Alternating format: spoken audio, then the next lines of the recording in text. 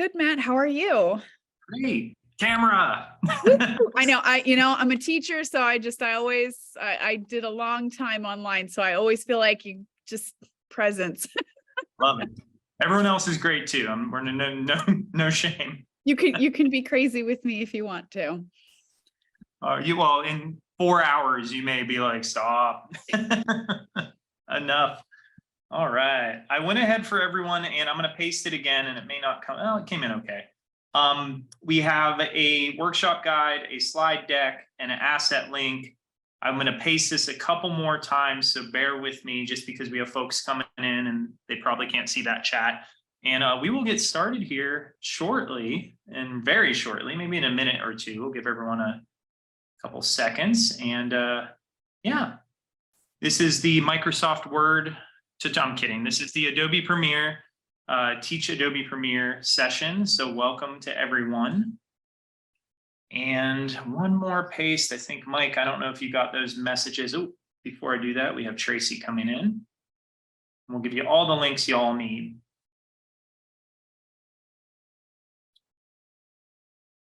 Tracy is joining.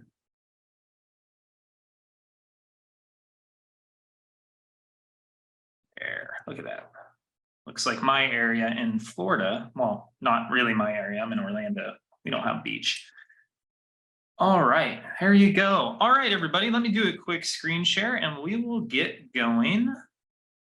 Fun part is, which one? There we go. All right, looks good. And slide deck. All right. So welcome. This is again the Teach Premiere Pro. We are here for the next few hours to learn not only the ins and outs of Premiere Pro, but we're also going to learn a little bit about how to teach it in the classroom. So this is a really cool session because we typically get educators from all different walks of life. We have people who are technically savvy. We have people who maybe were just assigned a video or Premiere class last week, and this is the first time they're opening it. So it's a really great mix of folk who can come in and work and learn from one another and so forth. So we're going to cover quite a bit of information today. This is going to be recorded, which I'll repeat in a few seconds, but the benefit of that recording is you'll have access to this whole session where you can fast forward through all my dad jokes, and you can, go and revisit content. So we'll talk a little bit about that in a few minutes. But this is me and my headshot. I am a professor at the University of Central Florida in Orlando, Florida. There I teach emerging media, animation, graphic design, motion graphics, video editing, you name it, anything with creative tools and creative digital tools. I'm also creative director of a company at UCF called Limitless Solutions. There we create 3D printed prosthetic limbs for children, and we give them to the child with limb difference free of charge. So we are using creativity, visual storytelling, video games, you name it, to, again, work with this nonprofit to empower young children with disabilities. And so that's something I like to always carry over into my own classroom, is that scaffolding moment. Today, we're going to learn a lot of buttons. We're going to learn a lot of processes, but it's really about the stories you tell, the people you help, and the messages you get out there to the world. And Premiere Pro is one of the greatest kind of tools to do that with, to kind of get your students started. All right, I'm going to paste one last time, I promise. And by last time, probably will be 3 more of these. But workshop guide, Google slide deck, asset links, and so forth. All right. Go down here. All right. We're going to talk a little bit about Express a little later, but if you haven't checked it out yet, Adobe Express Beta has been totally reimagined. If you're an Adobe Express fan, definitely look at the free new beta. Now, you can see the asterisk there at the bottom. The K-12 doesn't always support things right when they come out. The same thing happens at the university level.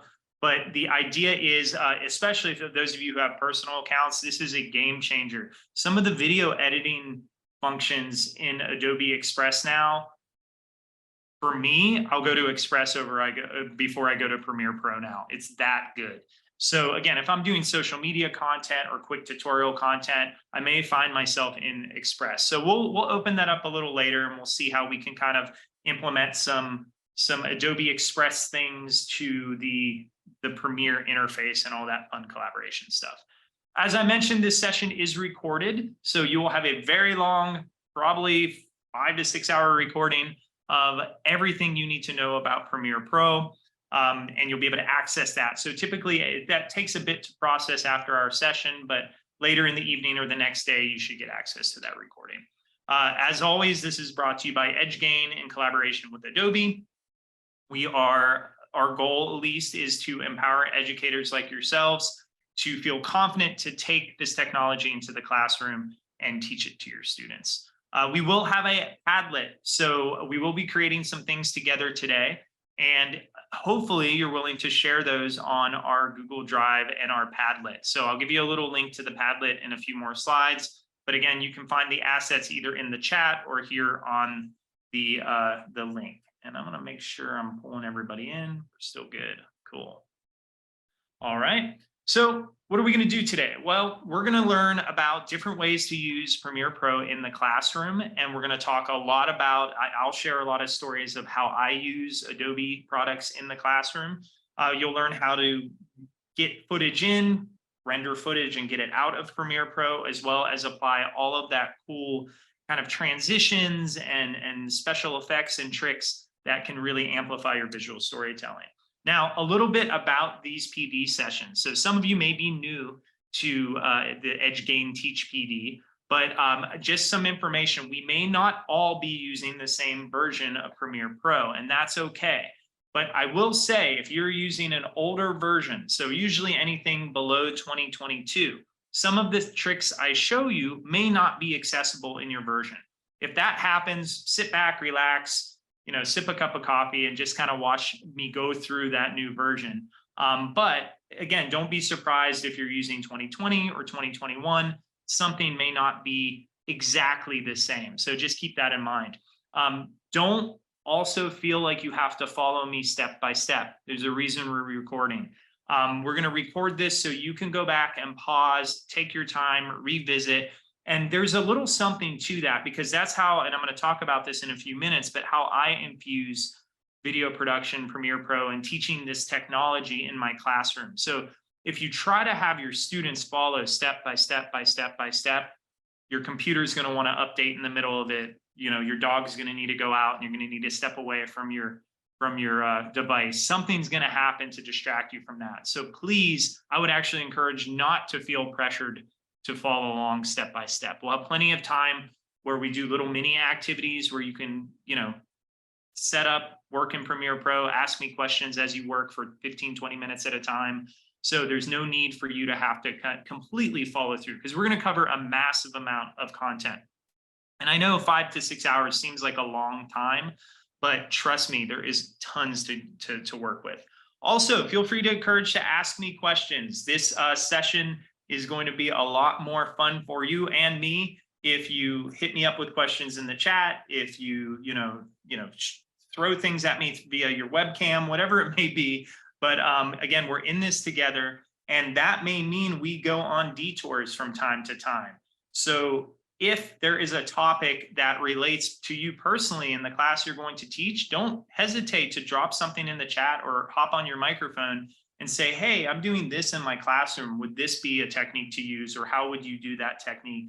I'm here to help you with that. Now, if you're willing, I already have Courtney ready to go. But if you could turn on your camera, that's great. I understand some of you are in situations as well where you're, having kids in the background. So if that's the case as well, hey, Rachel, if that's the case, I totally understand. But again, seeing 1 or 2 faces is always great. We're getting on and Tracy, everyone's doing it. Yeah. Oh man, look at that. You got the podcast set up. I love it. I had one of those, but my microphone, I don't know if this happens if you have like a stand on your microphone. Mine kept falling in the middle of tutorials. So I would get struck by it and it was a mess. Added content, honestly. Yeah, it kept the tutorials interesting because I would constantly have to look over my shoulder. We have a schedule. I am a teacher just like you. And as teachers, we know we can kind of hit the schedule, but sometimes we do go on tangents, as we tend to do.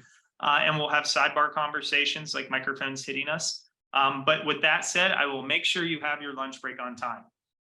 That I have a literal timer on my phone to go off 5 minutes before that, so I know to go with that. And yeah, Diane, if you have problems with the video, no worries. It's just great to see who's willing to show their camera. I appreciate that. So hi, Andrea. Hi, Tracy. All right. So a little breakdown. I'm not going to go over these verbatim just yet, but the first hour, we're going to really learn about an overview of Premiere, its features, how to get things into Premiere Pro, how to edit things, basic editing, and how to get things out of Premiere Pro. Again, this is going to be really great for those of you who are just starting with Premiere Pro. Now, real quick in the chat, if 1 is a complete, let's do 0. If 0 is a complete beginner and you're just opening Premiere Pro recently, and 10 is you have edited, the last Marvel movie, you never know who's in these sessions. Go ahead and drop that. Where are you at with Premiere Pro? Are you a 1? Are you in the middle at a 5? Are you a 10? 6 to 7, love it. 1, awesome. 5. So as you can see, as we do this, you're going to have people all over that range. And that's okay. The trick with teaching a technology like Premiere Pro is you don't have to teach everything I show you today. You have to kind of limit it to your kind of window, right? We want to push ourselves, obviously, but there's a point where, when I started teaching technology, especially, I said to myself, there's no way I'm going to learn everything immediately. So that can become a great classroom moment.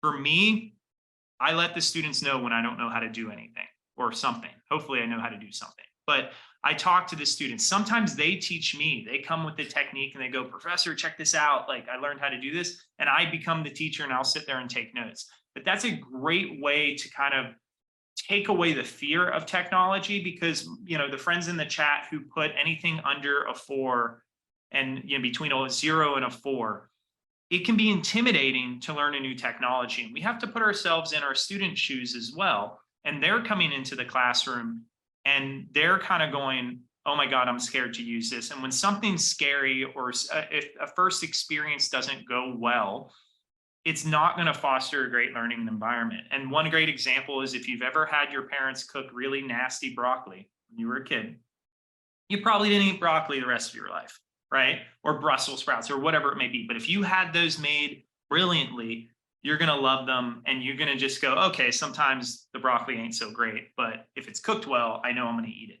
So that's the same thing with this technology. We have to kind of sneak in the vegetables for the kids, and we have to kind of let them know to be a little vulnerable and understand that just in life, things aren't going to always work. So I hope today my Premiere crashes. I hope that I show you a technique, and I bet it will happen, but it doesn't work.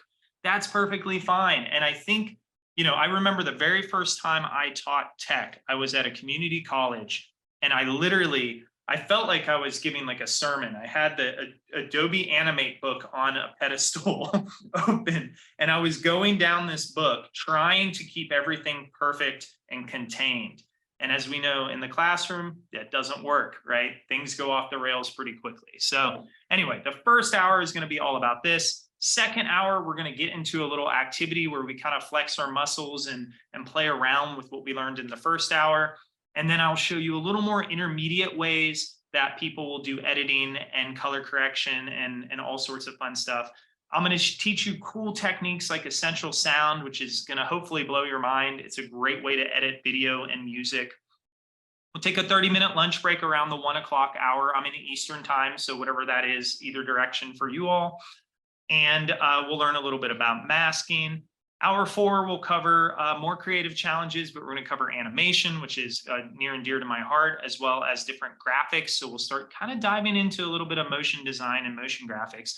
And we'll, throughout in this hour especially though, we'll talk about different projects that you could use potentially for your classroom. Hour 5, social media. We're going to kind of dive into creating projects that our students are familiar with. Our students may be on TikTok, or the new thing, they may not be on Threads. I don't know if anyone but us are on Threads. But it's one of those things that this is what the students are familiar with. So how can we reframe, literally and figuratively, our assignments to be more video of the day? I used to fight vertical video.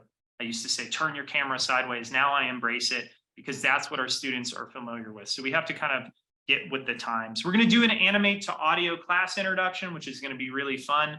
We're actually going to turn ourselves into cartoon characters using a quick website from Adobe and create some fun activities with that. And then finally, the very last hour, I'm going to show you all the bright new shiny things that come with the latest update of Premiere.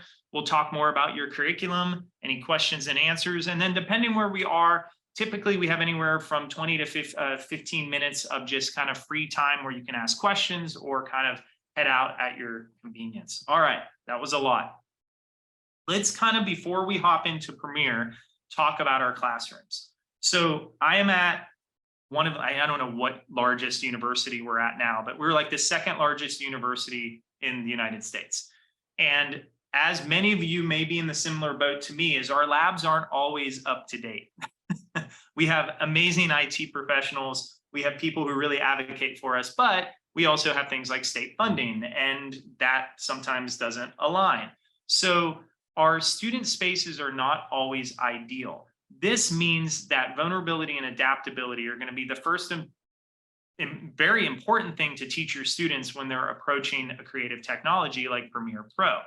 So how I approach any technology is we understand by design, we do a gradual release, and then we do a lot of project-based learning. Again, that very final aspect is getting the student voice involved. Anytime you can get the student doing or creating content that is related to them and personal to them, it kind of doesn't become work. It becomes passionate outcomes. And that's really, really important. So understanding by design is, again, thinking of our objectives, but more importantly, deconstructing, demystifying, and you demonstrating to your students. So what I'll typically do in any given class is, and I'll give one such example. In the fall semester at UCF, I teach 145 students Adobe After Effects and Premiere. And this class is just like the one you're taking right now. It will be in this office, it will be on Zoom, and the students come from animation, graphic design, and all over, but I'll have 145 cameras on at any given time. I don't allow them to follow along. I don't want them to follow along. I want them to kind of, again, first deconstruct. If they're trying to do something on their machine, they're not going to really absorb what I'm doing or the process that I'm working on. So I always start by just showing them something cool. I show them something cool. They can sit back, they can relax, they can eat any snacks they want. It's up to them. And hopefully that will demystify the worry of having to do it themselves at the same time I'm doing it. So this demonstration method first is a really, really important thing. And then we do the I do, we do, you do. So there's always a moment, and we'll do this in this class as well, where I'll show you something, and then you'll have a little set aside creative sprint or creative challenge where you can go ahead and create something. And then there'll be a point where like I can help you with that. You can kind of share your screen. I welcome that. I can annotate your screen where to click because your windows may have gotten all messed up and you couldn't find that specific button. And then eventually you'll be able to do this on your own. This will build confidence and also provide that safety net for not only us in this class, but also your students. And it's okay to fall onto that safety net as well. And that's something you want to tell your students. And then again, like I mentioned, student voice is everything. So when you're deciding what to teach with Premiere Pro, have the students invested. What are they into? What do they want to do? All of that good stuff. So a typical class may look like a teacher-led tutorial. I give you assets. The importance of prepping assets for your students is it eliminates the time of them looking on the internet or searching through drives, right, to try to find the right thing. Give them whatever way your system is set up at your school, but a drive, a Google Drive, a database of something of just very easy files to access. And when you think about video, especially, because we're going to do that a lot today, the hard part, what a lot of students will want to do things like create 8K video, right? Those are buzzwords, 4K video. They want like 60 frames a second because they hear this in media. They hear this on Twitch streams and all that. The fact of the matter is, I strongly recommend to work small. Don't try to make a 2-hour documentary. Make like a 30-second thing. You make a 30-second thing, the file size won't be big. Your students will be able to download it, and it will be a lot easier to kind of process and digest that information. Same with video size. Don't go 4K or 8K. Start with smaller video, 720p, right? 1280 by 720. Those pixels, those types of videos are going to be a lot easier for you to process. And I'll even teach you a method today for those of you who are new, so you can like take a video off of a stock video site and down-res it if you need to. I give deep dive terminology lessons and theory. So for me, pushing the buttons is one thing, but understanding the historical and the contextual value behind it is really important as well. And then we usually have some sort of independent project that they work on based on multiple classes of sprints and deep dive terminology that they kind of put it all together and work.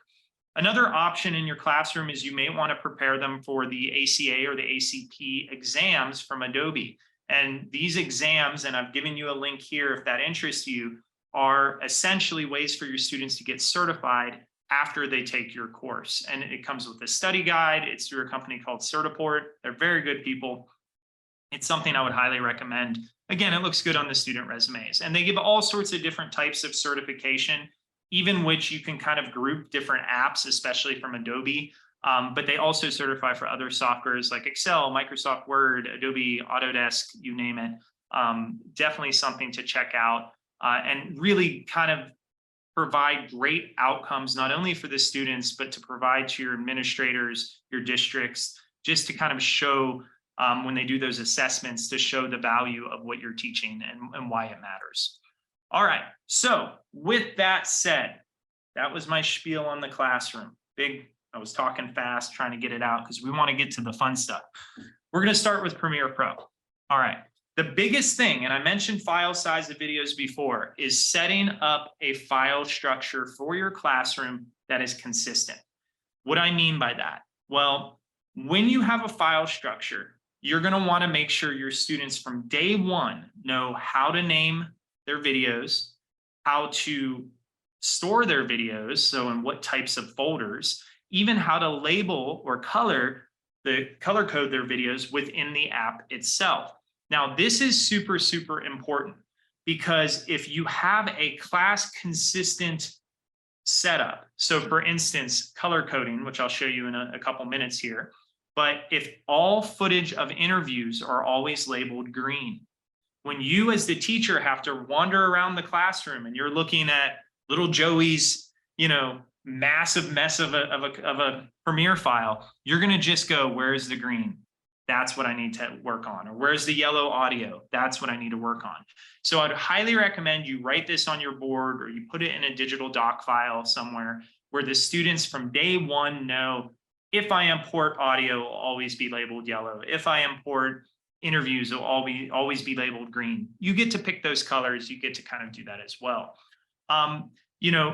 Having these kind of be specific will help you get to their issue quicker. Otherwise, and I know this of having a class of 145, if there's not consistency, I'm spending triple the time on each student and I may not get to everyone to help them. Outside of the class, have a class folder structure. So what do you want them to call their folders, either on the Google Drive, their desktop, or gosh, even in Premiere Pro? What are the terminologies you want to use to keep it consistent? So this is just a setup of an example that, you can have for your class. You can add folders, you can take away folders. It's really up to you, but try to keep that consistent from day one. So before you even teach them how to open and deal with the software, really kind of drive this home to them to say, listen, I need everything to look like this so it works. And that's honestly how we would do this in the industry anyway. Otherwise, you're searching a server, trying to find a file that doesn't exist. So inside of Premiere, it can get quite messy as well, which we'll learn pretty quick. So we have something called bins, which is a fancy word for folder, which I'll show you how to make in a few minutes. But we want to have groups and folders that are consistent as well inside the software. So Premiere is a unique program because as you work in it, it references files all over your computer. So if you don't have an organized structure and you accidentally move a file from your downloads, and that was the file you were using in Premiere, it will break the connection to that file and it will no longer show up in Premiere. So having that ability to kind of gather those files is really, really important. So you can see this is an example of in Premiere, how much cleaner that could look. So what you name things, like I mentioned, is really up to you. I have folks there probably are folks in this classroom right now who are teaching, video editing or news reporting. They're doing kind of a news station thing at their school. You may have multiple cameras. You may have like very fancy stuff. And then there's folks who really probably just need an audio, imagery, and video folder. And that's perfectly fine too. But kind of make that decision ahead of time. Stick on your students for this. If you walk by them and it's not in these folders, point up to the wall or the board and say, hey, make your folder structure. I'll come back and help you in a little bit. This will save you hours of time by the end of the semester. What you name your file. Now, my last name is Dombrowski, so it makes file naming terrible, especially if I go with the full Matthew Dombrowski, but that's when I'm in trouble. You just want to keep this consistent. So again, when they export files, how do you want it to be named? What information do you need?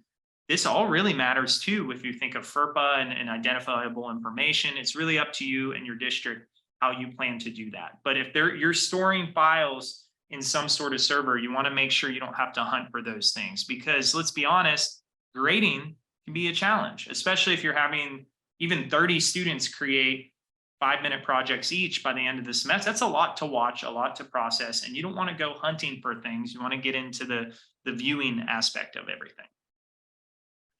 I have here, and I'm not going to go into detail, but for those of you who are anywhere from a 5 to an 8 to a 10, if you need to collect your files, I've given you instructions on how to do that. So what this means is once you import files into Premiere, you can actually go to the project manager and copy them into one unique folder. So you don't have to go hunt them down to figure out where they are. It will just collate your files for you.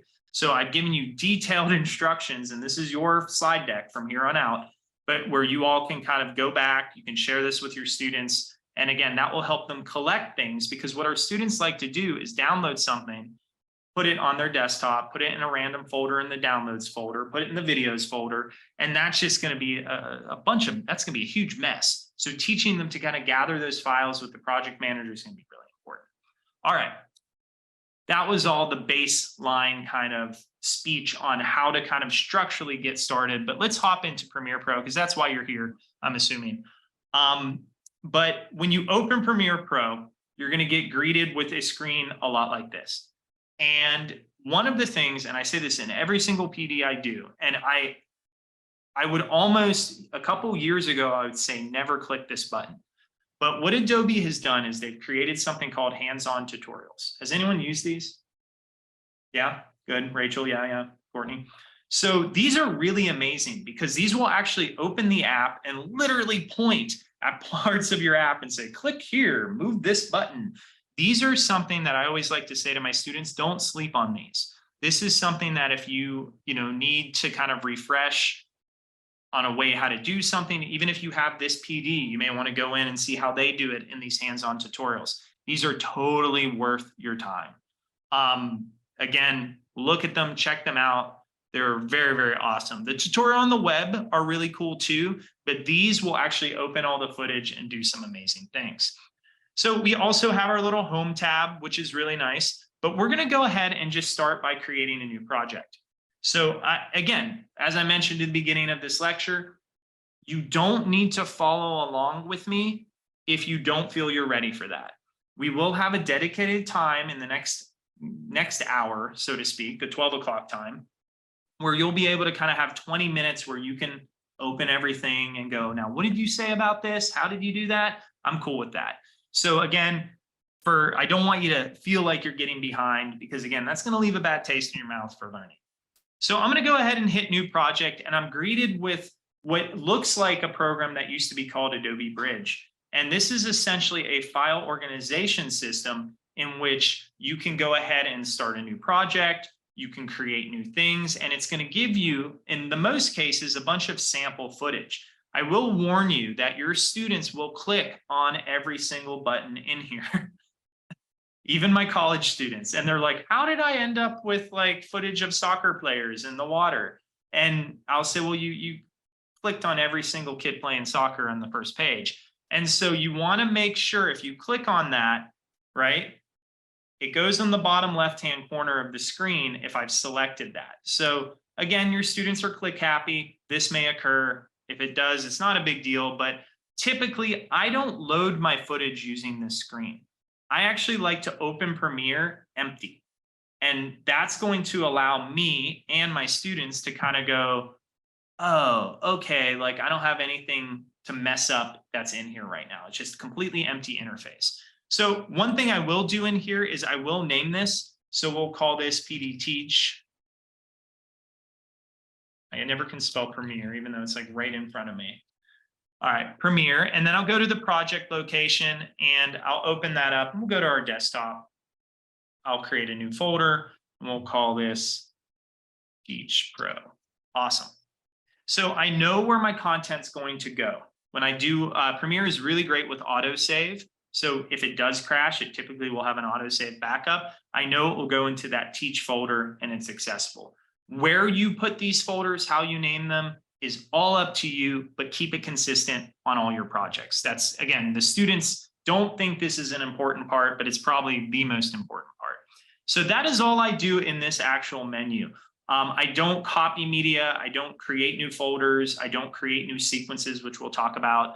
All of that, don't touch it in here. So I'm going to go to the bottom right and hit Create New Project.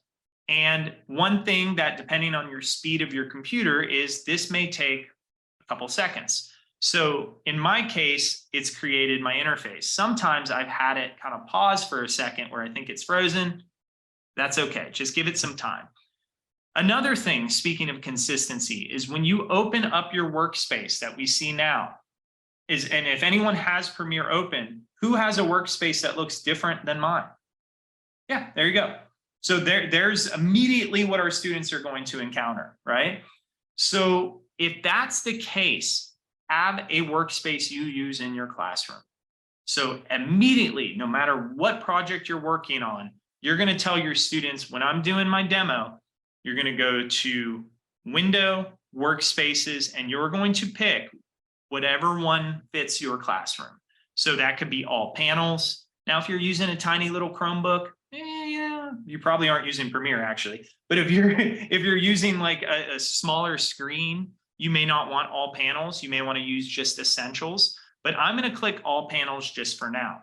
So by doing that, that will give me a pretty similar setup to my students, meaning all of these little boxes will be in the similar area to where they can see it. So if I go click on the box on the left, they're going to go, there it is, right? Another way to kind of deal with this without going to the window, and Adobe is famous for having all, you can click, you can find something in 10 different places. But up here at the top right, there's a workspaces tab. And here you'll see all of these different workspaces. Now you can even save a workspace if you're really savvy and you want to create like one your students just use, you can do that. But here I have all panels, or I can reset. So if a student goes, oh, but professor, I don't have the timeline, I can't see it, go to workspaces up here and reset your layout, and it's going to pop everything into play. Now, with that said, 9 times out of 10 that works. There's always going to be one student who is going to go, well, my windows, I don't have the window, and that's okay. But all of these windows are stretchable. So I like to have my students, as funny as it sounds, get comfortable and just move things around. And, I call it the wiggle test, as sophomoric as that sounds, but I have them do the wiggle test to see what happens when you close one versus open one, what gets hidden, and all of a sudden what shows up. So you can see in this window, I get these little arrows. That's showing me other tabs that I currently can't see. And so a lot of people will go, where did my media browser tab go? And it's right there, and I can kind of navigate to those different things. So have your students play with the workspace, feel comfortable looking at like all the different tabs that are everywhere. And again, we set this up for all panels, so we have quite a bit on our screen at once. I'm a big fan of once you get comfortable going, and I'll show you the Essentials tab real quick right at the top.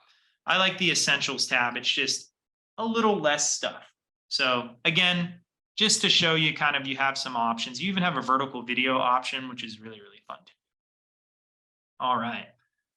Hit that little reset there. And you can see right now is a prime example of me resetting my workspace and Premiere just deciding to kind of take a second.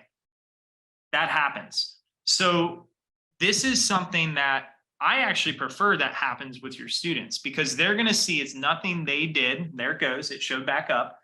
It just has to do with whatever's happening behind the scenes on your computer. And it sometimes isn't having anything to do with Premiere. You may be on Zoom, and Zoom may be allocating a specific resource that Premiere needed at that point, and that's why it did it. So many people will kind of almost get, my students will get cynical, right? Like they'll get like, oh, this it always crashes, and everything crashes, everything breaks. I mean, my car will crash and break half the time. It's just a way of life. So the trick is, if we let it bother us, our life in editing at least will be really, really painful. But if we don't let it bother us and realize it's just a machine, it's just a program, that's the best we can do. So again, it's all about that mindset. All right, so now that I have this all set up, let's talk a little bit about what we can play around with. So I'm going to start with looking at my project panel. All right, now your project panel may be at the bottom left. If you didn't reset your layout, maybe it's at the top right or top left.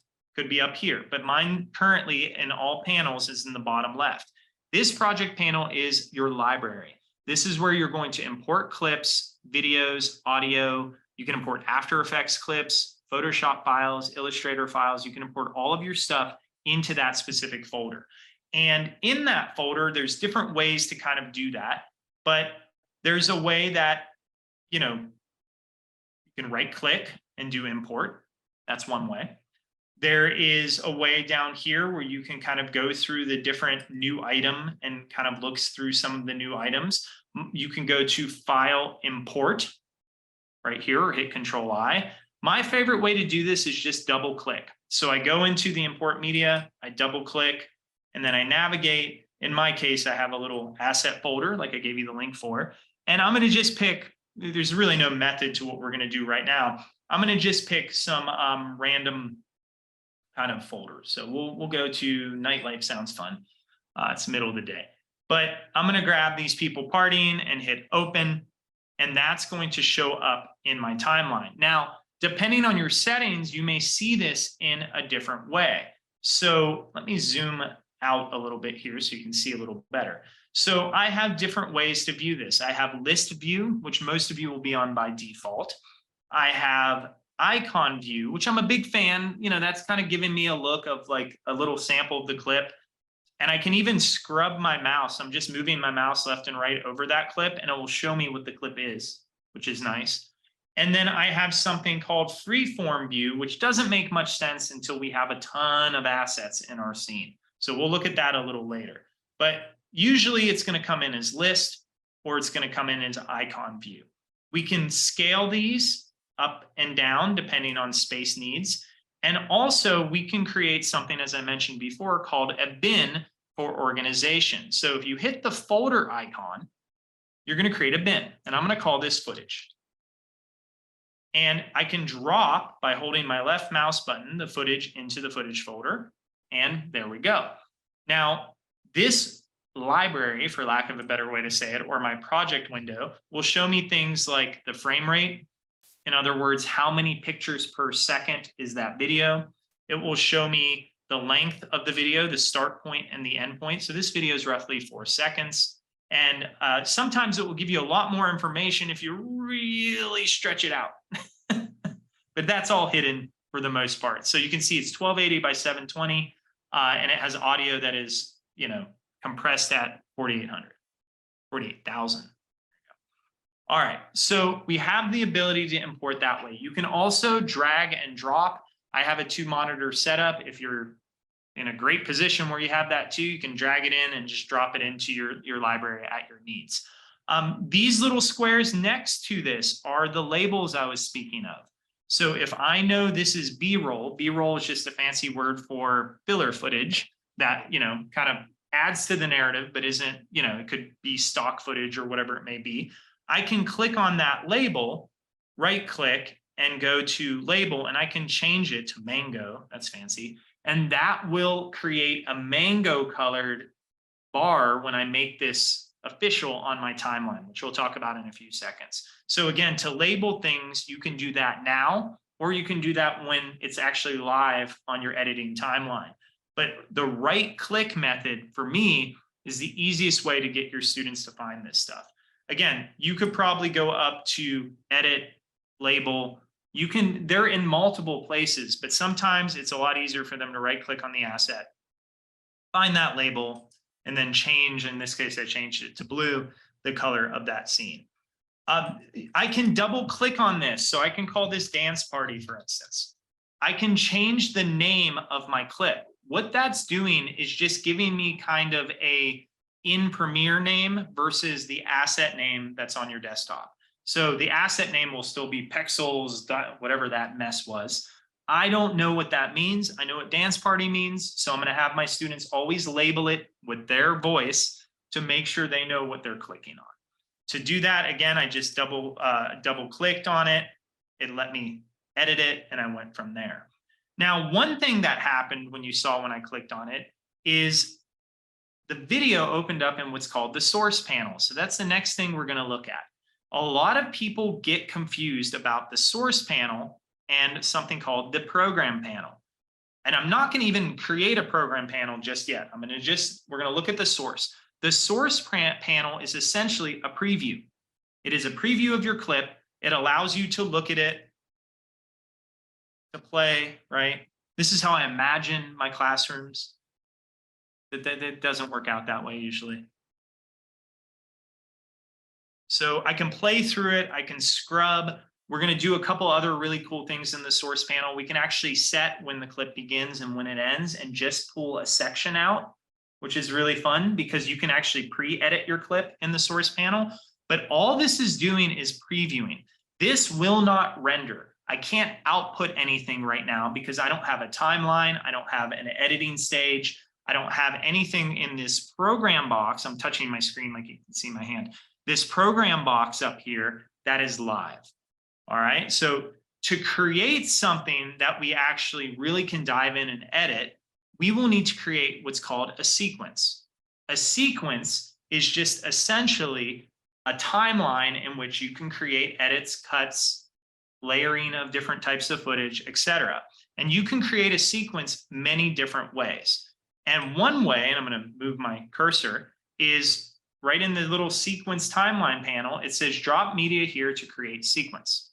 So I can drag that in with my left mouse button, let go of it, and it's going to create a stage the exact size of my video footage. That's great. Works out really well. What that did was also create another little icon, and let me zoom in, which is a sequence icon. And that's something I typically will have a sequences folder, and I'll put all my sequences in here. So we can put sequences within sequences. We're not doing that yet, but we could have 10 sequences. That's all, different scenes in a movie, right? Different shots, different effect work, depending on if you're in a real video production. But we have the ability now to have a timeline in which we can really edit this. So the source panel is your preview, but once you create a sequence and put it in your program panel, it becomes the thing you're going to render.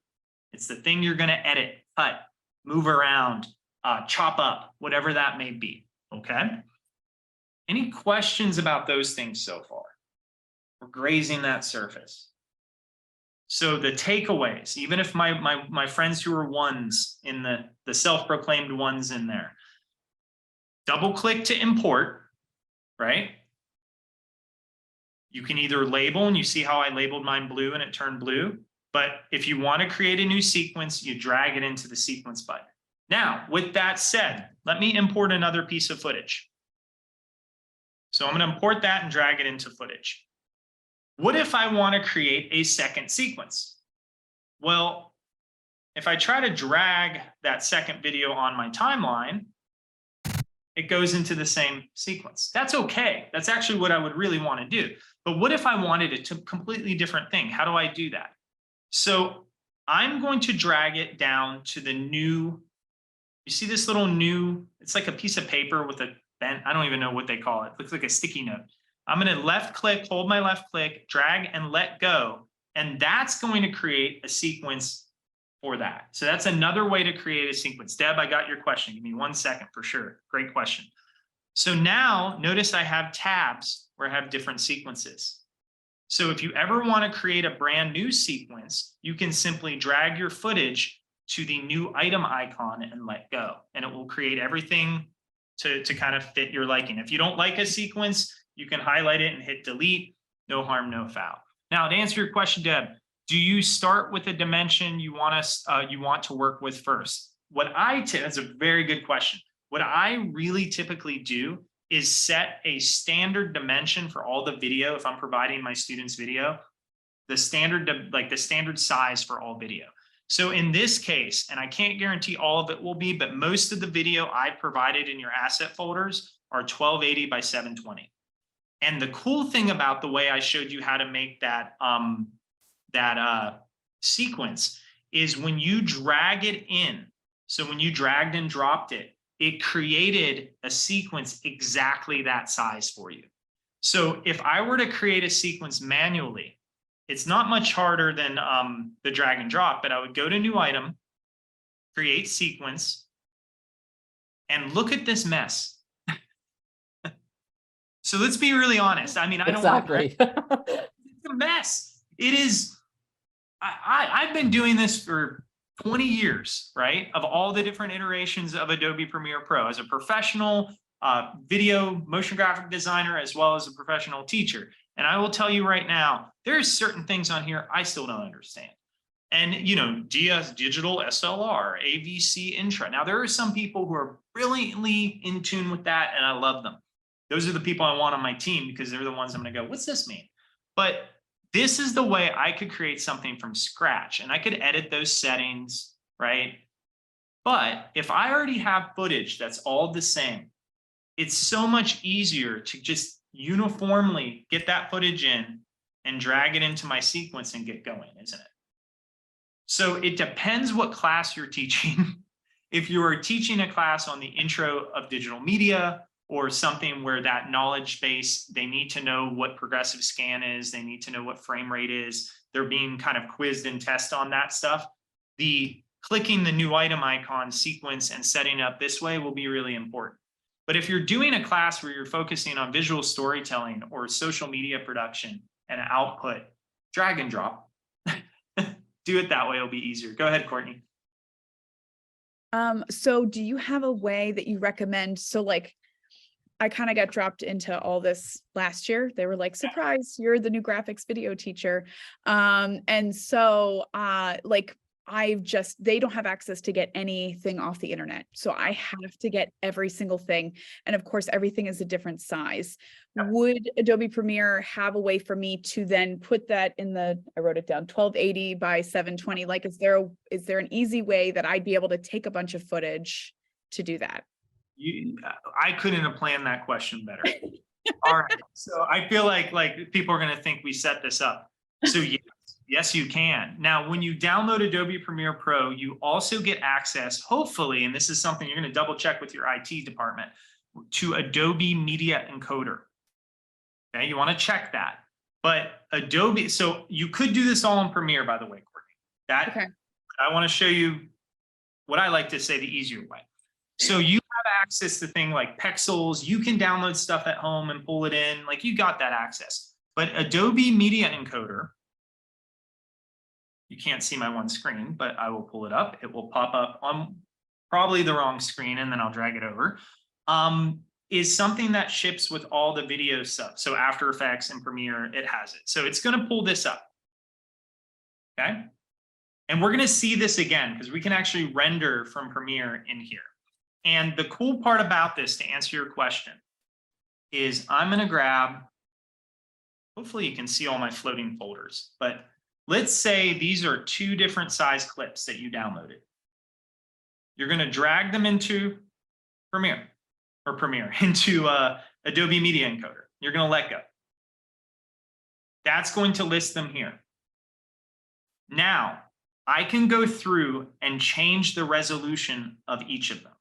So the trick with most Adobe tools, and this is funny because it works in almost all Adobe, but if the text is blue, you can click on it. It's like a hyperlink, right? That's kind of, I think, what they were going with. So I can go and do a drop down here where I set it to a preset of 720. So Facebook 720 will be 1280 by 720. So if you have a 4K video, you could immediately click here and set that to high quality 720, but it's going to change the file size. So that's one way. If I click on the word high quality, I go in this very confusing screen, which you don't need to know much about except that little video button right there. And you'll notice, what did it change it to? 1280. And if you didn't change it, if it didn't work your way, you can simply click on those numbers and change it. Now, don't go up with video because it's going to mess it up. You always go down. But if I want to change that to 1280, I type 1280 and it has that little link button, 1280 by 720. I hit OK. Imagine I had your 20 videos for your class, right? I could even change frame rate, things like that. All of these will appear in this list. I hit that little play button and it will do all of them for you at once. Awesome. Now, the big what if, did my department download Media Encoder for me? I just looked, it's on my computer, so I'll have to play with that. So this is a batch. This is something, when I was in the industry many years ago, we had something called Sorensen Squeeze, which was like $1,000 upon $1,000 program that did this. And we all would like steal, and this is a bad way to say it, but we would like, when we did a job, we would kind of keep our license because it was so expensive, but it basically gives you the ability to compress video files, you name it. You can even set this to change the file type. So if any of you in Media Encoder, if you were like, man, my MP3 file, it will only take an AIFF file, you could switch it and change the file output. I could change this to a MOV file, or if I can convert my AVI file to a QuickTime file. This is the program you would do this in. So you parse all your files for your students ahead of time. And you can even do images in here if you really wanted to. There's a JPEG option as well. And using Adobe Media Encoder, that's going to be the best bet. And it will then just do a one by one. It will put it in the folder here in which it's telling you it's going, and you'll be set. In After Effects and in Premiere, there is an option to actually render or output your files to Media Encoder. So if I go to, let's see, I don't render this way. Let's see. In After Effects, it's up here. But if I want to kind of export my file, it says send to Adobe Media Encoder. There you go. So that should be, for all of you, if you don't know about that, that is a lifesaver. It is no longer thousands and thousands of dollars, which I'm appreciative of. And that is exactly how I took your footage that I got from all these stock footage royalty-free sites, and I parsed it, because I'm not going to try to provide you with 4K footage and you spend 10 hours downloading it, and then by the end of our 6 hours, you're like, I'm 90% downloaded. You know, that's not what we want to do. So that's a very good question, but hopefully that helps. And No, that was very helpful. I last year was me like piecemealing stuff, and then stuff would be in different orientations and they'd be different sizes. And they're like, Mrs. Hauer, why is it looking like this? And why is this all grainy? And I'm like, that's a great question. There's also, I gave you all the link to my YouTube as well. I have a specific one on Media Encoder on there that I dive a little deeper. What I showed you in class today is really all you probably need. But if you like really want to kind of go deeper on that, definitely check that out. That's on the slideshow on the profile page. All right, great question. These are the detours that matter, right? These, as teachers, 90% of our time is spent either answering student questions, trying to fix something they broke, or fixing what we broke and trying to distribute things to them. So, having a great start with that is important. So kind of going back to the timeline, when we drag footage onto our timeline, it basically unlocks a lot of new features. It unlocks something called tracks. So you can see here, I have multiple tracks, or, I like to use layman's terms a lot, but little spaces to drag your clips onto. We can have more tracks. If you right click on a specific track, you can say add track. So if you need 10 things, just keep adding a track and do your thing.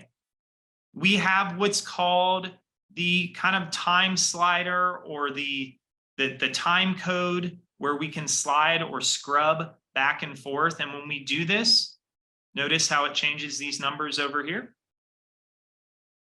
I can also, because it's blue text, click on that. And if I want the time slider to go right to the 2-second mark, I can enter 2 seconds and get a very specific, this is where 2 seconds is. So again, just like encoder, we can click on blue text and make changes with it. So all of that's really important. There's different highlightable areas on your tracks. So for instance, you'll notice that my track 1 is highlighted. Later on, when you start inserting footage different ways, you can actually highlight. If I only want the footage to go on track 3, I can highlight, like click on it, unhighlight track 1, and all my footage I insert will just go to that track. So that's what those highlighting options mean for it. So just be mindful. Most of this, you won't have a ton of layers in the sense of, we're not creating, 20th Century Fox premiere footage, documentaries, right? We're kind of keeping everything as, concise as possible. When you drag that footage, you will notice you have 2 different bars. The top bar is your video. The bottom bar is your audio. In my case, which is kind of funny because it's like a club environment, there's no audio. So I'm going to hit my space bar and just play that. You can move this footage. I'm clicking and dragging with my left mouse button anywhere. I can go to the bottom and scale out my timeline. Boop, boop, boop, boop, boop. It's like Tetris. I can move it anywhere I want. Sometimes I'll move stuff on my scene, and then I'll drop other things, and I kind of just move it out of the way for the time being when I'm editing. And I click and drag, and then when I'm ready for it, I may say, I want to plop that right there. And so now you're going to get some music here, and then no music, kind of awkward. But I can immediately create quick cuts that way. Undo is Control Z. It's your best friend.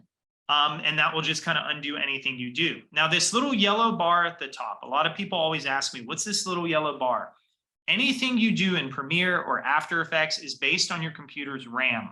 And your RAM, as most of you know, is like the food that feeds the brain of your computer. So in our case, this yellow line means it's playing back at real speed or real time. If there's a gap in your yellow bar, 2 things may happen. Either it will play a little slower, or it will actually de-res your footage. And a lot of people freak out when they see that. So some of you who have used Premiere may go, why does my footage look fuzzy?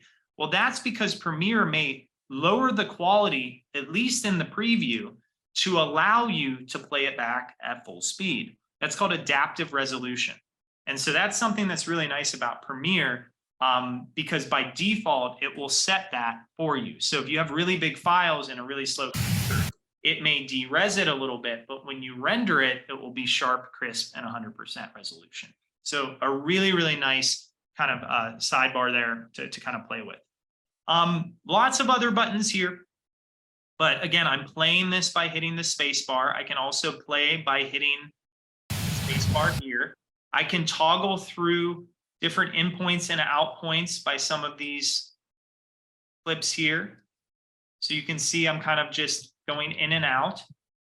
I can insert, lift, extract footage. So if I want to lift this footage, I can actually do that. For me, I use the space bar. So there's other ways that kind of insert footage into a scene. And I'll show you those ways in a few minutes. But again, I kind of keep it simple and just use that space bar to play. Sometimes I may rewind and go from there. Is setting in and out important on a file? Great question. See, this is another, again, I must have paid you somewhere to set me up for these. So in and out points are really, really helpful, because what if you have a giant interview and you just want like the person going, I love Adobe, and you just want that clip. You don't want to drop an hour clip to your timeline and scrub through it and go, Where did they say I love Adobe? You don't want that. So the in and out points can happen in your source panel. So the next thing I want to show you is in my source panel, when I have it selected, I can hit spacebar. Let's say I only want to start my clip here and I want to end it somewhere over here. Make sense? There's no rhyme to reason here. But if I hit spacebar and I hit the I key and then the O key, I've set the in and the out. I could also do that by setting the in and out down here in this little timeline, but I don't think it's as cool. I like the I and the O, in and out. So what I'll do and what my students will do is we pre-process our footage. So I'll hit spacebar, I'll go, I want it there. I want it there, awesome. Now, this is the magic of Premiere Pro. I can insert this clip a couple different ways. But one way is I can actually click on the source panel video with my left mouse button and drag it into my sequence, and it only puts that little bit in. So it recognized the in and the out. You can notice it's no longer a 4-second clip, it's like 2 seconds. The other way to do that is use insert or override. Override would need another clip, but if I hit insert right on that clip and see if it will actually work. This is the fun part where things don't always go to plan, but typically insert will put your clip and insert it into your actual timeline. Again, I like to drag and drop it and I have that clip. So in and out points are really important. It teaches your students to do almost a rough cut before they do a full cut of their footage. Go through all the content, weed out all the bad stuff and go from there. So again, a really nice way to do that. You can change those as you go in there. And again, drag and drop is the way I do it. I try to, again, demystify was one of the words I said at the beginning of this, of our talk. Demystify all of the different like I mean, look at all these set of buttons, right? Look at all these windows. This can be highly intimidating for us as educators, let alone your student. So again, I'm like, oh yeah, drag and drop, or, you know, typically right click on it. Let's see what's there. Those will really help you as you go. So that's a very good question as well. So setting your in and out points, you can do that. If I double click on dance on this one as well, I could go out. And then if I hit insert, my insert key is not working today, which is really fun, but I can click and drag and it will just flip on. Any other questions on that? I think that's a good kind of point just to kind of say there's multiple ways to get your clip into Premiere Pro. Anyone else? All right. So again, we're working in the same sequence. We have everything set up. You can see if I drag my clip, one thing that will happen that a lot of people do is if you try to drop your clip on another clip, what it will do is shorten the clip you drop it on. So be mindful of that. Now, that doesn't mean it deletes it, because each of our clips, if we hover over with our mouse at the edge, I can hold my left mouse button and re-stretch that clip, even beyond that in and out point. So again, at any point, if you want to shrink a clip and not do the in and out method, you can just grab and hold your left mouse button on either side and shorten that clip to your liking. If I click in negative space, so again, I have this huge gap, I can actually delete the negative space and put clips together. So there's a lot of fun ways, and there's even more ways that you can use like hotkeys to kind of jump between clips. We're not really there, but just it shows you how you can then grab both of them, move them to each other, and so again, very easy ways to kind of navigate. If you mess up, it's very forgiving because you can just stretch the clip out a little bit and continue to work on that itself. All right, so what I want to do next, and let's look, this is me. People go, oh, he gave us a slideshow to help us. I think it keeps me on track more than you sometimes. Where's my calendar? I want to make sure I'm covering all this stuff in the first one. I get excited. So we talked about just the overview of the project panel, the source, the program panel, the timeline, all of that good stuff. We know how to import video. We'll talk about audio in a second. We set up a sequence. We made a folder. We selected clips and found different ways to drag them into the timeline. We want to play with the basic transitions and basic audio before we export. So we're a little over, but we're pretty close on target here. So let me show you how this is done. So now that I have my clips, if I want audio, which I'll go ahead and make a new bin called audio. And I double click and I go to my little audio folder here and I have conveniently audio track. I can drag that on its own audio timeline. Pretty good. I want to transition these clips with one another. So in this case, I have a few things I need to do. The first thing is my audio track, as you can probably see as I zoom out, is way too long for my video. I could go all the way to the end here and nudge it in. That's perfectly fine. I'm going to show you a fancier way in our next essential sound round of things.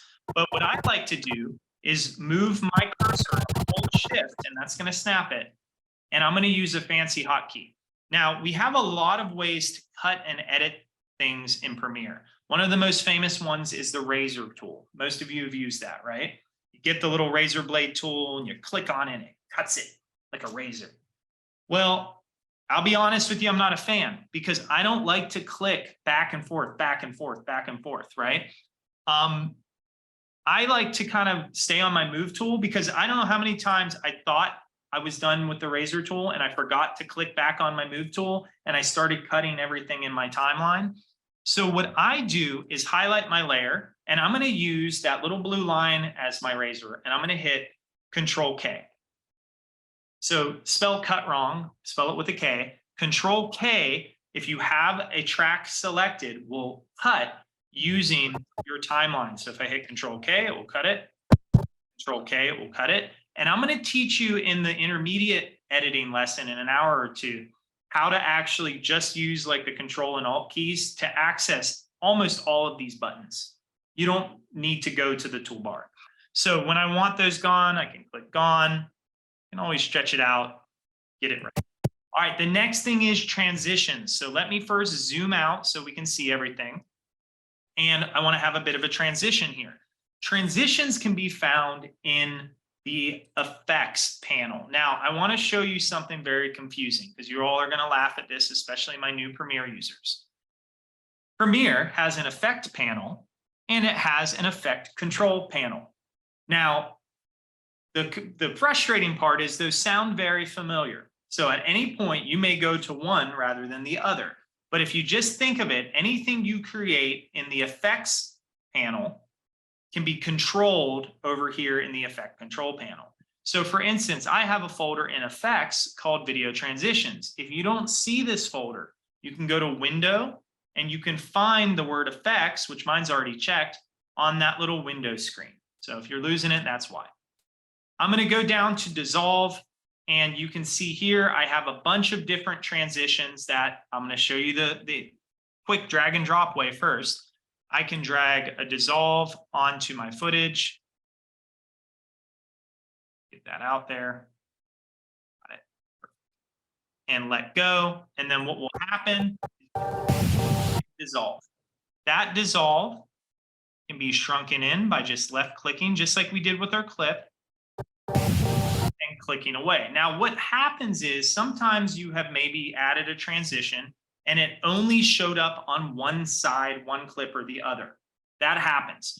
So if that's happening, the easiest way to fix it is to click on the little transition bar. And if you're having trouble seeing that, each of these tracks can be expanded. Look, just click with my left mouse button.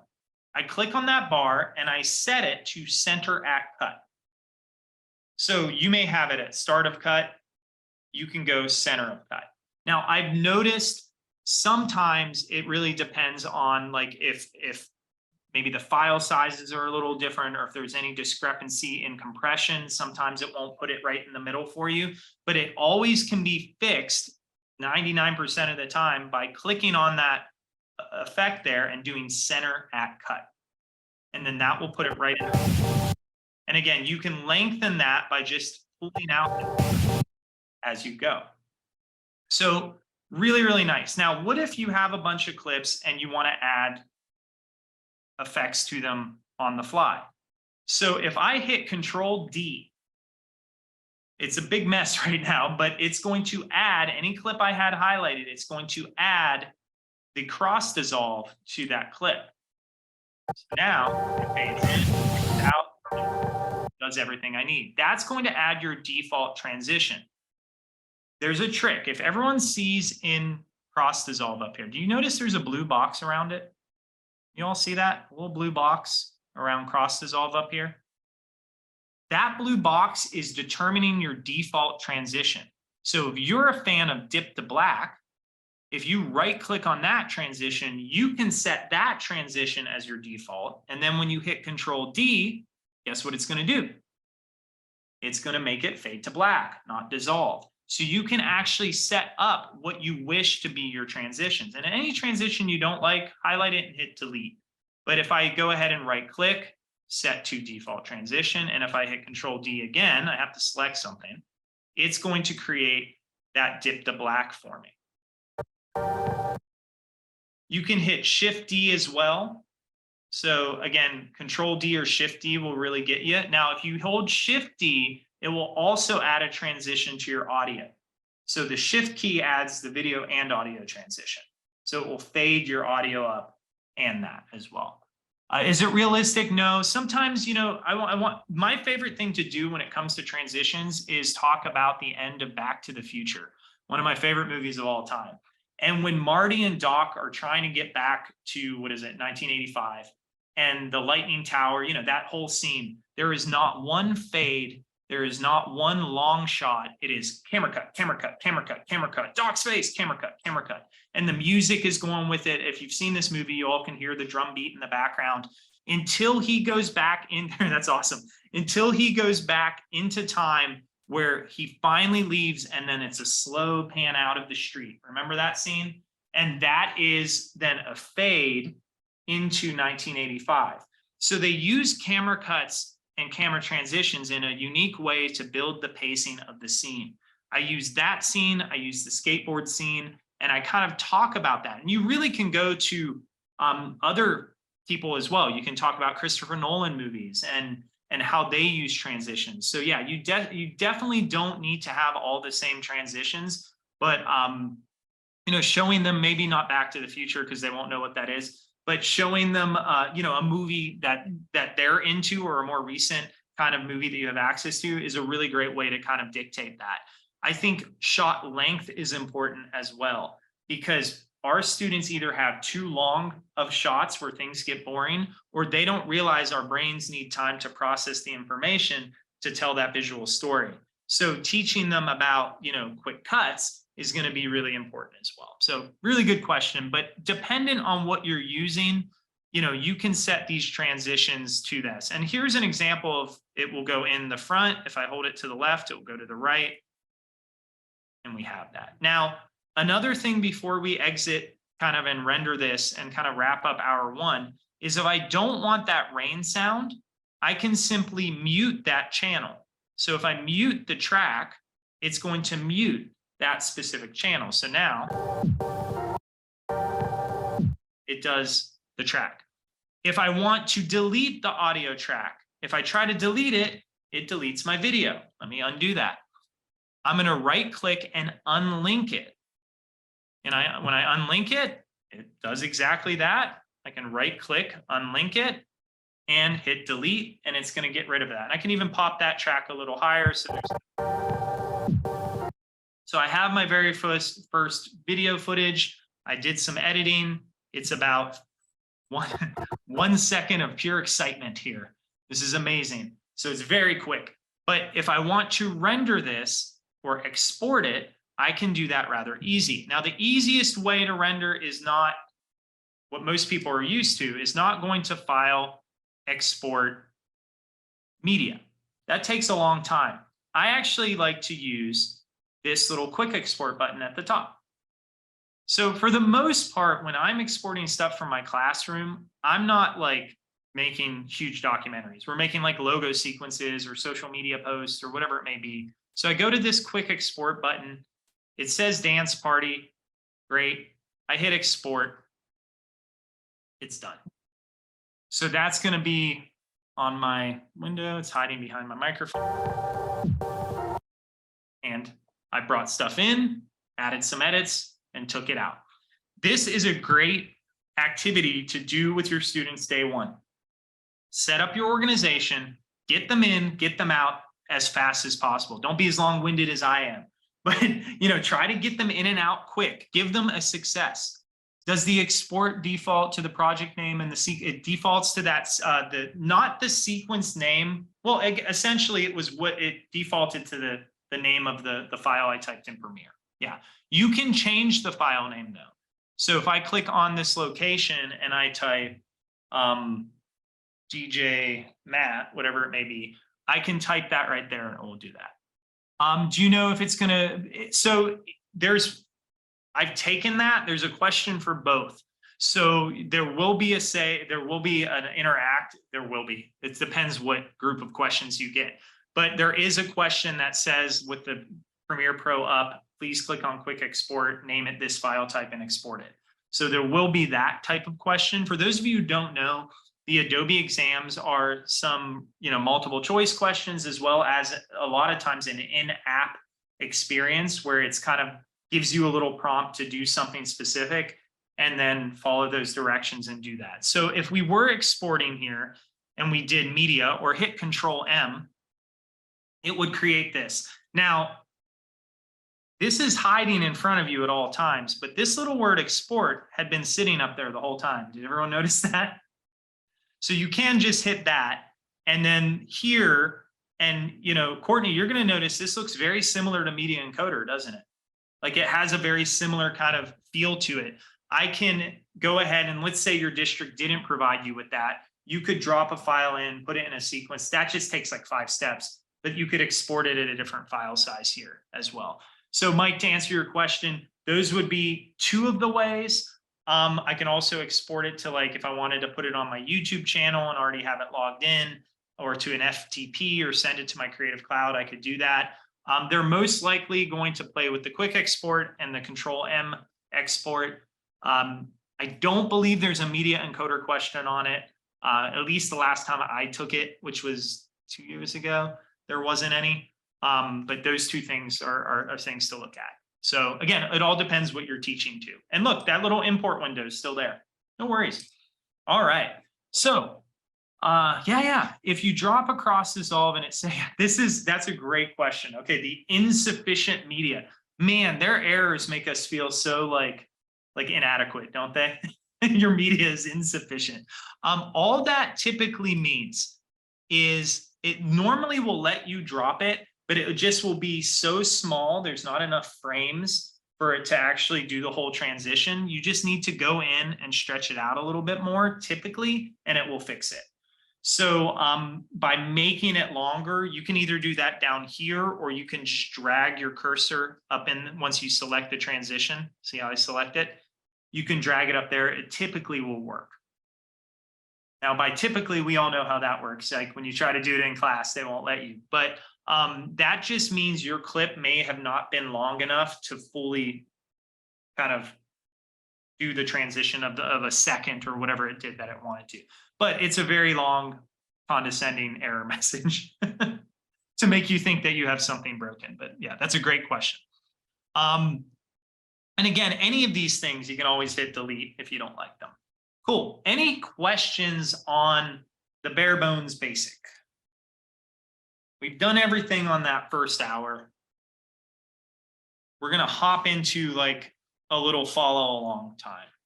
So we're going to do our very first creative challenge. And luckily, the next thing isn't really 40 minutes, so we'll be fine. Again, I always have that disclaimer on my timeline or my slideshow that says you're going to go to lunch on time, but everything else may be pushed either direction. All right, so for your first creative challenge, now is the time I want you to kind of follow along if you haven't been, or open up your footage. I've given you access to a folder here that's called Nightlife. That's where I got all this stuff. And so that's in your asset folder. It's going to look a lot like this. So you can see it has a bunch of video clips. It has actually a few images. We didn't really talk about images, but the same way you would put in a video clip. And you have that little audio folder as well. What I'd like you to do is take the next 20 minutes or so and create a 20 to 30-second video montage with at least 3 of those videos, 2 of those photos, and some music. All right. When you export that, I want you to go ahead and upload it to our Padlet. Let's see if anyone was doing it, getting ahead. Sometimes we have people who are like, here are all the creative challenges done. But you're going to go ahead and upload it to the Padlet. I'm going to do this with you. I will show you how to upload it to the Padlet because that's where most of us go, what's a Padlet? But we're going to go ahead and create that 20 to 30-second montage with music. Now, I'm going to do it my way, but I want you to process that imagery your own way. And I think this is a great lesson to bring to your classroom, giving your students a bunch of not necessarily already predetermined footage, and then showing that each student is going to process information a different way is a really good building block when it comes to creative learning. Because how I see things isn't going to be how Tracy sees things, and that's okay. But it's going to get us to kind of do that. Yeah, links. I got links. I got a bunch of links. Let's see if I can paste them. Check this out. It was already loaded. I'm excited, Tanya. I got that really good. All right. So let's go ahead and take the next 20 minutes or so and do this. If you have any questions, you can drop them in the chat. I'm a big fan by the end of this session of making you all co-hosts so you can share your screen with me. But if you have any issues with your app, you're like, I'm not seeing that button, feel free to hop on your mic and tell me. I'm going to just kind of ramble on and create my own version of a montage. You're welcome to watch me do that and then attempt it yourself. And then the big thing when you're done, let's upload it to the Padlet, which I will copy that and put that in as well in the link. And I'll show you how to do that as I go. Sound good? There's no wrong here. You're not being graded. Or are you? No, you're not. So you'll be okay. All right. I already have all my footage downloaded and I already have a few pieces in here. So I'm going to just kind of keep this file. Actually, for some of you who maybe were a little late, I'll go and re-import it. So I'm going to double click and grab my audio, drop it into the audio bin. I'm going to grab all of this stuff. So I'm shift selecting and highlighting all my media and dragging my footage. Looks like I need an images folder. So I'm going to create a new bin called images. And again, if you get stuck, do not hesitate to either interrupt in the chat, hop on your microphone, wave me down. I can see most of you. Yeah, go for it. So, yeah, the photos are in there for sure. Sorry, go ahead. Right. Okay. So like I said, I kind of got dropped into this. So I was always giving my students a folder with like, I of course watched this guy with this beautiful, amazing, organized system, kind of like the 1, 2, 3, 4, like you had. And I was like, great. But, I kind of just gave them an audio and a, video and an exports thing. And I always gave that to them and they had it. And then I would have them open it in media browser, like go to their documents and then find it and then be inside that. Now, what you're showing me here is like using these bins and then pulling the folder content in.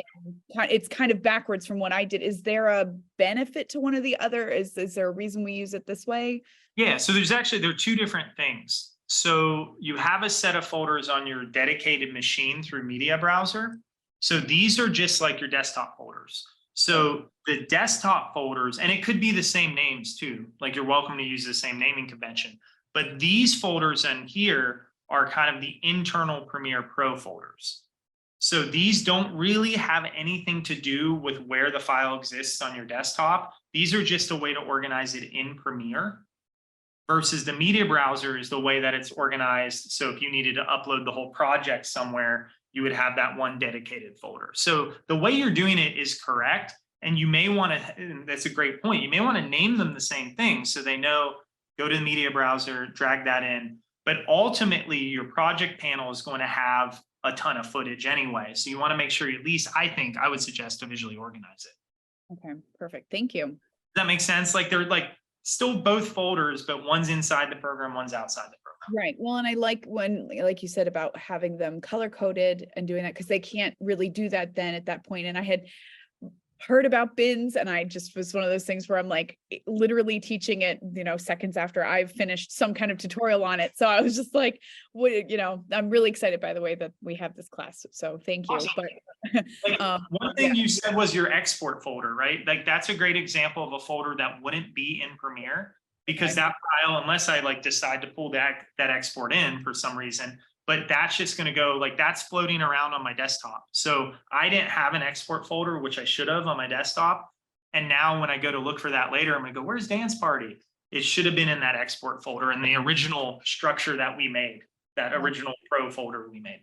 yeah, because when I first started this, like kids were just like saving things everywhere and had files everywhere. And I was like, chaos, this is chaos. And I would recommend to like, and you've got to do it early, but if they ask for help, and they don't have your folder structure, they don't have your labels, and you got to be the mean teacher. I've done it. I'm the really mean teacher sometimes, but I'll say, I'm not going to help you until you have it look like I asked you to look. And eventually they will kind of get into the habit of being like, all right, because they don't like doing this. I don't like doing folders. I want to start editing, but like you mentioned, it's a mess when they're everywhere. And on shared computers for some of them. I mean, Yeah, no, because I have 5 periods a day. So then it's like some kids forget to log out of the computer, and then someone's working on someone's old like login, and like I've lost this file, my whole project's gone, tears, and I'm like, we got to work on file management. Like I feel like that has to be like the first week is just like we're gonna learn really lame file management together and love it. Yeah, print out giant posters, whatever you can do to get it on your board, get it on your wall, where you can just point across the room and be like, do that.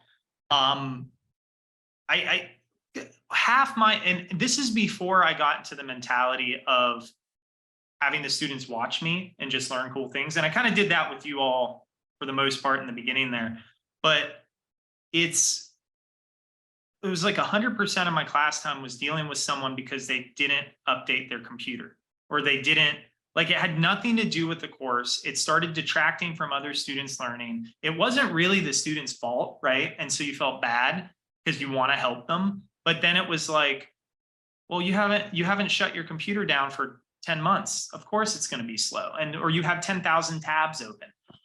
So that's kind of why I got in the habit of trying to kind of remove that. So if you set your structure and your accountability for what that is, typically early on, they're going to get it. And then it's less stress when it's like the first week when before their final project's due and they're crying at you. Yeah. And then you can't be the mean teacher, because if you go, well, you're out of luck, they're going to go, running to your principal or whatever they do. Rachel, go for it. Okay. I forgot I had to put my thing I down. like that was good. I will say this is really good for me because this next year is my first year teaching. Like we're calling it like a digital media class, and I'm starting from ground zero. Like I'm creating the class myself. Mm-hmm. And I just dabbled in Premiere Pro last year, and I got so mad because I kept moving the windows around and deleting them. Oh, your students will too. Literally, it's going to start with, guys, we're learning this together. Yeah. You're going to have, so we're going to go. I don't have a program window. I don't have, or they love to double, triple click on anything they can. We're going to YouTube it, guys. Yeah. So one of the things, if you're just learning this, and this is something just to consider, is scaffold the software. So depending on what you have access to, and you won't probably, maybe you will by the time fall starts, but like Adobe Express has the new video. I always try to show my students, like, this is the really easy software to do it in.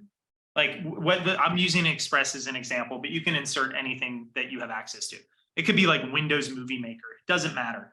But this is how you do the really easy thing. And then there's like Adobe Rush, which is like the next scaffolding up, which is not as hard. It's a lot of drag and drop, and the students pick it up. And then once you have Rush, I'm even saying do the same assignment in all three and say, okay, what is different in each? how did you amplify your visual story? Why was Premiere needed? So like Premiere, for instance, at the end of today, we'll learn how to auto caption and edit with text. Like we'll be able to do some amazing editing tricks. You can't do that in Windows Movie Maker. And so then they'll go, oh, that's why people have Premiere or they use Final Cut or whatever it may be for that kind of stuff. So again, anytime you can do that, even if it's like still imagery, this is Microsoft Paint, this is Photoshop, this is Procreate, you know, all these other kind of like the tool becomes what exactly it's meant to be, which is a tool. So when I'm building a fence the other weekend with my father-in-law, and he was, you know, trying to he will take this as a compliment. He's a redneck from the country wearing camouflage, and he's cutting something by hand, and I pull out my miter saw and go, zit, and I'm done.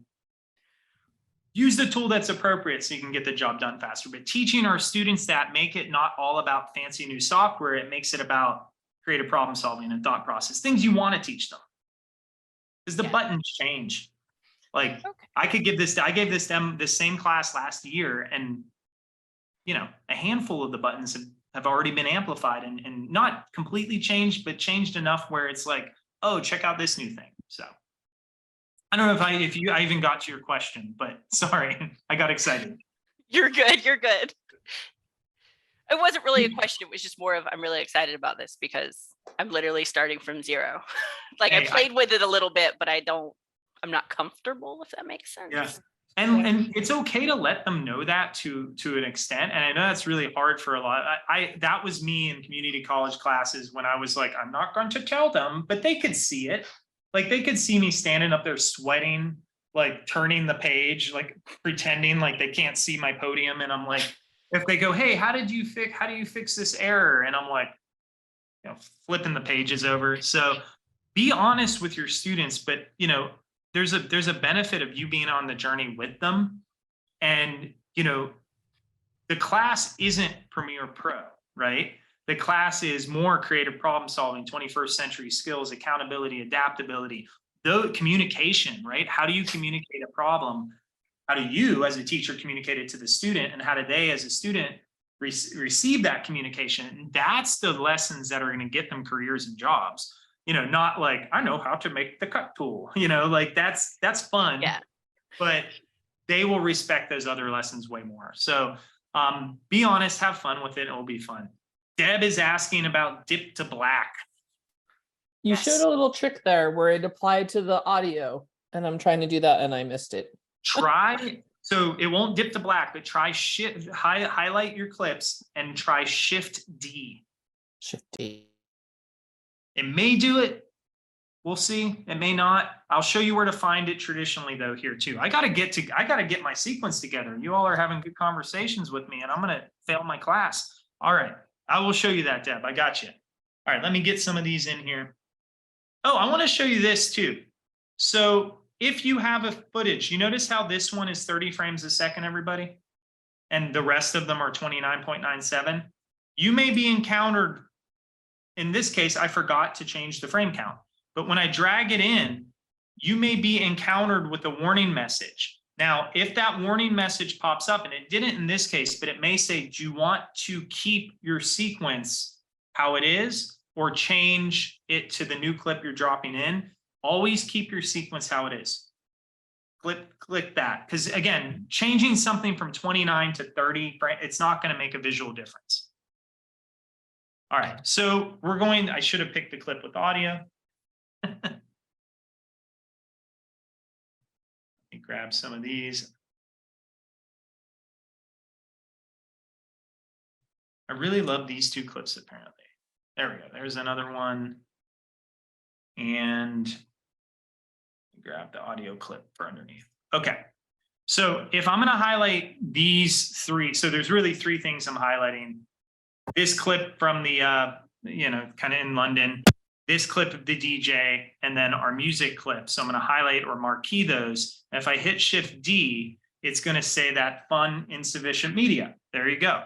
So what that's doing, and that's what, Manon, you encountered, right? When you hit OK, it still works. Does everyone see how stuff still appeared? So by holding Shift D, it does your default video and your default audio transition. Your audio transitions are actually in the audio transition effect folder. I sound like Mario. And the exponential fade is right here. So now, this is gonna be really loud, I apologize. It's gonna do that kind of look to it. Cool. Again, Control D will only do the video transition. And I'm a big fan of unlinking things, because when I don't have audio, I don't like having any empty clips anywhere. That's just not my cup of tea. I'm going to shrink that in, and maybe I'll do a dip to black at the end. Video transitions, dissolve, black.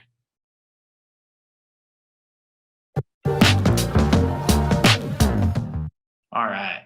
So I'm going to get a little fancy with mine as you all make yours. I'm going to play with some blending of clips, because right now what I've been doing is kind of creating a linear rough cut. And if I can get my timeline to zoom out here, I can do that. So I'm going to go ahead, and I have that one clip, and I need to find it, of rain. There it is. I want to put that rain clip on top of my other clips. And I don't really want the rain sound, so I'm going to unlink it by right-clicking and hitting delete. But I want it to kind of be, you know what I mean? Like double exposure, transparent. And so for this, I'm going to actually use my effect controls, because even though I haven't applied an effect to this, every clip you click on will have effect controls. And one of those controls is the opacity function. So I could scroll that in and out, or I could even use blending modes. For those of you familiar with Photoshop or Illustrator or anything like that, I could do things like screen to create some really dynamic purple clips.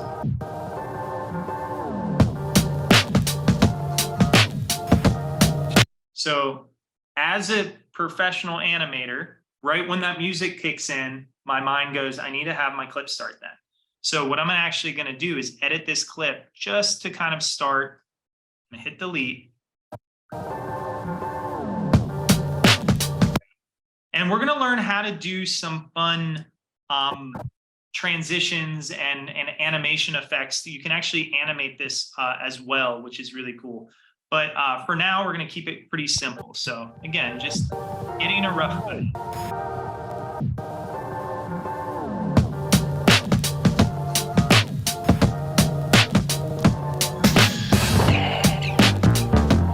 So using that Control K or Command K for my Mac users, if I highlight this clip, I can hit Command K and I can take a chunk out of it.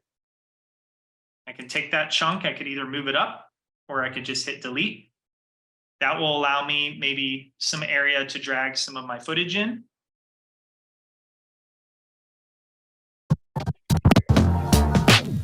Looks really weird because they're just all standing still, but we'll add some animation to that a little later.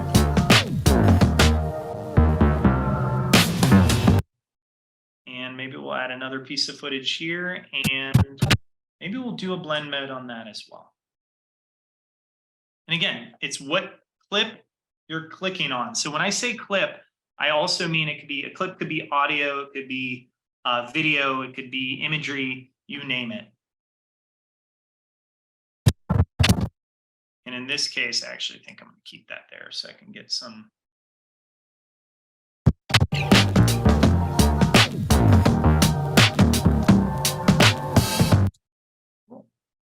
Any questions?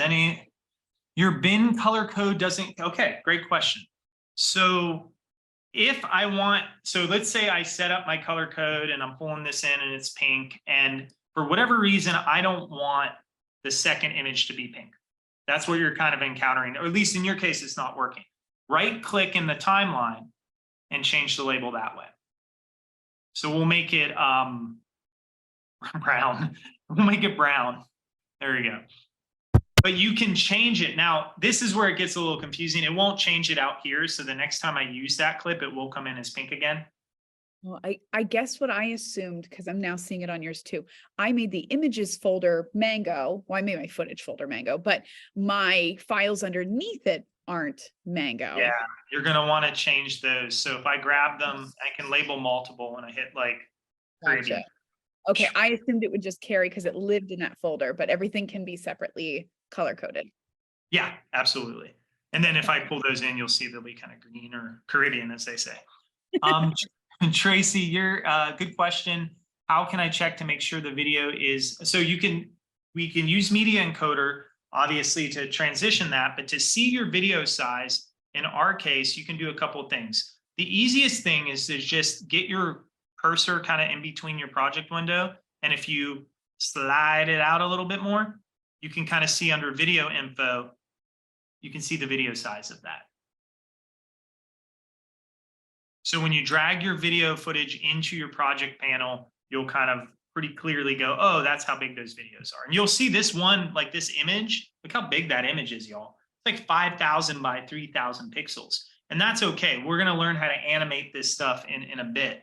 But that would be the one way. And I hope that's what you're asking. And now if you're trying to resize your video, one way is, let's say, Tracy, we bring in a video that's way too big. So I'm going to try to fake this. I'm going to double click on my program window. Did you see I just kind of double clicked and that gave me a bounding box? So if my video is huge, right? Let's say you brought a 4K in, and that's okay. I'm going to right click on that video. And actually, I'm going to right click in the timeline. And I'm going to go down and I'm going to set to frame size or scale to frame size with that right click. But you got to do it in the timeline. And when you do that, I always click the wrong one first. I think this one's scale because I made it too big. And it should pop down. If it doesn't pop down, you can use your scale icon. Now, normally it will scale to frame size, I promise. This is one of those glitches when you tutor people that it always, like, certain things just don't want to work. But the scale, I can just scale. So if your video comes in and it's huge, like, and that's with your images, y'all, too. That's a great thing to look at your images. So right now, this image is absolutely massive. If I go and turn the scale down of it, I have to select that layer. I can scale that image just by dragging my cursor over that. Then maybe we can play a little bit more with the blending mode. And that's when our animation would come into play. Like, I'm a huge History Channel watcher. I watch Curse of Oak Island. I don't know if anyone's a fan of that show. It's frustrating, but also amazing. But they have something called the Ken Burns effect, where they kind of will learn how to do that, where you move the image really slowly to get you kind of some cool effects to it. All right, good questions so far, y'all. Thank you. Good interaction. Can I drop a video into the timeline without deleting my stuff? So you would use a different track. So if you drag this in and you drag on top of something and let go, it will delete your stuff. But if you drag it on a new track, it will just put it on top. If you run out of tracks, you can always go right click, add track, and that will just add another slot. Do tracks kind of work like layers? Yep. Like where I see them? Okay. 100%, yeah.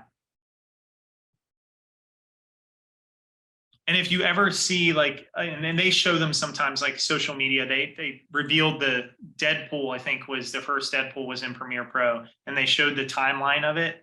It's like hundreds of tracks, right? Like, we're never going to get to that point, but you can keep adding them if you want. You can delete them. You can customize them depending on what you want. You can do a lot of fun stuff. Like, we're even in 6 hours, there's like still going to be hidden menus that I don't talk about that you're going to one day encounter. Go, why didn't he tell me about that? But it's like one hidden menu is, you see this random button editor right there, that plus. Look at all the things you can do that are hidden. There's like a ruler guide, there's a show guides, there's a comparison view, like all in that little button. So that's when we overwhelm our students, though. So if you try to teach them, and like Rachel, you're teaching this for the first time, don't teach them every button. Purposely tell them, like, if they go, well, what does this button do? Be like, yeah, we're not there yet. It doesn't matter. It doesn't do anything until we talk about it. You could joke with them. It'll give you a bad grade. That's what that button does. All right. So once you get the 30-second video, I'm going to just go ahead and quick export mine. I'm going to rename it Creative Challenge 1.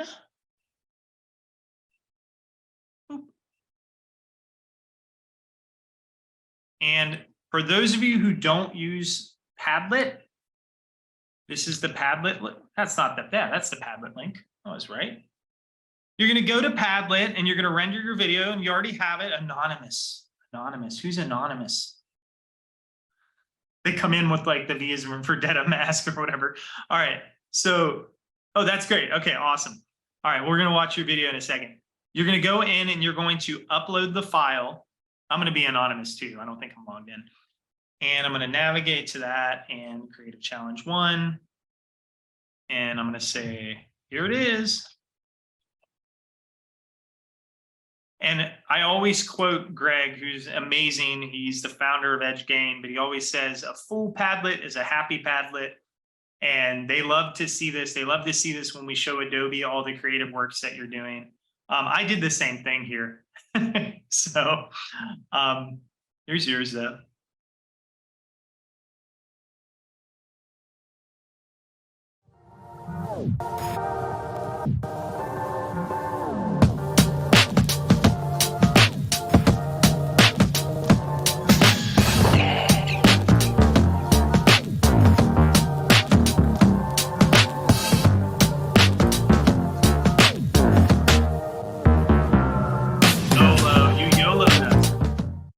I love it. I can't play mine now. I feel like mine's never gonna. You have a hashtag YOLO. Deb? Deb is, it's setting the stage for yours, Deb. We'll get back to it for sure. These are great. So again, the idea is starting small, not thinking of every button. Again, there's so much more we could do. There's so many more things like with animation I would do. And I'm going to show you those things as we kind of progress. And let me look. We have about 15 minutes as you continue to work on this. So I'm going to go ahead and while you're working, I want to, and we're going to revisit this after lunch. But while you're working, I want to talk a little bit about essential sound, because we do have a really good moment where our sound clip is ridiculously long. So essential sound was released, I want to say in the 2022 version. I may be wrong on that. It may be the 2021 version. But essential sound essentially starts to use like AI features to edit your music, your audio, your dialogue, your sound effects, you name it. And so I think it was Tracy. Yeah, Tracy, you said you had 2020. You won't have this. So don't be like, why is that thing not, you know, it's just not there. And hopefully they do upload it for you. But if I click on a clip and I go over to my essential sound tab, and as you know, under window, if you have access to it, it will be right here. Essential sound is essentially a place to label your sound. They call it tags, to tag your sound on what type of sound it is. So is it dialogue, music, sound effects, or ambience? I'm going to hit music. When you do that, it gives you a ton of options on how to edit that sound using more kind of AI methods. So for instance, and this is annoying. I'm going to get to the camera on this one because this is, look at my finger wagging. This is how annoying this is. That's a button. Does that look like a button to anyone? No. You click on it and it's like, hey, there's more things underneath it. So loudness will do that. You click on the auto match and it makes it the right sound where it doesn't blow out your ears. So now my sound is perfectly level. Auto match. You just have to click on the word loudness. Why they haven't fixed that. Now, game changer here. Duration. We can now use AI to basically read our entire clip and know if I want to stop my clip here. So if I want to stop my clip roughly at 35 seconds, everyone see that? It's 35 seconds. I don't know why it's saying create event, but we'll go with it. if I check the duration button, this is just going to blow some of your minds who don't know about this. And it says target duration, and I paste 35 seconds in there. The trick is it has to be over 10 seconds. And I hit go. Did anyone see down there what my clip just did? It went. Now it didn't just go, it actually rippled the clip. And I'm going to open this up so you can see it a little better. Do you see these little ripples? It read the whole clip and cut it and pieced it together to end perfectly. So now it's going to end on a beat. Perfect. No fade out needed, nothing. Now the trick is it has a plus or minus of 5 seconds. So if I need to kind of make this end a little later, I can add, again, a little more clip to that if I need to. So I can stretch that out with my cursor here. But what auto remix does is it goes through and analyzes your clip, whether it's usually this works only on music, but it analyzes the audio, even with like songs that have words in them, and cuts it. So if I want to change this clip, and I'm going to go ahead and I think I have one with audio. And I'm going to go back to my main project folder and I have one with music. This one's enough. I love these names of these musics. All right. And I pull this in and you see enough is very loud. Does everyone notice how loud that is? I'm not going to even play this. I'm going to go immediately and select it, go to music, auto match. It's going to be nicer. And I'm going to go to duration. And normally this is how it would end. Just keep going, right? I'm going to hit duration. I'm going to paste 35 seconds. It's going to analyze and it's going to end it. Now, you all hear that? So that, there's words and everything that it trimmed the words to know what to end. So Tracy, if you can get them to update it, game changer, essential sound. What it also does, which we'll do later, is it does something called audio ducking, which will be when you have a clip and like you remember the old documentary shows where Richard Attenborough would be like, the penguin comes into and they play music and then his voice comes and then the audio goes down and his voice track goes up. That is what ducking is. Oh, you do? Yeah. So you may not have the audio remix though. That may be the difference, is that little remix function. But ducking will allow us to kind of play with levels without us manually having to do that. Because previously we had to lower and raise things. So you can get some really nice effects with essential audio. Later in today's lesson, what we're going to do is learn about voiceovers. You can actually take your audio recording, you can record right actually here in Premiere Pro, and you can apply podcast filters to filter out your voice to sound like you're filtered. You can apply settings to make it sound like you're in an auditorium. You can do all sorts of cool sound effects, which, you know, honestly, prior to like 2021 or so, Premiere Pro wasn't great at audio, but now they're getting that much better. So again, a lot of really great tools, which we'll play with a little later today as we go. All right, we're reaching that lunchtime. My little alarm went off. We have about 10 minutes before we kind of take our lunch break. But I'm going to go over to the Padlet and check out some of these. Let's look at Mike's.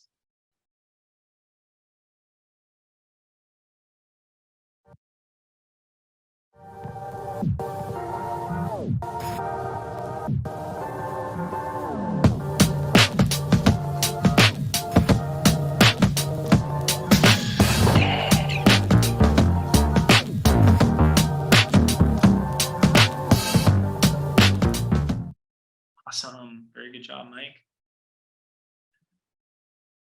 It's okay if you're working. No rush. And, you know, and if it gets up there, it gets up there. Sorry, I cut yours off there. That was good. I like that.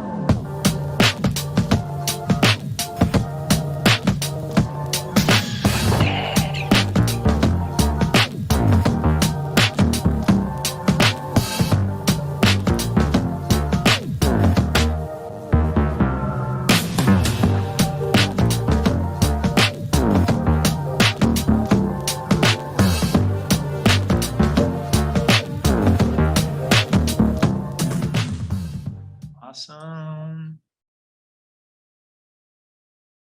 We did anonymous, right? That was, yeah, that was around Debs, I think.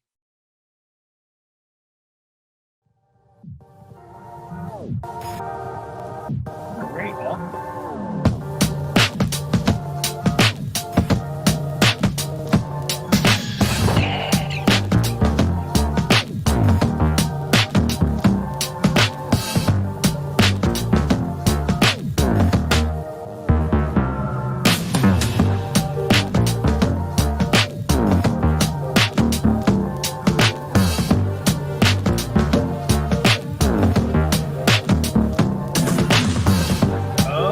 Oh, let's see what you did there. Works with his transition. Love it. Great job. And this was yours and that was mine. Awesome. So what's really great about this is, and Rachel, I'm thinking maybe even in your class, you can teach your kids through even a lesson like this order of operations. So I have when I teach my intro to video editing class, like it's called DIG 2030.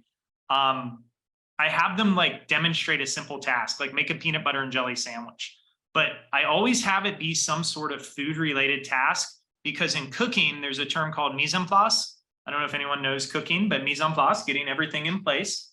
And it's a really great kind of, I'm not an English teacher, but metaphor or analogy, one of those two things. But there's a great crossover to organizing your video footage, organizing your art assets, having all the pieces in place, all those pre-edits, the ins and outs, right? And that will allow that. And what you'll also find is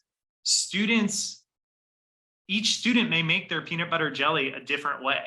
In other words, like they may put the peanut butter and jelly on the same piece of bread, which is just chaos, right? They may put the peanut butter on one slice, the jelly on the one slice, and do the normal thing. No, I'm kidding, but put them together that way. So the idea is you can have open-ended conversations about how when they're working in a team, they're going to be working with people who process that information different ways, but in the end, you're still enjoying a great sandwich. So you could, get on a person for not doing it your way, but in the end, they'll work really well together. So I love that assignment as something to kind of set the stage, so to speak, to understand that organization process, getting all your ingredients in a row is really important, but also people are going to use those ingredients in different order.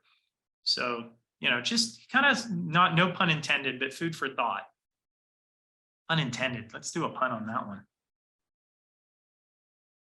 Yeah, Rachel, absolutely. I mean, that's just, it's the things that when I started teaching this, I wish I focused more. Now I focused only on that stuff, right? Because, there's always a tutorial for the things we don't know. There's always a session like this where I can go, this is how you do that. But that real kind of stuff is great. Like just that real world workflow, organization, all sorts of stuff. I love it. I don't have sound.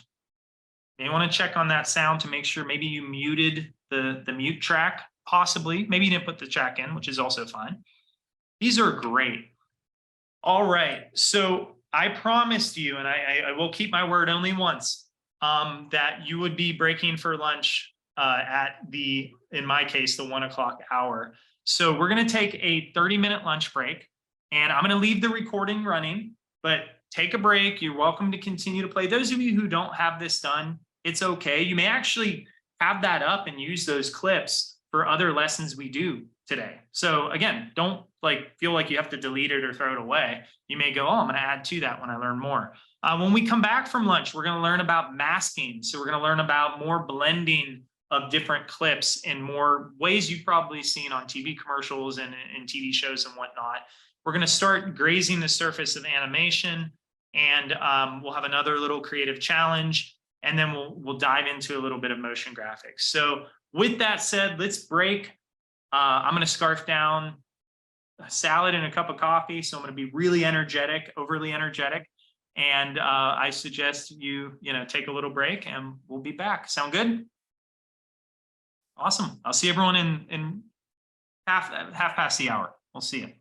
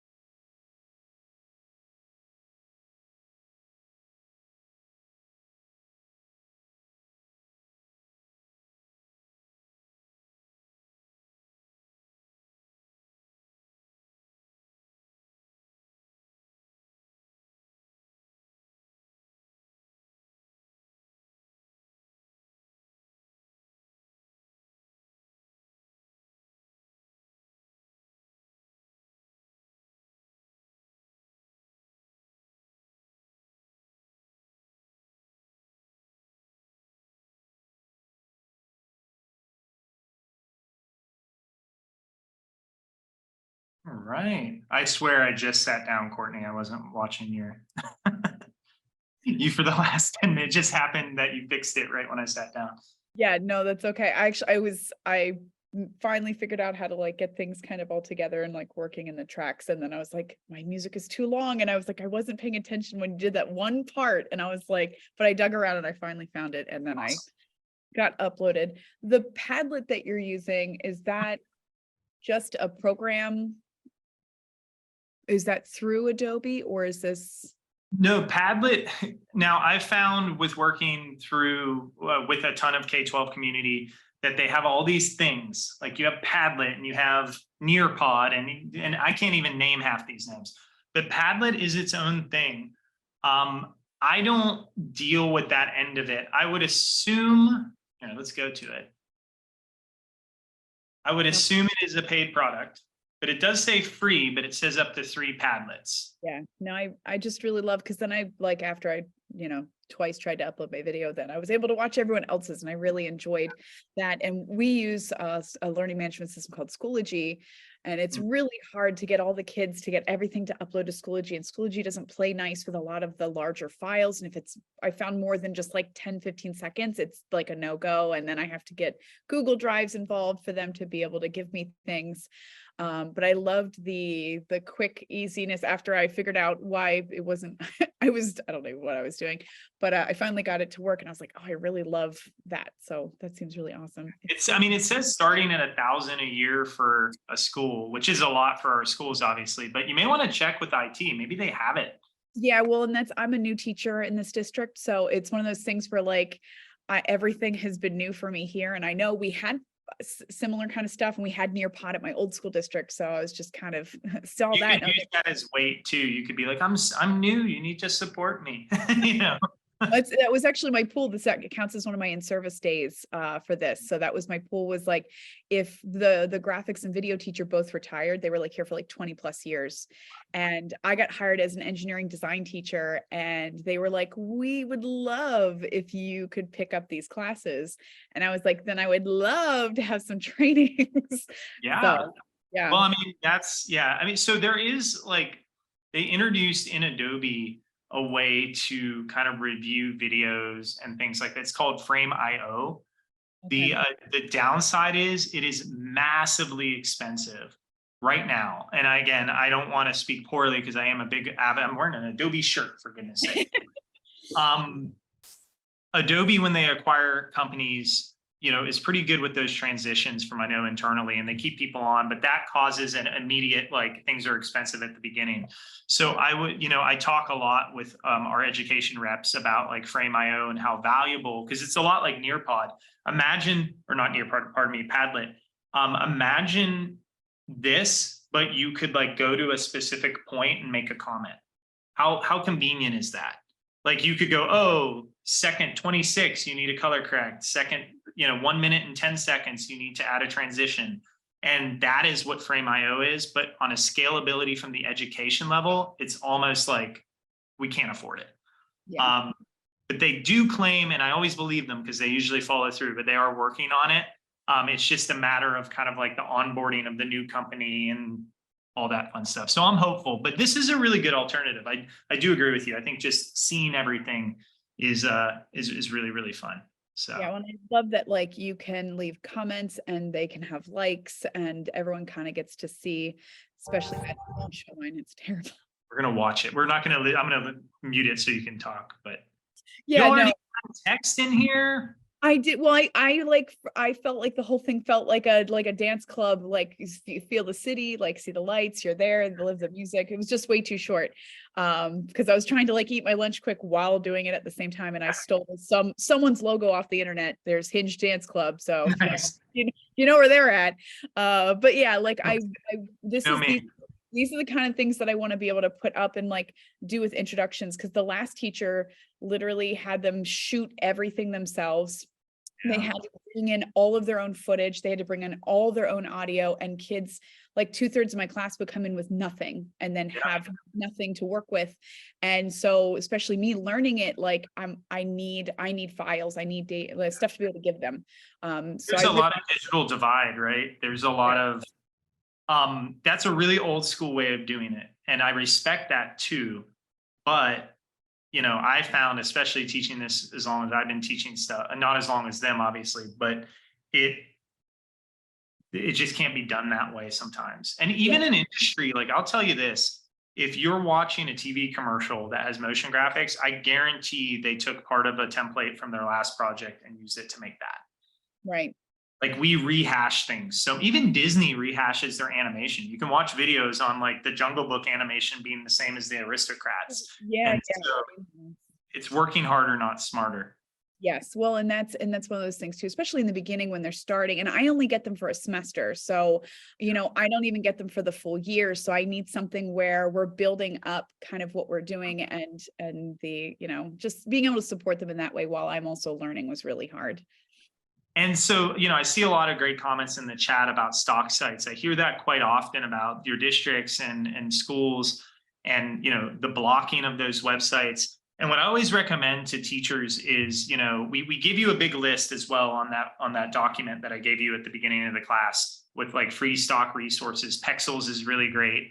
A lot of this, and, you know, I'd be surprised if none of you ever work at home as teachers. I mean, we all do, but it's going to be a lot of getting that on your personal computers, right? Or downloading that at home and then getting it to the classroom. One thing I show, and we are talking about Adobe here, but a lot of people don't realize that Adobe Stock has a ton of free stuff. So my wife is a mental health counselor and a social emotional learning expert of all things. And she uses a lot of visual creativity in that therapy and whatnot. And I introduced her to this and she just went to town. So when you go to Adobe Stock, go to the free tab. Now you'll have to do this from home, right? I remember UCF once blocked Adobe Express, which was really funny while I was doing a video like this with you all. So imagine having an Express class and I go to Express and my school blocked it. That was a fun phone call to make, like, get it up, like to unblock it. So in the free tab though, if I look up like beach, the cool thing about Express over other things is I can search for free images. I can search for tons of free video, as you can see. I can actually go and isolate it to looping video. I can isolate it to close-up shot, extreme shot, long shot. It allows you a little more search features than like something like Pexels would. And, you know, I don't have, and it's hard to say this while wearing an Adobe shirt, but I don't have like the Alliance. Like I use what is accessible and quick. And I found this is really, really nice. I mean, I can search by frame rate. And this is all 100% free. There is no, to my knowledge, no limit to what you can download. Creative Curriculum is great as well. Adobe Education Exchange, which we're going to talk about at the end of the class, has a ton of resources which you can download. It even has like rubrics, so you don't have to make and like go, well, how do I grade this? You know, you can kind of adapt those. So we're going to talk all about that, but this was a good kind of organic moment to talk a little bit about the free section, because you even have things like free 3D models for those of you who, you know, maybe that's what you're diving into. Not a ton of them, but enough that like you want to cause some damage and just like introduce a student to a concept. It's absolutely there. So just fun stuff. You can even do it where you're, you know, you exclude people. It's the exclusion button. That's, you know, we don't normally want to do that, but here, take the people out. All right, let me roll back real quick. Get the Milo's tea, because otherwise I'm going to lose my voice.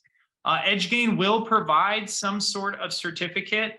It's either, the link is either going to be emailed to you or already in that work guide. I'm kind of on Lindsay on that weird, I talk to them a lot and I come do these fun things and then I'm like, they'll get it to you, but they definitely will. You'll get some sort of a PD stuff. Excuse me. All right. Here we go. Cool. That was good. That we dropped a lot of knowledge just in that little chat period right there. All right. So as we get back to it, I want to talk a little bit about masking. So we talked a little bit about blending. We talked about blending modes, all sorts of fun things. I'm not going to forget the intermediate techniques, but I do kind of want to we've been editing stuff already, so I kind of want to jump away from that for a second, clear our mind, and then we can hop back to it. So we're going to do a couple of masking things first. So in your folder that I provided you, there is a masking folder. And essentially what masking is the ability to kind of blend or hide or reveal specific parts of your video, your footage, your imagery, and whatnot. And so I want to show one thing before, as we build our masking document, but one thing that will happen to all of you, especially my new friends here who are just starting with Premiere Pro.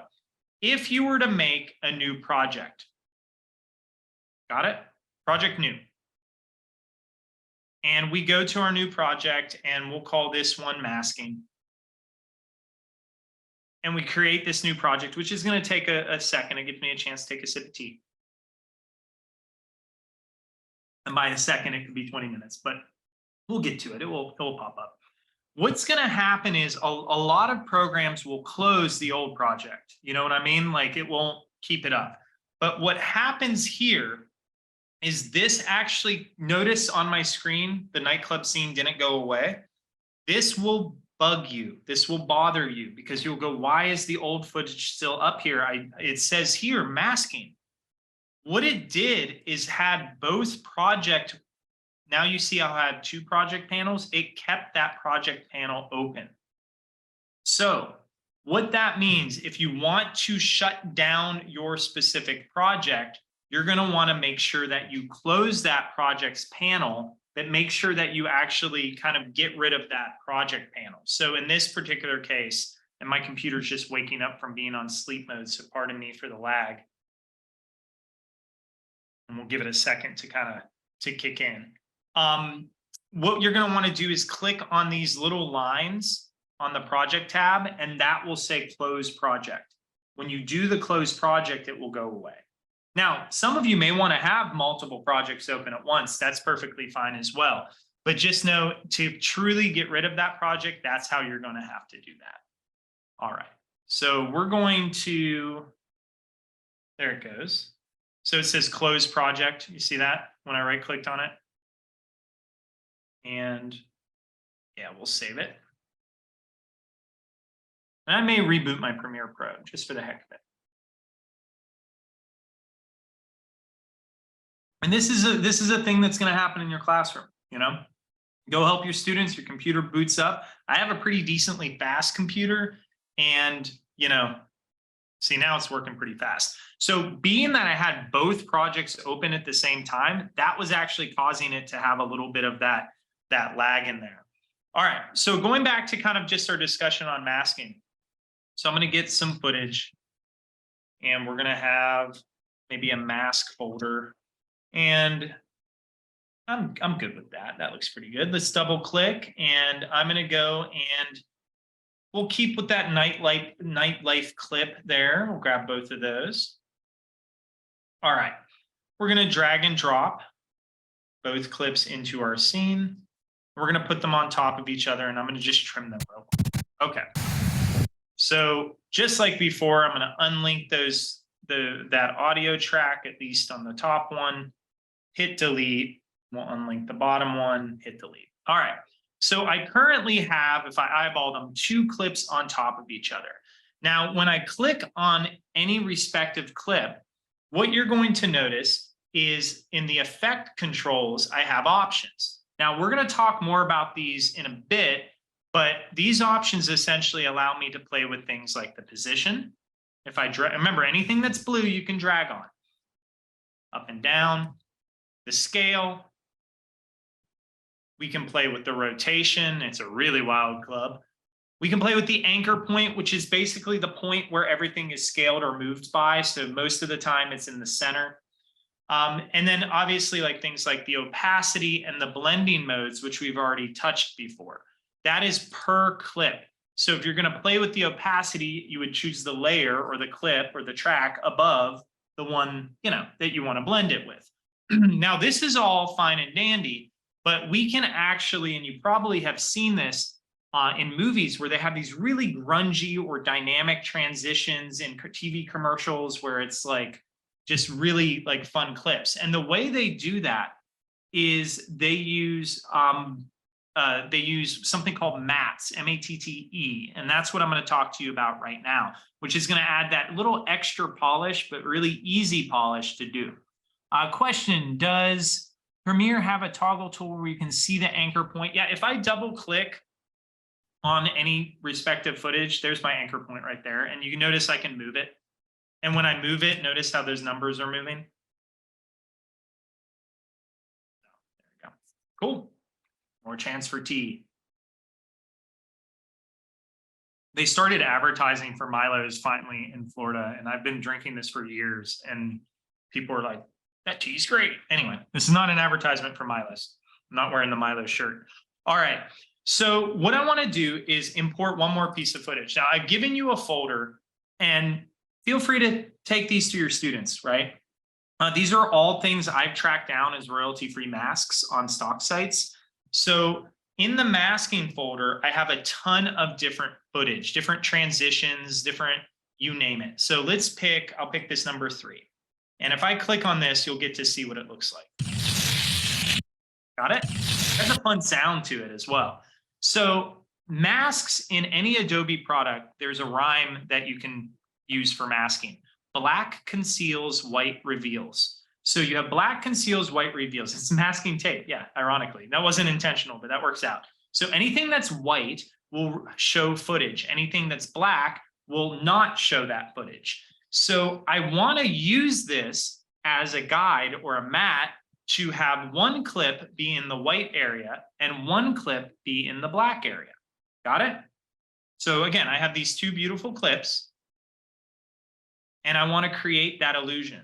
So I've given you a whole folder of these, and we're going to have some time in a little bit to play with some masking and some editing and things like that. And you may even want to use your city nightclub scene. But I'm going to drag this mask footage, which you're going to see is not going to be terribly long, on top of my clips. You can see once it leaves the clip, it just keeps playing. But now I want to apply an effect to make that black and white mask play each of the videos. And this is where it really becomes fun. So if I go to my effect panel, I can type the word matte, M-A-T-T-E. And there's something called track matte key that is an effect. And this is actually really easy. This is one on a rainy day you can show your students and be like, I know what I'm doing, you know? You could do this with, like, if you have black and white or gray smoke. Anything that's gray, by the way, will be kind of see-through. You could do this for, if you've ever seen True Detective, they have that double exposure technique in the title sequence. There's an HBO show that was done with something very similar. So I'm going to take the track matte key, and this is one where you'll rewind this video later, and drag it to the very top video clip. Got it? So not to the mask. I'm not dragging it to the masking tape clip. I'm dragging it to the clip, and let me play that clip so you can see it, of this DJ. And I'm going to drop it on that clip. And in my effect controls on that clip, you'll see that effect appears. And now, if I put my cursor, I have 3 clips. They're all covering one another. But if I select the clip I dropped the mask on, it says, what matte would you like to use? I would like to use video 3. How do I know it's video 3? Because I put that black and white on video 3. And at first you're like, you didn't do it, Matt, you screwed up. Well, in this case, I need to composite using Luma. Luma is a fancy word for brightness, right? Black and white, bright and dark. And now, got a cool effect. So once more, if I want to delete that, I just hit delete. The things I need for this to work, and we'll grab another one. I don't even know what this one is. I didn't test this demo out, which is always great to do. All right, so I'm going to take this matte transition, which is a different frame rate, by the way. So again, it's okay. It may give you a warning that says this is a little different. It's just we're using it as a mask. So I'm going to drag that on top and move my little clip up, and we'll see what this one looks like. Ooh, fancy. I'm going to go to my effects panel and type MATTE for matte and drag the matte key on the very top video clip, not the mask, but the video clip. Then I'm going to set that to the number, the track number that my mask is on. And I'm going to set composite using to Luma. And now you have a very cool clip. So this is if you've ever seen, like, gosh, if you're a big sports fan, any clip you've seen on a Jumbotron during a football game, whatever, hockey game, uses these things to transition. And they're going to put those in rather quickly. Now, does anyone want it? Feel free. If you don't raise your hand, I won't feel offended either. But does anyone want me to do that one more time? Yes, no, maybe so. Yes, cool. All right, Lindsay, I got you. All right, so I'm going to do that from scratch. I need 3 things, 3 tracks. It could be images here too, but 2 visuals and 1 mask. So I'm going to start just by taking these visuals and plopping them on my timeline. And I'm going to put them on top of each other. I'll edit it real quick. And I'm getting rid of the audio so you don't have to hear the rain. But here I have the rain and I have the DJ. So 2 layers. Got it? You'll notice I have track 1, track 2, and track 3. On track 3, I'm going to go to my folder and let's find another one. Why not? I don't know what that one is. That's kind of cool. I'm going to drag in that black and white transition. Now, if I just hit play now, these are 3 things stacked on each other. I'm going to see the top thing. Great. But to get that effect to work, I want to use this second track, the very top video piece, and go to my effects and type matte, M-A-T-T-E, drag on the video clip, not on the mask, but the video clip.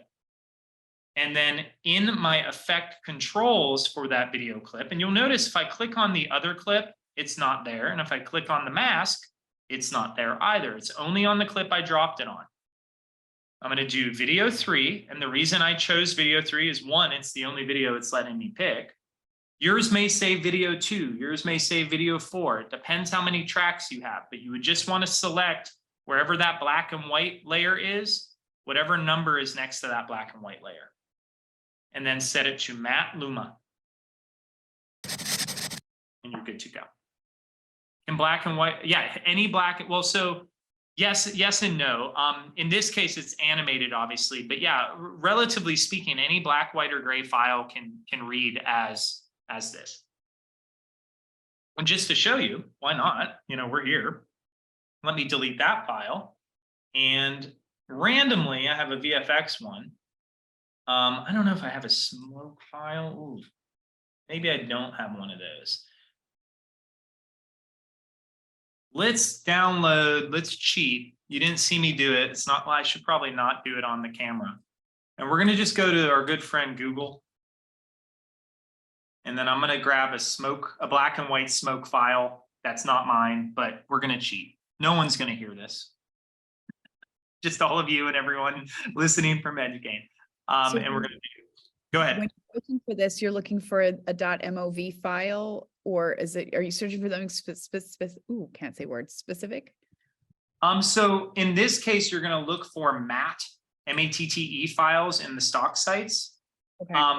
Track matte, Luma, L-U-M-A matte, alpha is usually black and white. So what I just downloaded, just for you to see, is a really bad, but I ripped it off Google Images. So I want to see if it will work with an image, is what I'm implying. Okay. So I'm going to take this and desperately forget where I saved it to, as we always do. Bear with me. I got like 90 screens on my other one. Okay, here we go. Here it is. Hey, download. Oop. Drag and drop. Okay. And I'm going to put this image file. So I want to see if this image file will work as a mask as well.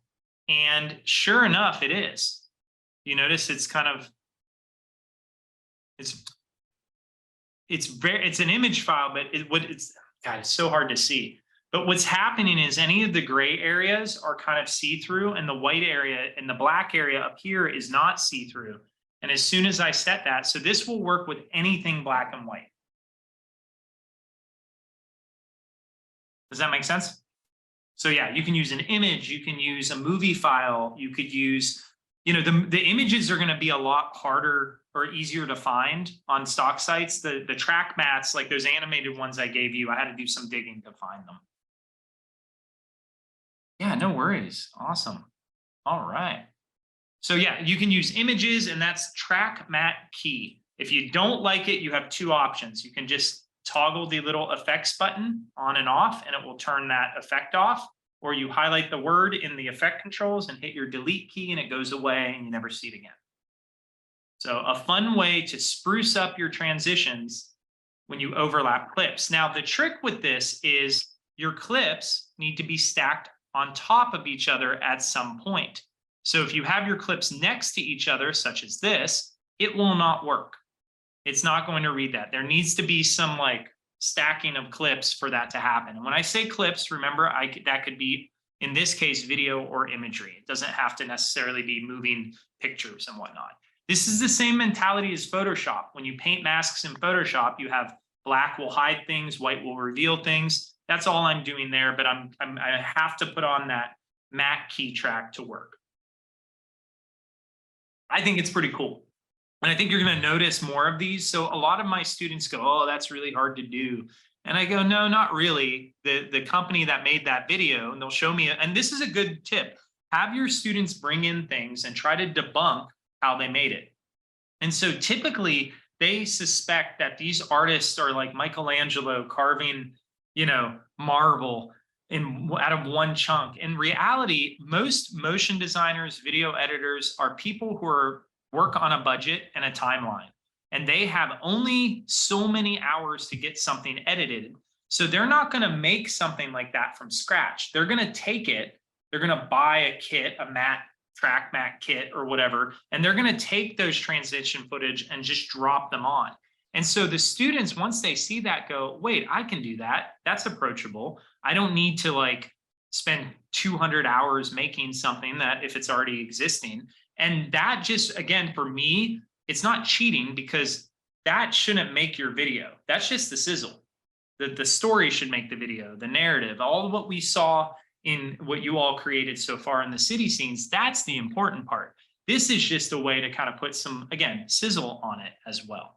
So matte transitions are a really fun way to do this and just do some fun, amazing things. Okay, so that is one way to mask something. Another way to mask something using your effect controls is you'll notice that you have three little shape tools under opacity. You have a ellipse, a polygon, a square for lack of better, they try to make it fancier than it looks, and a Bezier tool, a pen tool. Now, if I select my layer, and I'll use the pen tool because it's fun, and I draw any shape, if I draw and hold, I'll draw another shape. It's going to mask that shape. And once you mask that shape, this is actually one of my favorite little tools, because they have this little handle in which you can pull up and down and it will feather it. I just love that. Whoever designed that should get an award. Just like a little feather handle. Just pull that little dot, and that will create a mask that is ready to go. And if you don't like that mask, you'll notice it gave you a little mask one option. Hit delete, get rid of it. You can even select this and get rid of it as well. You're not held to that. I can add an ellipse. So what if you're masking a video and somebody talking at the bottom of the screen, right? You could do something like that as well. So creating masks can be, and I showed you the complex way essentially first with the matte and the Luma matte, but it can be as simple as going to that Clips effect controls and playing with the opacity and adjusting that. And you can add masks upon masks. I can continue to draw different masks in different areas and, you know, have some fun kind of interactions with them.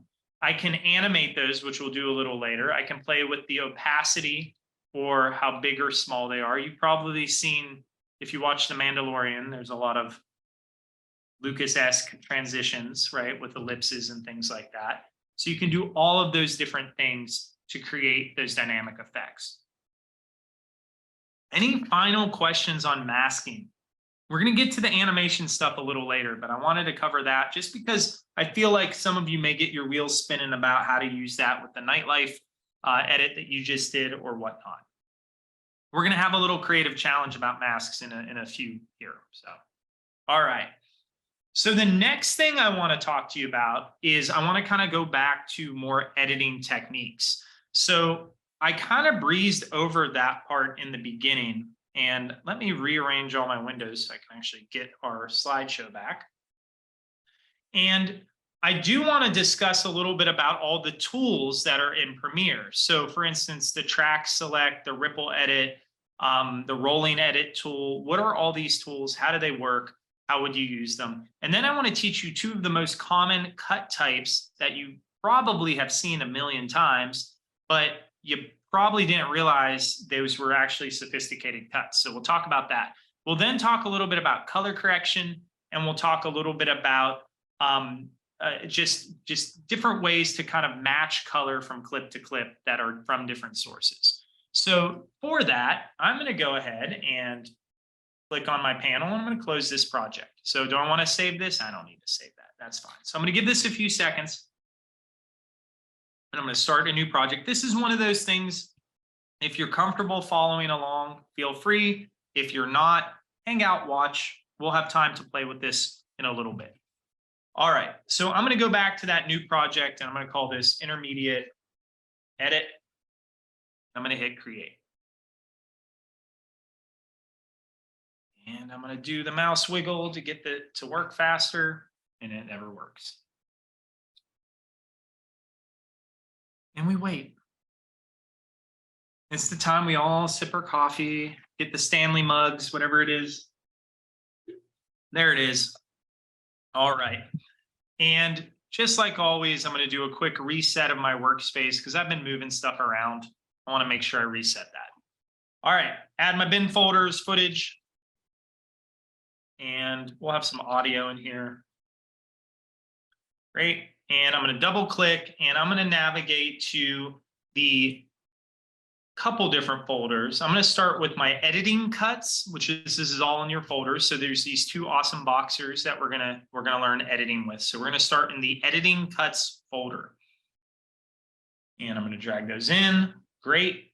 And I'm going to drag those into a new composition. Create a sequence folder real quick.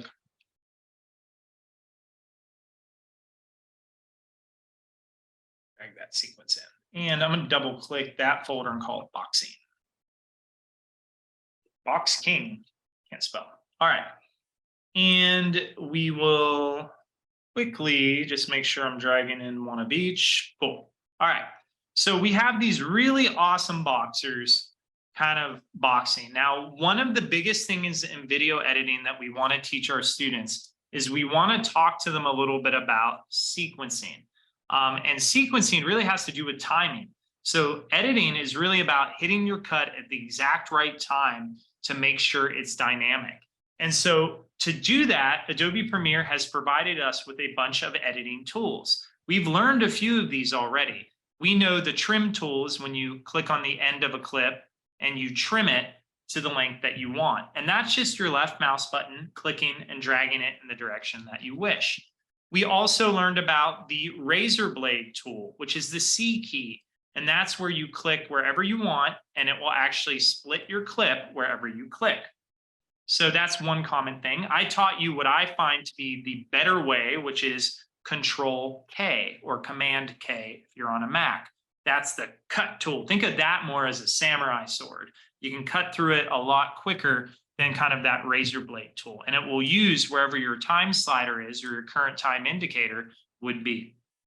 Now that we have that, those are kind of the basic tools. But if I go down, what you're going to find is a couple of other tools. Now, each tool in the toolbar may have this little earmark at the bottom of the square. Now, if you see that little triangle at the bottom of the square, that means there's other tools in that drawer.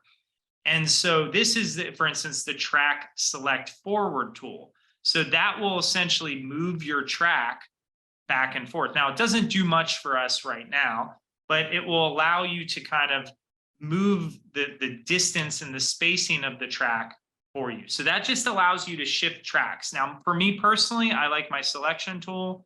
I just feel comfortable moving that track with that tool and not having to use these two. Underneath that, you have something called the ripple edit tool and the rolling edit tool. The ripple edit tool basically looks like a yellow trim tool. Remember the trim tool was red? This is yellow.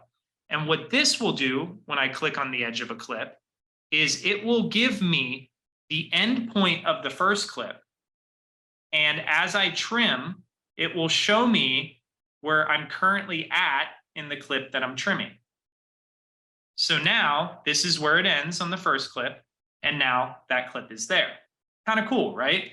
So this will allow us, because eventually we want to time that punch, right? We want to go from camera 1, boom, to camera 2 right on the hit. And then we're going to use these tools to do that. The rolling edit tool looks like essentially 2 trims. It's like 4 arrows, and you can kind of see, and it's red. It will allow me to change the starting points of each clip. Now, I have my clips at full length, so let me actually trim these down a little. So I need room to roll, so to speak. And that will allow me to change and edit both clips at the same time. So it's editing the clip in front of it, and it's editing the clip after it to be at a specific point. If the clips are full, if they're full length, that tool won't work, right? There's not enough room to like mess around in it. But that will essentially grab you both clips and allow you to play with the time, the starting and ending time of each clip. So that's your rolling edit tool. We have things like rate stretch tool, which honestly, there's better ways to do it, but it will make things go faster or slower. So now I just basically shrunk it and it goes really fast. That's kind of a fun one. There's other ways to do that. And then you have the remix tool, which is a similar tool to the auto remix that I showed you that will do that with audio. The good old razor blade tool, we have the slip and slide tool, which will essentially allow you to kind of slip a clip in front of another, or just in this case, I can slip through a clip just to see certain areas of it. The slide tool will allow you to slide the clip on your timeline anywhere you want. Now, these are all lovely. No disrespect to the person who created this, but there is an easier way to edit. And this is a way I would recommend to teach your students, because I do this and I barely use this toolbar ever. So the V key is your selection tool. I like to just stay on my move or my selection tool at all times. And we know if we hover, we get the trim tool. But did you know if you hover when you're on the trim tool and you hold down your control key, you get access to all those other toolbar keys? For instance, notice when I hold that, I'm tapping my control key. You see how it's turning yellow? Well, guess what it is now? It's that ripple edit. Notice if I hover in between 2 clips, I'm holding control, I get that rolling edit. So a lot of people spend time, and time is money in this industry, to teach your students, especially for video editing, going back and forth, making as many clicks possible, when the majority of these tools can be accessed by just holding down your control key. So if I want to edit this video and I'm looking for this timing where I want to get this second punch there, I can simply hold my control key down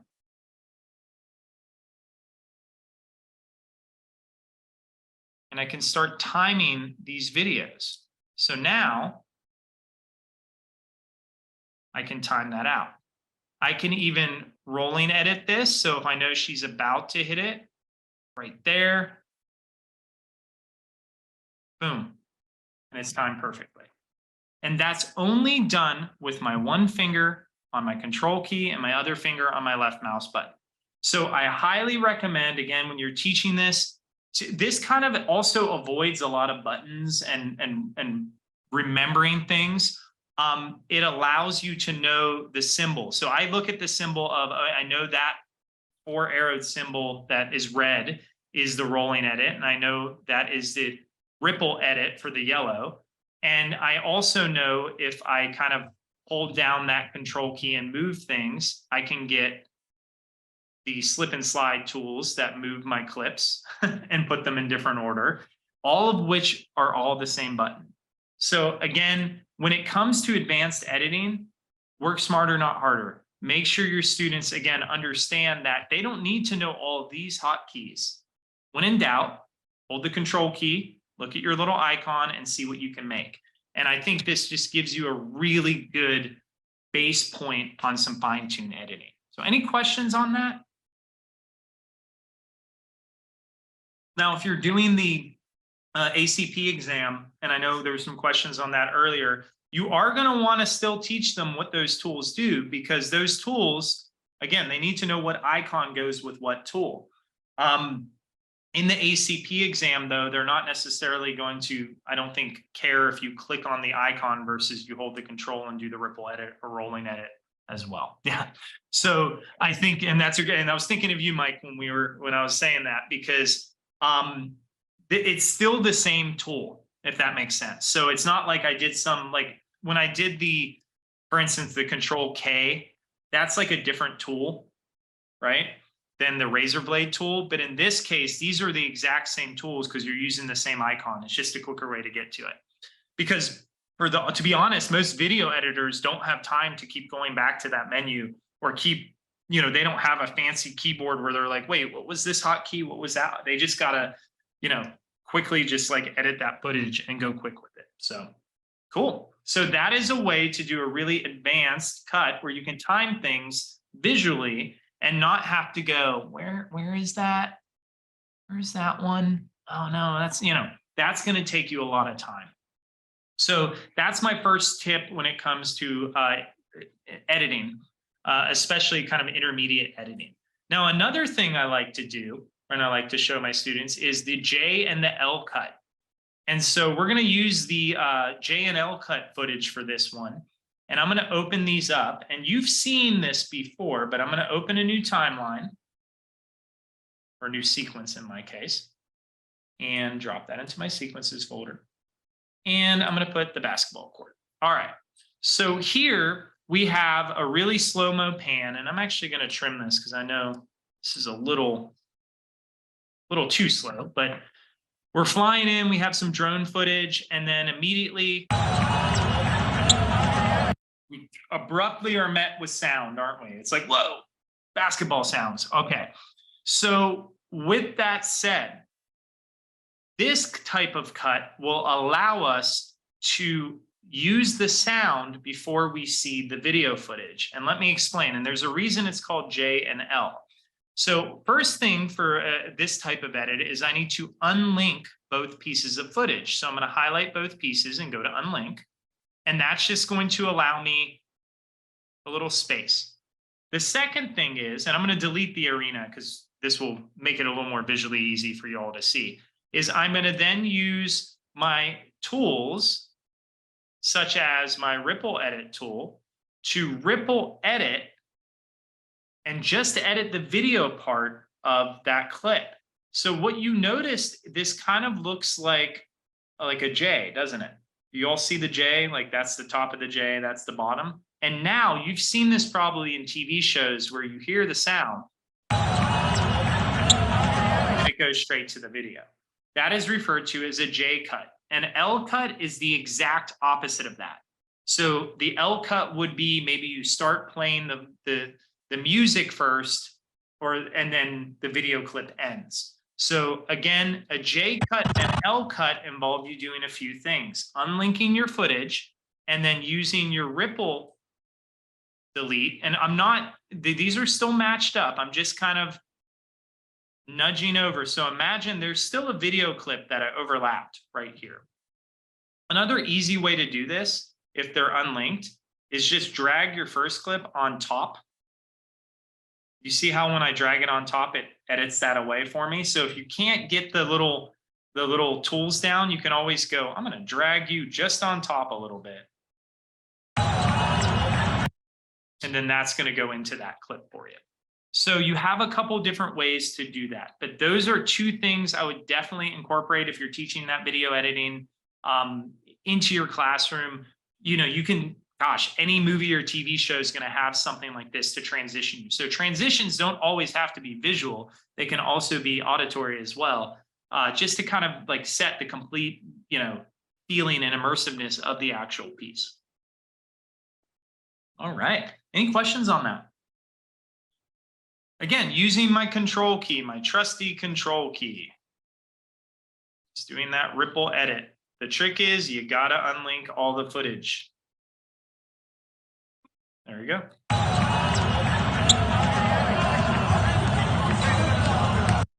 You're good to go. So one of my favorite things to do, again, in Premiere Pro is just kind of showcase that. Now, with that said, editing also has to do with color correction. And one thing you may notice is, you know, I was born in Pittsburgh. This reminds me of like, is anyone from like Ohio, Pittsburgh area? Yeah, okay, so that's that, right? That's the sky we see normally. But, you know, this is really gray and this is really orange. So how do we match the color correction? So all clips in a Premiere Pro can be color corrected. And Premiere Pro actually comes with something called Lumetri Color. And Lumetri Color is a really powerful tool to be able to go through and add many different types of correction. So you have all these different buttons that don't look like buttons, but if you click on the words, we have basic corrections. So we can add different visual LUTs or looks. So it comes with a lot of different, you know, setups there. We have more traditional ways. So if we want it to be more cold or warm, we can, you know, if you're an expert photo color corrector, you can go in here. We have created tools where we can add more film fade. We can add, again, less vibrance, more vibrance, you name it. We have more traditional tools as well, such as curves. So I could go in here and if I understand curve correction, I can use that. Now I'm applying this just to this first clip. Got it? So it's only applying to that clip. So if I go here, I haven't messed with this. You can actually see that curve went away. So this is a great tool, again, to teach your students. And now I personally would start, like Rachel, if you don't have to teach them just video, show them that in like Photoshop first, right? Like have them do that and then like literally go, okay, we're gonna do the same thing with video footage. It's no different, curves, adjustments, all that. I'll show you adjustment layers soon, but that's a great way to kind of transition. Now, the thing I love about color correction is the color wheels and match function. This, when I first saw this, this was like magic. So you click on this and you see all these wheels, which looks great, but you're actually not going to even use these. You're going to go to something called comparison. This is all in the same tab, y'all. Color correction, Lumetri. If you can't see that, you can go to Window, Lumetri. I'm going to hit comparison view and it gives me two windows, which is kind of weird. And one of the windows, though, kind of looks like the source panel. It has a slider. Now, this slider says reference. This window says current. So if I slide, and what it's doing is essentially sliding through my timeline. If I slide to this clip, which is now going to reference, it will reference the color information from this clip. And when I hit apply match, it's going to apply it to the current clip. There it is. So now you can, I mean, obviously you can see the oranges, you can see some of the warmer colors come through. And now my transition looks like those were filmed at the same time. Now, we probably can guess that this arena is stock footage and this basketball team is a different stock footage from a different website. But to our viewer, they won't know. And again, all you would do is navigate. You could have 20 clips, navigate to the clips that you want. Once you have it in the reference panel, you make sure your current time slider goes on the clip you want to apply and you hit apply match. And when you do that, it will apply that match to it. Again, it's all recorded. These are things you won't need to do today, but like in the middle of the semester, like how did that guy do that? You're going to be able to go back to that recording. Now, the biggest thing your students will do here is they'll leave Lumetri Color and they will have these two screens on at all times. And they'll go, Professor, what do you do? I got two screens. What? You need to make sure you click on comparison view again. And that will go away. So once you kind of do that with your clips, another way to apply color correction is something called an adjustment layer. For those of you who's Photoshop, we know non-destructive editing, we use adjustment layers. Adjustment layers is a way to apply multiple corrections to multiple clips with one layer. In Premiere Pro, we can make adjustment layers by going down, believe it or not, to the new item icon that we had originally created sequences with and all that fun stuff. So when I click on that little piece of paper, there'll be an adjustment layer.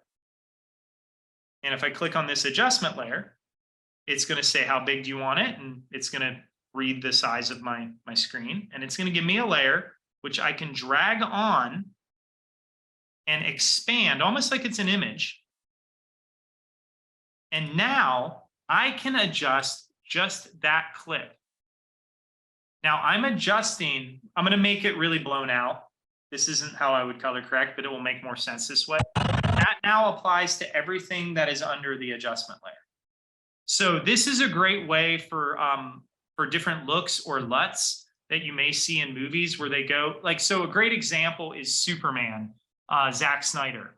If you watch Superman, the colors are not blue and they're gray, right? If you've ever seen any of the new like Batman movies, like the new Batman with Robert Pattinson was orange. Like there's tons of oranges. They didn't like wear orange stuff.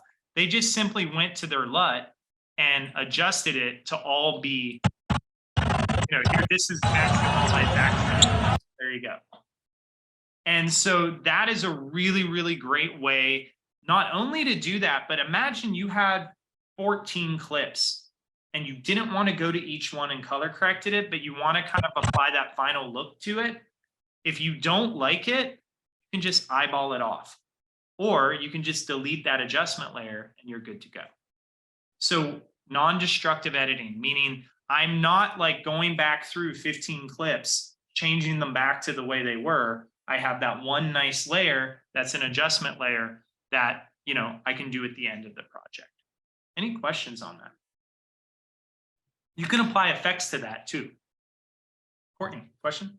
Yeah, I guess I have a question about, I had put an effect, a transition between the arena and the basketball court, and I'm getting that looks like yellow and black stripes. I'm assuming it's an error, but it still works.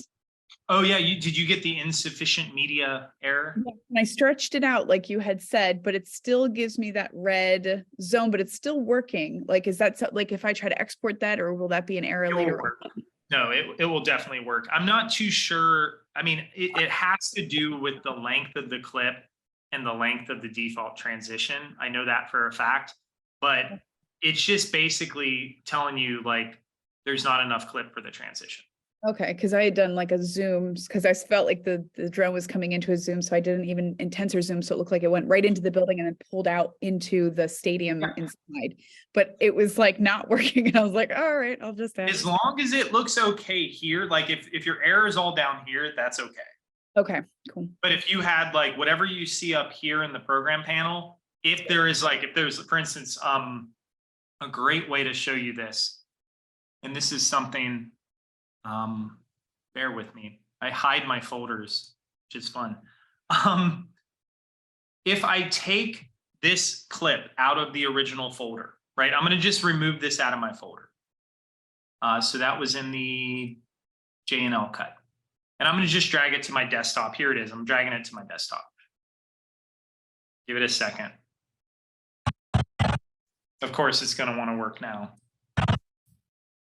Eventually, that arena, once it's done caching, that file may disappear. And it will show a big red box that says media missing, blah, blah, blah, blah, blah. Right now, it's not doing it for whatever reason, just because it's probably cached. Oh, there it goes. It won't even play back. Now it's getting, now Premiere's like, wait, something's wrong. But if it shows up here as a big red error, and it doesn't go away, it's going to render that way. So Okay. here it goes. Now it's probably going to, yeah, I won't even play that clip anymore. I highly confused this. So just be mindful. And what happened was immediately Premiere was like, you're missing your clip. It gave me on my other screen. And it's fine. I'm going to hit cancel because I dragged it back in. Eventually we'll come back up. But that is something that if you do get that insufficient media or any error like that, if it's working, let it be. And teach your students that. Like I teach a lot of Autodesk Maya, and anyone who uses like that program knows like any button you hit, there's a red error at the bottom for whatever reason. That's like, you're wrong. And it's not, you're not wrong. It's basically telling you that you put something in the scene and that was it. And so it's just one of those things that are a little like, you just got to roll with the punches. But yeah, there's the media offline. So it still hasn't gotten in yet. And with that said, if you have any of your media offline, you can either drag it in or you can right click and go on that clip to link media. And then when you're in here, you can go locate my media. And my stuff's showing up underneath your window with all your faces. And that will just bring up the media browser, which I can link it back. So again, control, your hotkey of choice, and right click the clip.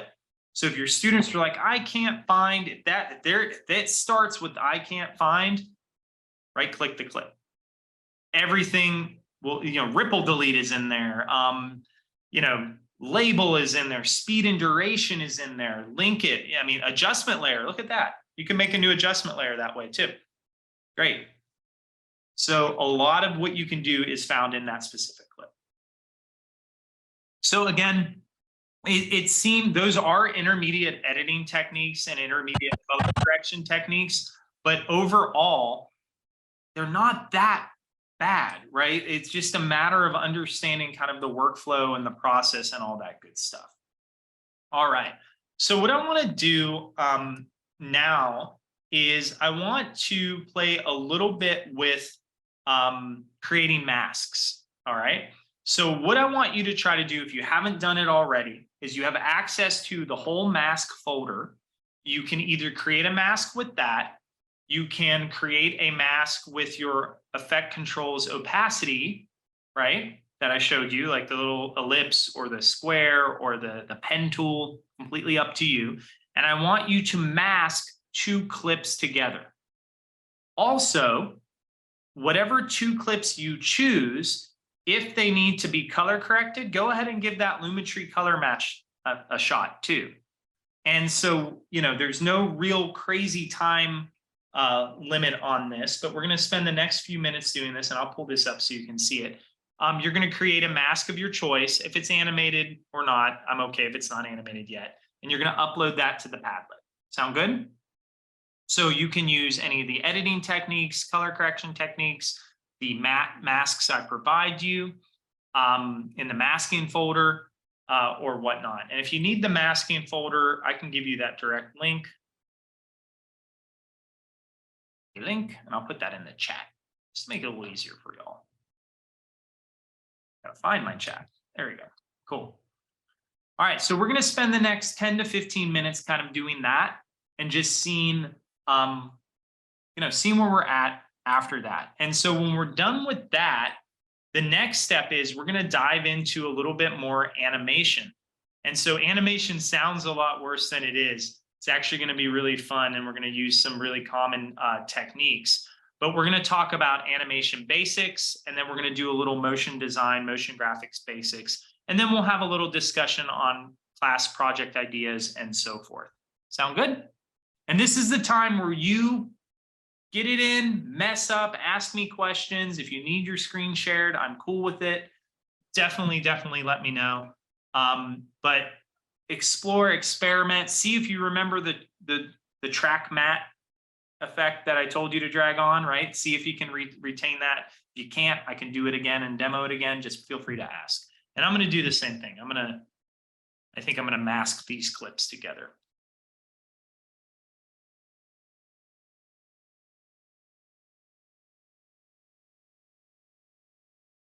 Not necessarily worried about the L cut right now. So. And then when you render it, get it up on the Padlet and we'll be good to go. So let me add some masks. I'm going to play around. A lot of these I downloaded. I got a cool transition one. We'll see what this looks like. Wow. Intense. All right.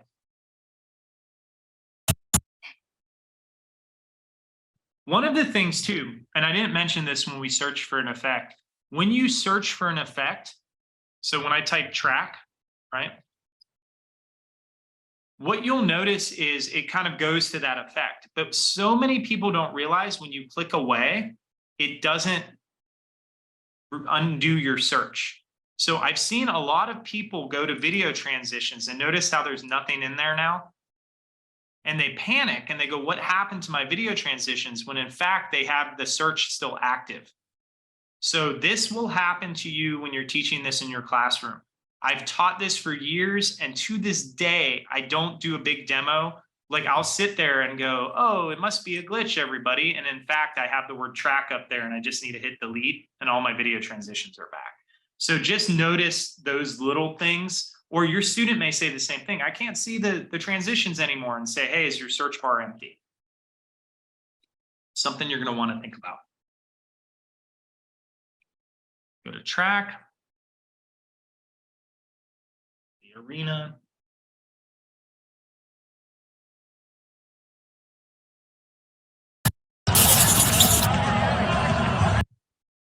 And yeah.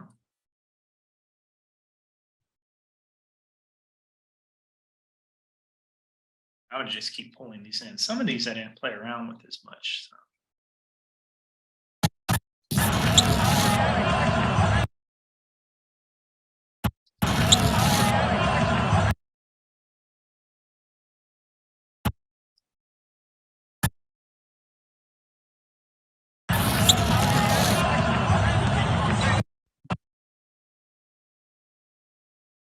I will cut that.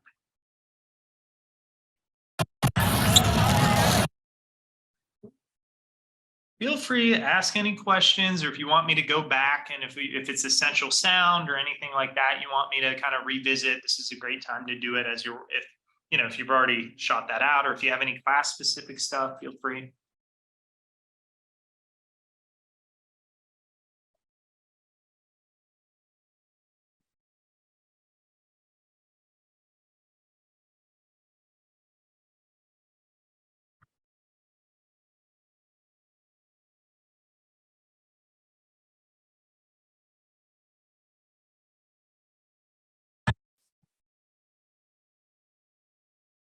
One of my other favorite it's not necessarily a fancy mask of any kind, but there's an effect called crop. And when you do the crop effect and you drag it, it allows you to do, like, if you're a big fan of like comic book movies, or you can kind of do split panels. It's kind of fun. It's the crop effect. And all your effects are going to show up in the effect control panel.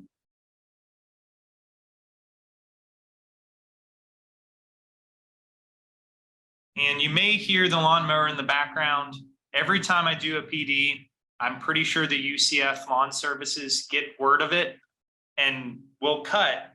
Mind you, there's just like pebbles out here. There's not actual grass. They will cut those pebbles. So they could sense it in the air when I'm doing PD. And we're going to talk about this, but for my folks who are 6, 7, or 8 in Premiere Pro, something that you may want to start playing with is, if you're familiar, is setting keyframes on your mask path, which we're going to talk all about. But that gives you the ability to actually animate your different masks throughout your scene and add some pretty cool effects as you go. Got to just make sure all my masks line up here, but oh, I did that in Lumetri. No wonder. I'm color correcting it.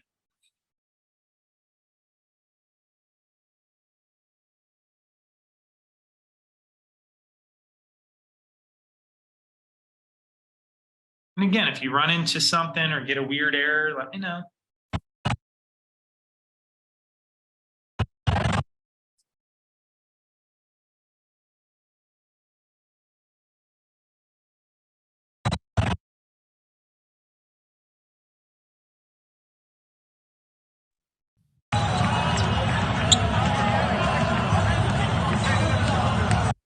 Some fun Hey, stuff. Matt, Yeah, what's up? I'm sorry, I have a question. I was just trying to export my my sequence from before Mm. into the Padlet, but where does it go once you click export? Yeah, so good question. So did you do quick export? I don't have those files up there, so I just went down to the sequence and right-clicked on it and did export So to I'm going to do media. that to mine as well, just so we can go through the same process. So right click. Does it have it on mine? It has to have it on mine.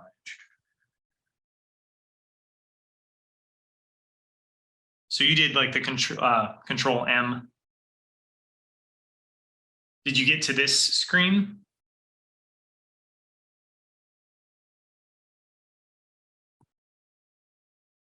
I'm sorry, no, I didn't. Okay. Yeah, all right. So go to file export. Now it will go to one of two places. If you set up your project folder, it will go to that project folder. So in the beginning, when you did the create project, whatever that it said on, so that typically is in some really random, you can see at the top, it's going to be in wherever that folder is. Can you see where I don't know where my Zoom is cutting off because I can't see that, but you see where it says desktop Teach Pro. What does your file say at the top? My guess is it went there. Yes, mine's in a folder on my desktop. Cool. So if it's is the final render in that folder? I'm not positive, I'm looking now. And the other way to kind of approach it too, and let me do export media. There we go. Is when you do your export media, it's in my case, it's going to my desktop, but whatever this blue link is where it's going to go. So if you click on that blue link, you can say, hey, don't go here, go to Teach Pro. So if you try to re-render it, whatever that link is probably where the other video went. Okay, thanks. Yeah, no worries. I know when Rachel's ready. Rachel, I love it because you're like locked in. Let's go. I'm ready. I have a question. That way, if I don't, I forget sometimes to unmute. When you're cursing at me for like, why did he do Darn that? you! Yeah, go for it. I talk to everything, so my computer won't be surprised. Okay. I think I had to walk away when we first went to and this is where I get like overwhelmed and I'm like, oh my gosh, what do I have to open to be able to get to the masking? The map. I have it and I have the videos. Okay, so they're on top of each other. Yes, I have it. Does it have to be spread over both the videos or just the beginning of the first one? I can't remember. Are you going to use the black and white mats I gave you? Yes, I downloaded one already. So you're going to want it over both. Okay. In that particular case, because the black is going to be one video and the white's going to be the other video. Okay. So the trick with that, and I already have these two clips actually kind of laid out and ready to go. Let me delete some of the other stuff I put in. So bear with me for a second. So I want to completely confuse you on that. Perfect. All right. So I'm going to take that mask. Okay. And I'm going to put it. So I have 1, 2, 3. Got it? So that's similar, I bet, to what you have. And so it's under the effects menu. I see it on the right side. And in effect controls, but wait for it. You won't have that option. You're going to have to add the track mat key. Okay. And you're going to add the track mat key, not to the black and white mask, but to the video right underneath it. So the second, the meat in the sandwich, That's where you're gonna add the track mat key, and then in that effect controls, you'll see it. Okay. I have to re-add. I accidentally just deleted my video, so hang on. Ah, out of the cloud, drop her out of the Zoom, everyone. I've got a question as she's working Sure. on that. Yeah, go ahead. So if you wanted to stagger it, so you have a little bit of video playing, then you Mhm. want that mask to happen, and then you want a little video going out. I can't seem to get that to happen. So in this case, let's see if I can get the boxing footage in here. Let's try to do it. I'm going to give myself a little more space, but we're going to do slow-mo boxing. It's a huge file, so let me make that somewhere I can put it in. Go, perfect. And that clip. So dependent, and maybe I may not be hitting your question here, but we have the boxing clip. And then the arena clip, and then the basketball. So you can only have 2 clips on that at once. Okay. But did you want to like, so if you want to start with the arena clip. Yeah, that's fine. what was happening. I just had all that black. Like Yeah, I and wanted so- that video to play a little bit, then I wanted to do the mask thing and then go into the other video. That probably won't read that third video, Okay. this particular method. So in this particular method, this is where you would do, gosh, I would probably do a nested sequence, but let me see if I can't get it to work with this. I get what you're saying. So you kind of want, Well, say you have a little bit of the boxing, then you Mhm. have where you get the boxing and the effect to happen, and then you go fade into the other video. That was sort of what I was trying to have it do. It did the mask part great, just it's black on the front end and then goes like a quick drop to the other video on the end.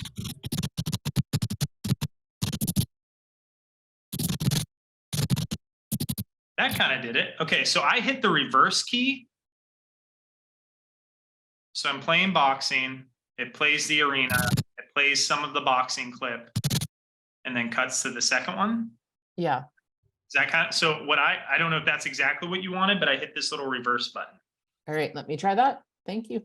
And then I think it has to do with the length of the mask here being really short. So it's a little off, but not by much. The other option I was going to recommend in this case is I was going to actually like keyframe this. In other words, I would like turn it off and then turn it back on. Back on. Yeah, so I could almost like set a key for it off and then Come on for that turn part on. there. You see how it kind of switches now between the two. Yeah. That's kind of cool in itself because I'm using both sides of that mask for the same video. It just switched it from the left side to the right side. And then we have our good old basketball guys here. All The right, hard part thanks. is it's such a tight clip. You know what I mean? It's like such a tiny little transition. You got to really zoom in. Now that goes completely white because of that. So give that a shot with the reverse key and see what that kind of does for it. Oh, gotta let Mike back in. Hopefully he wasn't in that waiting room too long. Go for it, Rachel. I see the. So this may be like a stupid, oh my gosh. Already not. I think So I have it like, I have the track mat key and I Mhm. have the stuff, but up in the top left, my, well, let me see, my effect controls, it has no clip selected. And I tried like dragging it, This? like, how do I? So click on one of these rectangles. Okay. So your track mat effect will be on that middle clip.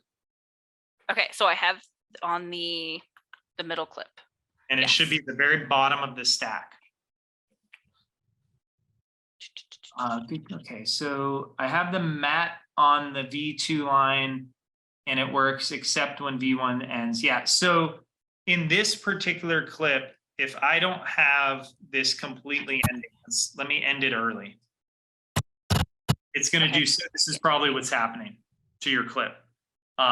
So again, if you have your clip it needs to be at least as long as the mask, or we need to add like another clip at the bottom of that. So if I add the basketball clip. And the problem, that's what we were running into as well with the last question, is that's when you need the little reverse button, because it's still going to read this top clip.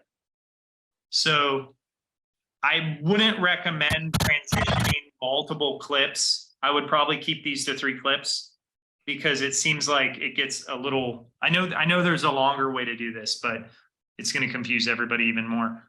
And I mean that in all due respect. Like, it's just one of those things where it's like, stick to 3, stick to 3 clips. But that's kind of that. So you can kind of see what's happening with that kind of stuff. So track mat.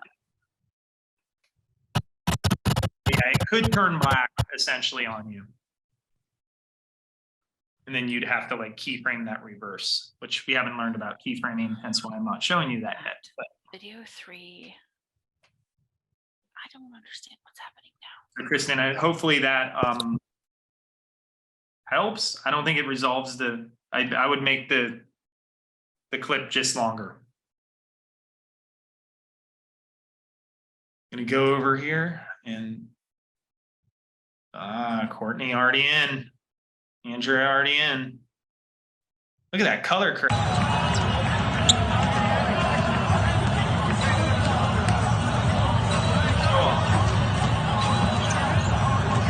That was really good. I like that. That was awesome. Thank you. I found some random Syracuse. Apparently Syracuse is an orange one, so I put their orange logo at the end. I was like, look at matches. And then Andrea here with like the dream sequence from Gladiator. I love it. I love that. And it goes in and out. Like, I thought that was really awesome. The great thing is when the team from EdgeGain watches this, they're going to go, man, Matt really taught him. And I feel like you already had a head start on some of these. These are beautiful. These are really great job, Andrea. Thanks. I used the reverse on that one. Yeah. Now, was that just like a checkbox kind of thing, or was that another feature you had to put into reverse? That's this little box right here. So you can kind of like, if you don't want one clip on the other side, you can kind of switch the clips. Oh, I see. And you could keyframe that. You get fancy, and we're not keyframing yet, but you could hit that stopwatch and turn it on and off, on and off. So you could kind of flip them as you go. Yeah. We're not there yet. I know. I feel like I'm learning so many new words. I'm like typing notes and everything as I go on the side here. I'm like, oh. And it's most of my layman term lingo. So like one day you're going to go, all right, you're going to hit the doohickey. And like, this is the official term. So I always worry about that with students, because like with just learning it as I go, I'm just like, you listen to one person explain it and then you try to, do it yourself, and then you do that. And then someone's like, well, this button's actually called this. And I'm like, Again, I've done this many years, and I don't know the names of some buttons. I know exactly what they do. I know I could like a student could ask me without Premiere or After Effects open, and I'll go, oh, you need to go to that's a glitch. You need to go to the align to path button, or not even the aligning button. And they go, what's that? I go, it looks like a thumb with like a square around it. And like, I don't know what that means, but yeah. Kristen, go ahead. Am I saying it right? Is it Kristen or It is. Can you hear me? Yes. Sorry, my camera is currently broken. So I don't know if I should show you. I have V1 and V2 are currently the same length, but my mask is not. So it's just like a little over, kind of like that. Yes. Well, the mask is a little bit shorter. Should the mask be longer? I would make, as soon as the mask ends, all the video goes black. I would make the mask layer shorter and have the video layers over, if I was going to pick, be longer than the mask. Which is what I have. We're gonna make you co-host. Oh, I almost made you host. 1 second. That would not be good. You just like end the chat. We're done. Let me stop sharing. Go ahead if you feel free. Like pop up the screen. I get really wild with the annotation, by the way. So just to precursor this, like you're gonna see me drawing on the screen. Oh, All that right. works. So there's So I your have this, and then it's just the second video is gone. Before it was just going black. So apparently something fixed itself while I was off screen. Yes. Play that back one more time from the beginning.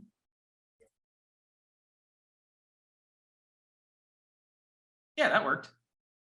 So it's supposed to go to the people in the club, and it goes straight back to the Times Square ad.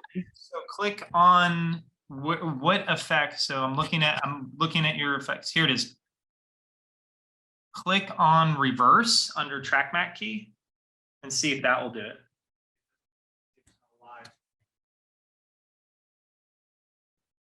Yes.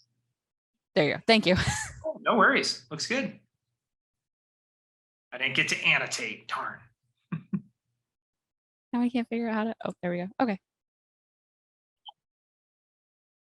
We'll just pretend that didn't happen, and now we're in progress again. That may actually help process the video a little better, but you may get 2 links of me. So side tangent here, and again, my hands are starting to go, so you know I'm getting to my Larry David-esque moment. Why would they put the stop recording button next to the screen share button? Like that seems like dangerous. Anyway. I agree. I've done that plenty of times doing class recordings when all the schools were closed. And like when you're trying to learn everything new and then you have like kids trying to share stuff and like it's always, it's to keep you on your toes. We did this actual same session, the teach session last month in June, and it said recording. And we got to the very end, and Joe's lovely. I don't know if you've interacted with Joe in any email. She's amazing. She's very lovely English woman. She goes, Matt, I'm not going to do her impression of her, but where's the recording? And I go, it's on the cloud. It's up there. It's on the cloud. And they contacted Zoom. It just didn't record 6 hours. Even though they even found that we hit record to the cloud. And so we panicked, and I went the next morning and redid 6 hours of video. And it's like me going like, hey, everybody, like, you're not here right now, but I'm back. And we gave it to everyone. So, that was one of those moments. I've never had that. I've taught online through the whole pandemic. And even before, we did a lot of Zoom. And I've never had it where you actually hit record and it didn't take it. So that was really interesting. That was a new one for all of us. And we haven't had it since, knock on wood. So anyway, that's my rant on Zoom. All right. I got to get all my windows back up here. Any other questions on these? Are looking really great. They're the Padlet. Yes. I love it. And in here. The circle mask. Love it. Deb. Yeah, that's where I really wanted to stop the effect then and let the other video play out, but it just goes to black at the end. I still haven't quite been able to figure that out. Is it going to black? No, I just stopped it there, but Oh. ideally I wanted to stop that effect in the one from playing over and just let the young kid with the basketball remain at the end. One thing that I'm trying to think of a workaround. I wonder if you cut the basket, like you almost like split the kid with the basketball clip. So so it's playing off of a clip, and then when it ends, it plays A new clip. a new clip, but it just continues where the first one left off. I'll I don't try know. that. Making sense on that. I'm using hand puppets, so I'm probably not, but My students tease me that I can't teach without my hands. you have Or- to teach. Yeah. And I teach in a lab a lot of times in person. So I'm like, move over. I don't know what the key command is. My hands just know how to do it. And then I'll go like, oh, it was this. Well, so I come from a family of all teachers. My mother was an English teacher, and she is also Italian. So the hand talking would be if she's trying to teach you something at dinner with a fork in her hand and she's talking. I've had many a fork slip out of the hand and not intentionally, God bless my mom, but so throwing at me due to the hand talking. So yeah, it was like a double, hand talking intensity there. This is great, everybody. And I'm gonna go ahead. I'm gonna hit the little heart button on all of these. Why not? Just give everyone some time to wrap up with that. And I'm obviously off my schedule still, so I apologize, but we'll get to that second break. Who was that? Was that Deb? No, that was me. I was gonna say the hearts and stuff reminds me of the Nearpod where they can like have they can like put up memes and stuff like that. I used to teach sixth graders. They love that. They love this. They would just constantly post stuff like whenever I would do my daily agenda and they would see we would have a test and it would just be like 175 comments of just horrible like faces and stuff because they didn't want to take the test. And they were like, this is what you're doing to us. I'm like, oh my God. When I love work Padlet. with my interns, we have Google Chat at Limitless when we do the ARM stuff. And I try to find an emoji for anything they put in, like, so they found a bug in the game that we're making, and I find the bug emoji, and that's how I comment on it. And they confuses them because they don't know if I'm happy or sad with it, but I'm just happy because I found an emoji that fit their comment. But I found like GIFs, memes, emojis, I get the most engagement from my class where I'm like, hey, welcome to, even if it's a live class and we have like a mixed modality with like Canvas or LMS, where I make an announcement and I say, hey, tomorrow, remember to bring your whatever, your paper. And then I say, hey, drop your favorite emoji or your favorite meme or your favorite GIF in the comments. I will have 175 GIFs. So I know they read the announcement. And it's the only way I can kind of verify, because otherwise it just sits there and I'm like, they look at it. That's so smart. I need to do that next year. Thank you. I didn't even you think always of that. like That's good. Yeah. Like, here's a really boring administrative thing I'm telling you to do. Oh, by the way, like, if you were an emoji, what would you be? Boom. Don't say what I would be, though, because you're going to get, what emojis. I've tried that, and that has happened. And these are college kids. They get a little off the wall with some of the emojis, too. I had with the sixth graders, it was, I don't know what happened, but Shrek made a reoccurrence during halfway through the school year. And I also mostly little Hispanic kids. And so they were putting like Shrek in lowrider trucks, like photoshopping him in and like putting him down. The creative And like with storytelling. nails and everything. And then we had a principal who looked like Mr. Clean and they would just Photoshop his face.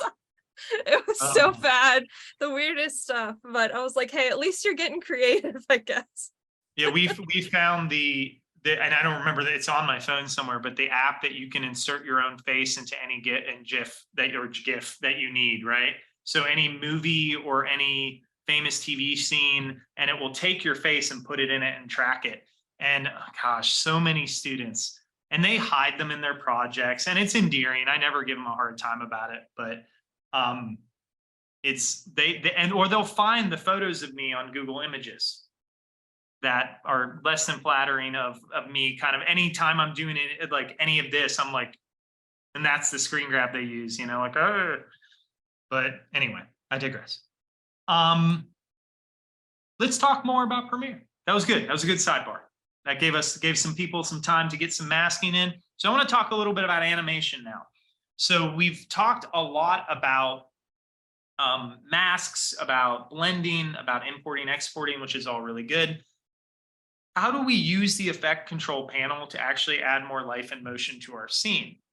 So for this, I think I'm going to do, you guys are getting annoyed with me, keep closing things, but I'm going to do a new project and I'm going to call it animation.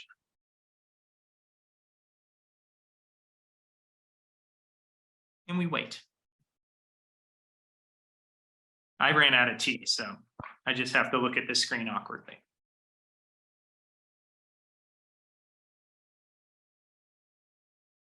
And this is the fun part. Like, I mean, again, no control, and that's what you tell the students. All right, let's go ahead and what do I have in here? We already used those.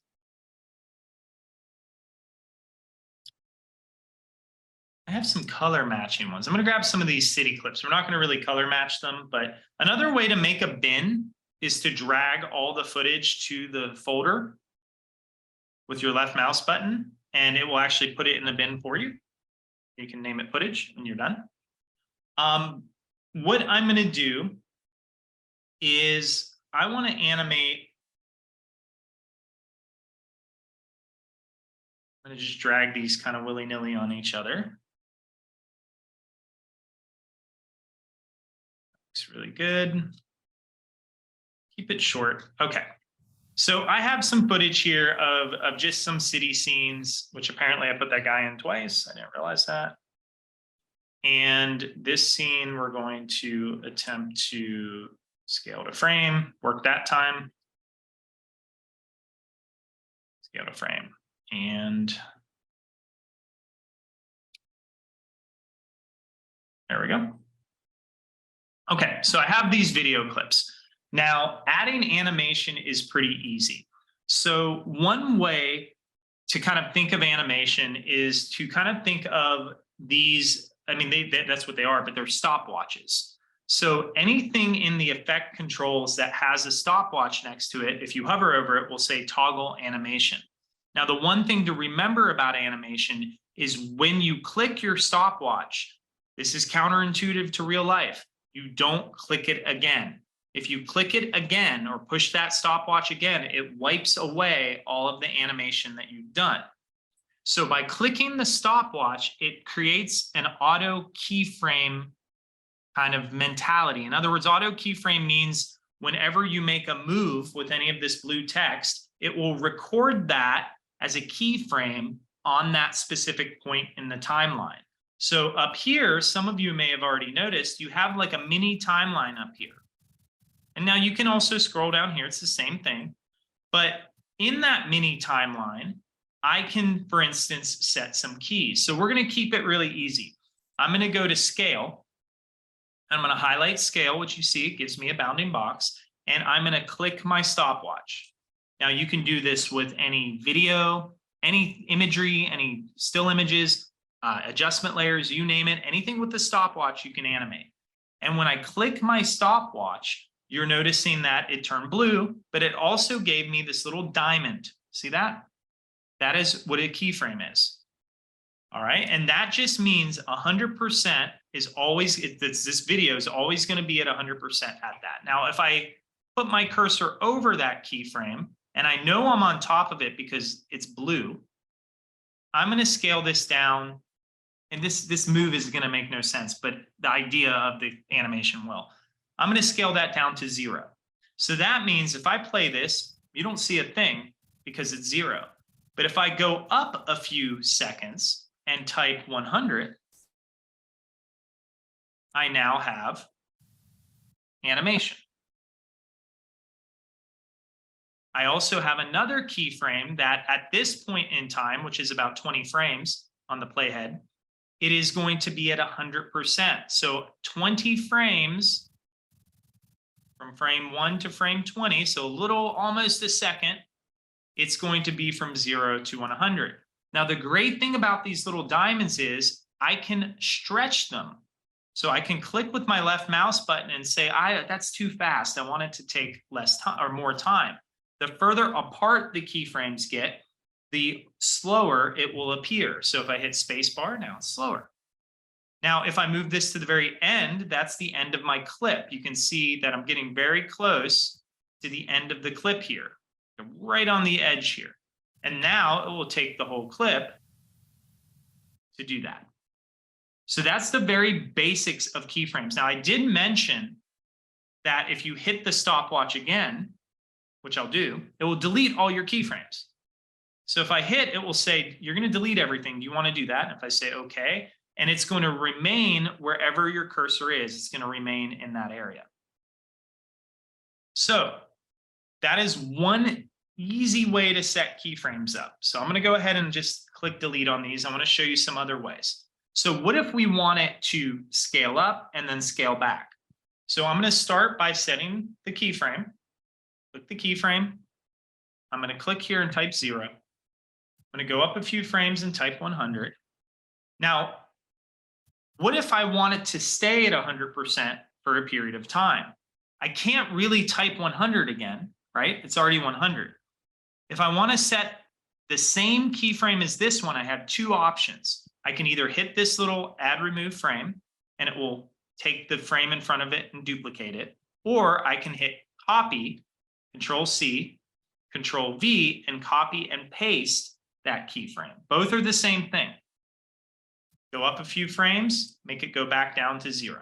So now I have a hold. Everyone with me? And again, the great part is when I get to that next clip, it goes away, and that's okay because I only put that keyframe on that first clip. And you'll notice that little, and I'm going to zoom in here so you can see this. Does everyone see this little FX symbol? It turned yellow. That means there's some sort of keyframeable action on it. So I can adjust these, I can move them, I can spread them out. I can even add fine-tuned animation to them by adding something called easing. The best way to describe easing is if you're parking your car, you don't want to hit the gas when you go in the parking spot, you want to ease into it. So you slow into it and slow out of it. And that's going to be the easiest way, no pun intended, to do that. And so to do that, I can highlight my keyframes, right click, and do an ease in and ease out. That's going to add cushion. So it's not, it's slowing into it. So I can pick either one and it's going to make those diamonds hourglasses. And you see it's a little quicker, but it has a little more look. So let's watch it without. And actually, I'm going to make it a little slower because I want you to see that ease.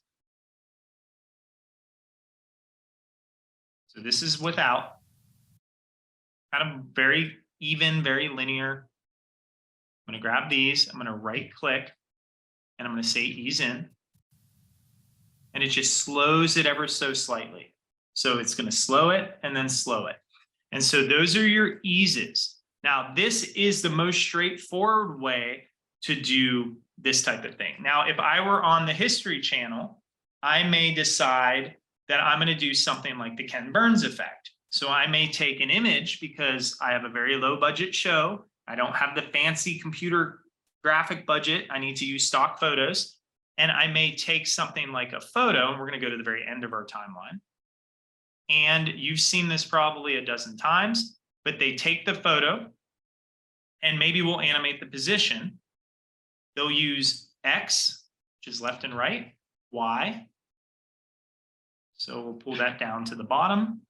We'll set a keyframe and we will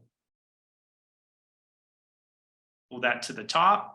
Right click the keyframe and go to interpolation of keyframe, and we'll do ease out of that movement. So it should slow a little bit. There we go. And that is kind of your quote unquote Ken Burns effect. So that is an effect of animating really anything. I can animate the opacity. So if I want to fade in without, well, I would use my fade in transition. But if I wanted to animate the opacity, I would set a keyframe at the beginning and make it 0. Go up a few frames, make it 100%. And now it will fade in. Everybody with me on that? So the effect controls allows you to do all this. And anything you see this little keyframe symbol next to, you can go ahead and animate that. So we can fade in, we can fade out, we can rotate, we can keyframe that really nicely. Now, there's another way to do this within your timeline. So I'm going to show you that, and I'm going to probably even zoom out of this just so we can see this one clip. Okay, so in your timeline, let me delete these keyframes. And we'll delete those keyframes. You have this little FX symbol. Does everyone see that? It's like they couldn't make it any smaller, but it's there. if I right click on that, that is a button that basically, and I'm doing layman's terms here, but it says, hey, you get to pick what you want to keyframe. Do you want to keyframe the motion? Do you want to keyframe the opacity? Or do you want to keyframe the speed? In this case, it's a still image. We want to keyframe speed. But I want to keyframe the position or the scale, whatever we want to do, but we'll do position. And that's going to give you a little line. You see this line that appeared? That I can now click on. And when I click on it, if I can get to it, and of course it doesn't want me to click, so we're going to cheat because it went a little wonky on me. Of course, it just was delayed a little bit, but when we click on it, it's going to change the position. So I'm actually going to, there's the position. And you'll see that's a keyframe. You see the keyframe it made? It's up there. So I have the ability. Now, if I want to do opacity, for instance, I could click on this, right click, opacity, and this is going to work a little better. I can move the line to the top, which is 100%, or to the bottom, which is 0. And so I can actually keyframe everything if I hold my control key, hint, hint, right? The famous hotkey, and put a little dot there. I can actually fade in and out that clip on the timeline. And I'm just moving that dot up. So it will fade out, fade in, hold control, put another little keyframe. And all that's doing is adding keyframes the same way I added them here, but on your timeline. Is everybody with me on that? That is, for some people, easier than the effect controls. I'm old school. I like using my effect controls panel because I can see that up there and I can kind of visualize it. But I can then change what I want to animate. Like if I want to animate scale now, you see how I can zoom in and out of that scale from that line? I can then go and add keyframes for scale on my timeline too. So no matter what you do, and so let me put it back to 100%, your keyframes, even if you do keyframes up here, will show up on the timeline. So if I did opacity, for instance, and I do a couple keyframes, right? And I have those and I switch over to the opacity filter, those keyframes are there. Even if I did them up here, but I just have to remember to right click and go to opacity. So if you want to fine tune your keys, who here is familiar with like Illustrator or Photoshop? Bezier pen tools have Bezier handles, right? And if we hold our, guess what, our control key on a keyframe, I get a little caret tool. See that caret tool? It's like a greater than. And if I pull out, I can actually create easing with a curve. And that is the same thing as doing the ease, but this gives me more control of that roller coaster, more control of that cushion. And that's just hitting the keyframe. Now, I don't have that control up here. I can just ease in or ease out, one of the two. But down here, I can ramp it up or make it less intense. And now, in this case, it's kind of playing with that key right there. And I should put this back to 100 to see it, but there we go. So if I don't want that to ramp up, I can pull that handle out. I can play with the interpolation of that to give some pizzazz to it. So that is how we keyframe things. Again, you can keyframe not only footage or images, but we can actually keyframe effects. So let me show you that. So for instance, if I don't want to use a fancy matte or track matte effect, I mentioned to you briefly the crop effect. So if I add a crop effect, and this is a really great symmetrical kind of video, I type in my effects panel crop, and I drag this on. I have keyframes next to the crop. So if I want to do a cool transition, I can actually go keyframe here. He still has his scale. And then I can set that crop to be off the screen. And I can keyframe those.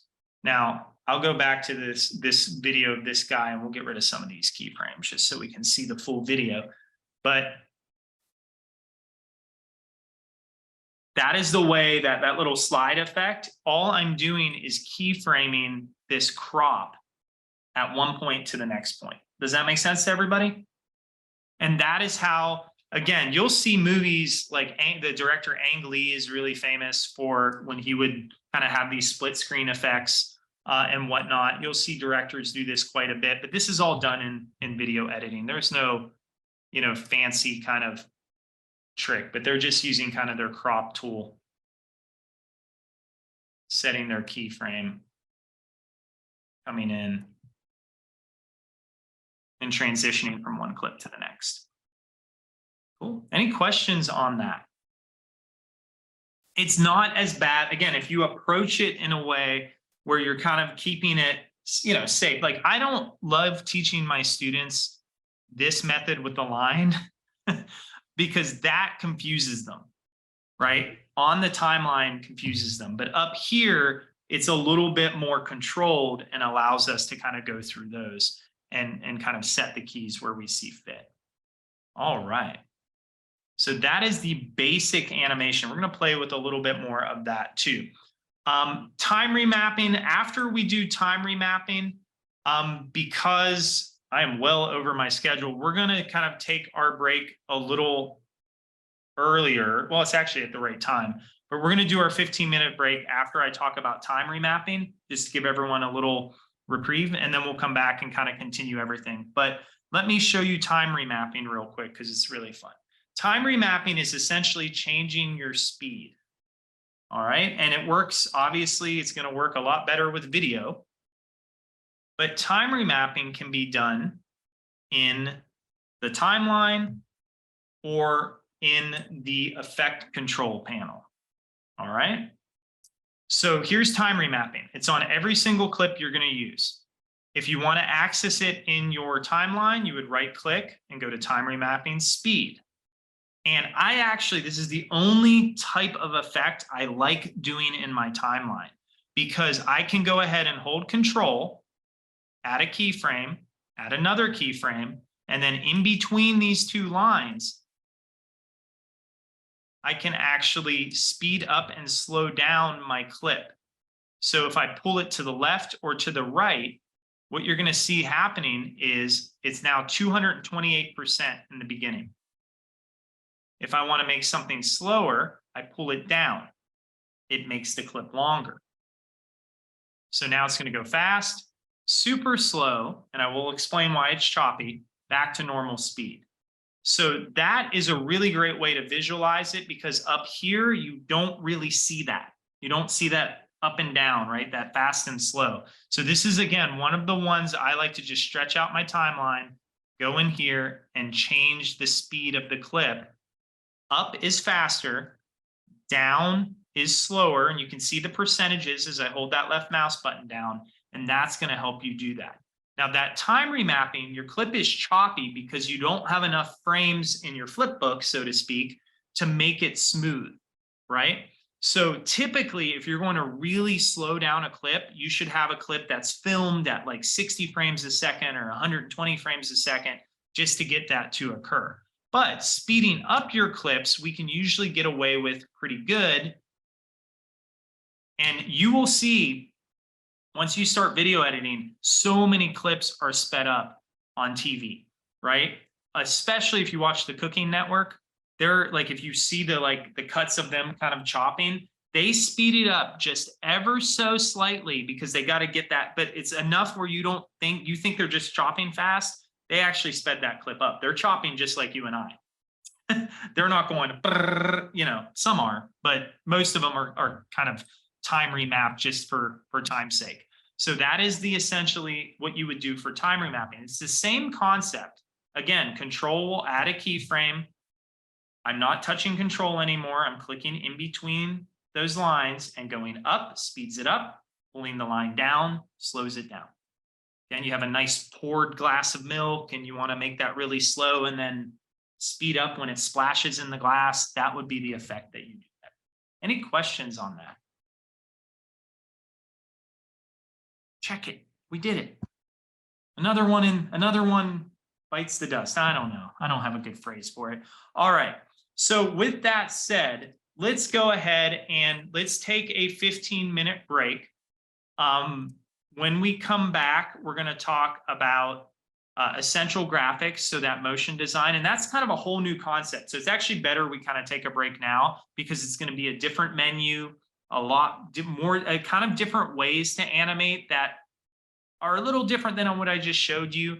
And then we're going to dive into a lot of social media stuff as well. And this stuff's really fun. I'm going to teach you, again, I always have in my pocket rainy day tutorials to show the students to, or if they're like questioning me and I'm like, let me show you this, and you show them and they're like, oh, he knows what he's doing, right? This is the one, I'm going to show you a few things for social media that's going to, they're going to really dig you for it. And we'll go from there. So right now, we'll meet back at, of course, I picked an off time, but I don't know, 3:35. Does that sound good? It's not 3:30 everywhere, so I'm sorry you have to do the math, but whatever 35 in your town. Great. All right, y'all. We'll be back.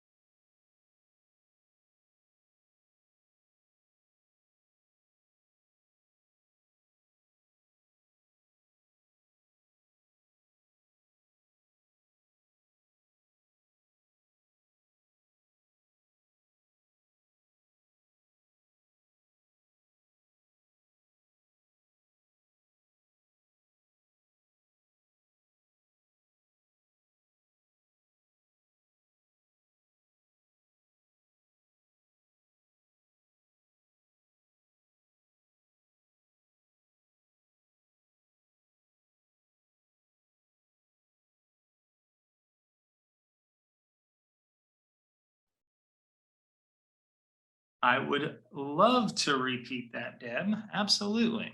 Thank you. Good timing. All right. So let's pick another clip. This one looks pretty good. All right. So time remapping. One thing you want to do is on each track, there's like a little horizontal line. You either want to double click that or just left click it and pull it up just so you can see your track a little better. And we're going to zoom in a little bit more just to our clip. And then on the FX square, you're going to right click. You're going to go to time remapping, speed. That's going to give you this very weird line, just a straight line. Holding control wherever you want to change the speed, let's say here, we'll click. And then you go to, honestly, you don't even need to go to another spot, but on either side of the line now, I'm letting go of control. I can go faster. And if I want it faster, I hold my left mouse button and drag up. If I want it slower, I hold my left mouse button and drag lower. There we go. And that will actually extend your clip a little bit. As you can see here, it extended it quite a bit because I sped it up. So up is faster and it will tell you the percentage. I'm just holding my left mouse button. Lower is not. Now these, for those other users, these little tabs at the top here, those are essentially your eases. So if you break them apart, it will like ramp up a little bit to that specific speed. We'll just make it super fast. Does that help? That helps. Awesome. That'd be great if you were like, no. It's like I see what I was doing wrong now. Okay. Thank you. Awesome. No worries. All right, y'all. I'm going to close this out one more time. All right, I want to talk a little bit about a few things. We're going to actually kind of transition over to some vertical video, but I want to show you essential graphics as well. So we're going to do a new project and we'll call it social video. And the famous waiting time. What this is going to do now, essential graphics is not relatively new, but if you have an older version, so Tracy, if you're in that 2020 version, it's going to be a little bit, maybe it's there, maybe it's create title. There used to be like a way to create a title from the top.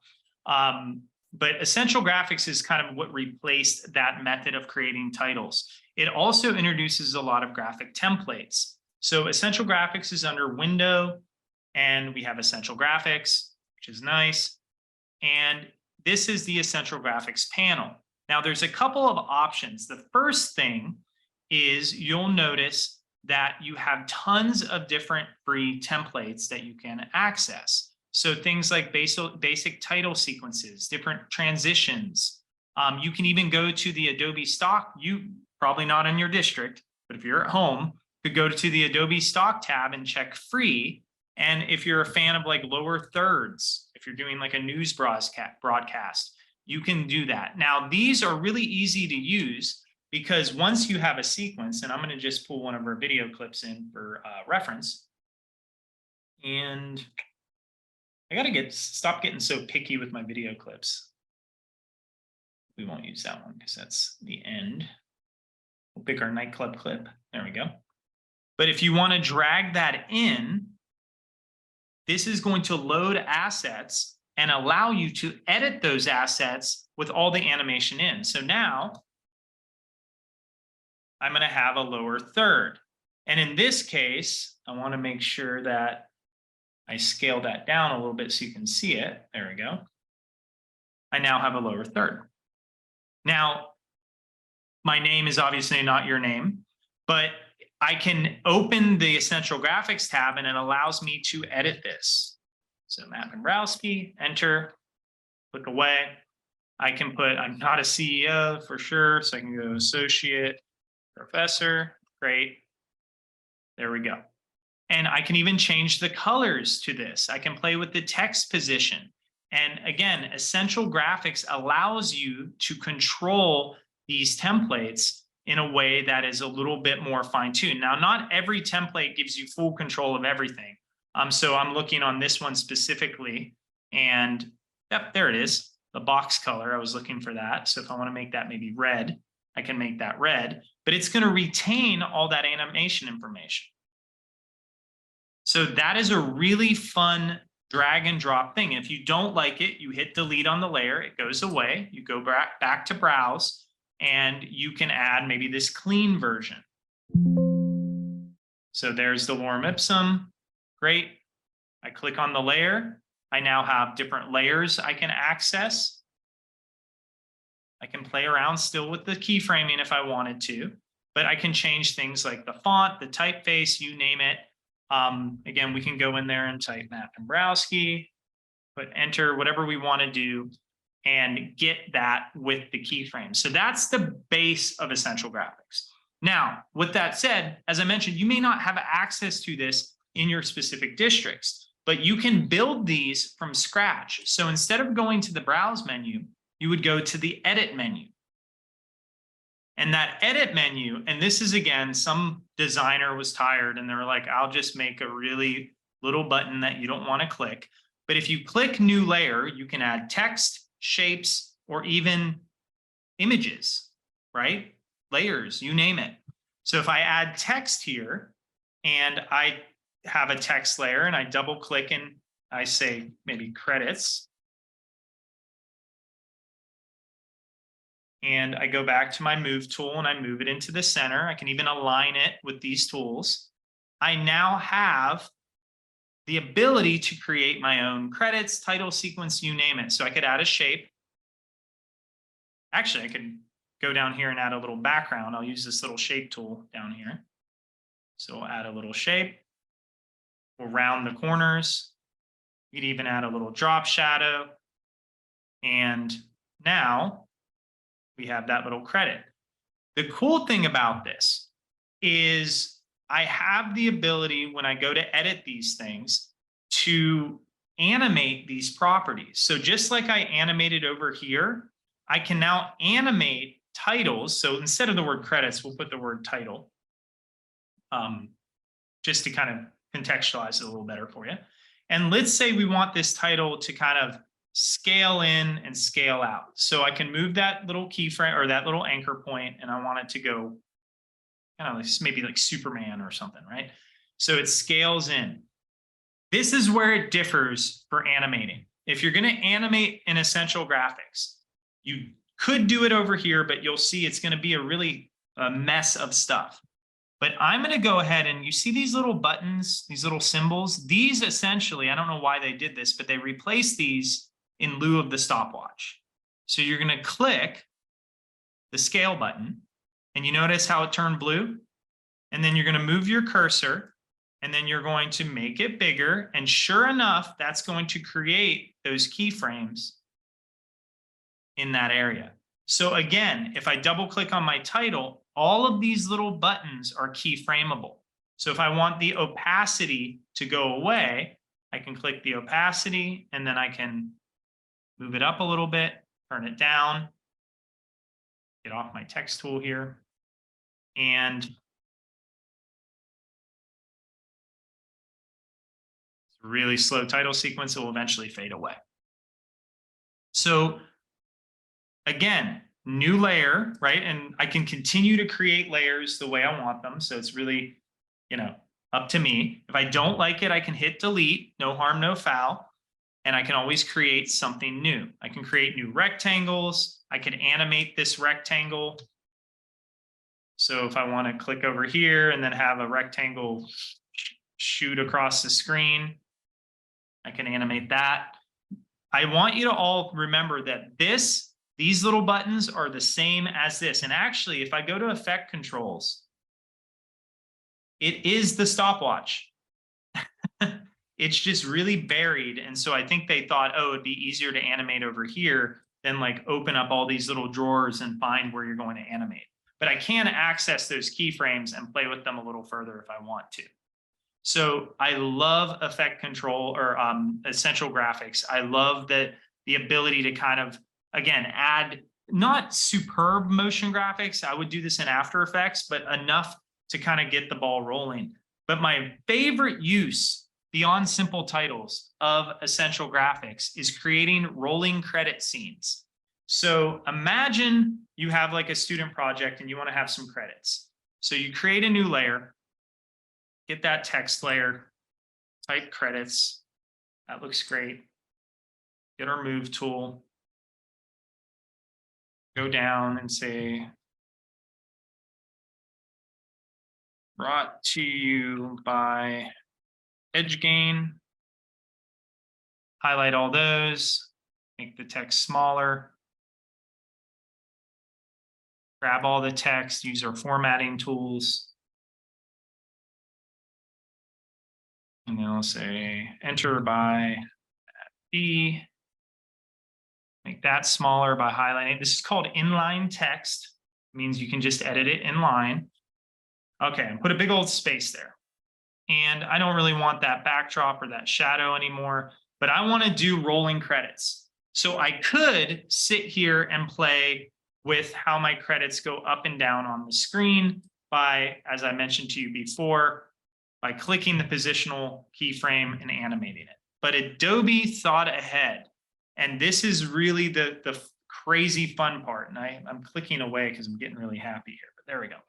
So if you select this, no matter where it is on your screen, and you just click away and then click on your layer, not up here, just click on your layer, like click away, click on your layer. There is a little roll button. I click the roll button and I have rolling credits. Now, depending, so you say, well, how do you make them longer? Well, you just make your layer longer and now it will be the length of that layer. So most people have trouble finding that because they click on the actual credit and they get all this. Again, you have to click away and then just click on the little layer box and you'll be able to find that little soften, the rolling credit button. And with one click, you don't have to deal with all this mess. You can go ahead and create that. So with a matter of seconds, you can create templated title sequence. So if I do title, you know, I can drag all these down, do different logo sequences. I can create templates and edit them to my own brand. I could avoid that and just create my own files by hitting the little edit button and adding as many layers or shapes as I wish. And that's the benefit of, again, essential graphics. It just makes it so much easier to go in and get that. And anytime you use your text tool, by the way, so that text tool is sitting over here, that type tool. When you type something, words, I guess it'd be a word, it shows up in essential graphics. Do you see how that showed up? So if you're like, how did he get to that little new button? I can't remember. Go to your trusty type tool, type some words. And then once you have it, you know, you can change all the different typefaces. You can adjust the different scale of the type. I like changed it to a typeface that was almost identical. You can do a lot of different fun things when it comes to kind of setting this up. You can add strokes to your text if you don't do that, but if you want to, you know, the drop shadow, all that fun kind of, you can align it, center it, you name it, to your composition.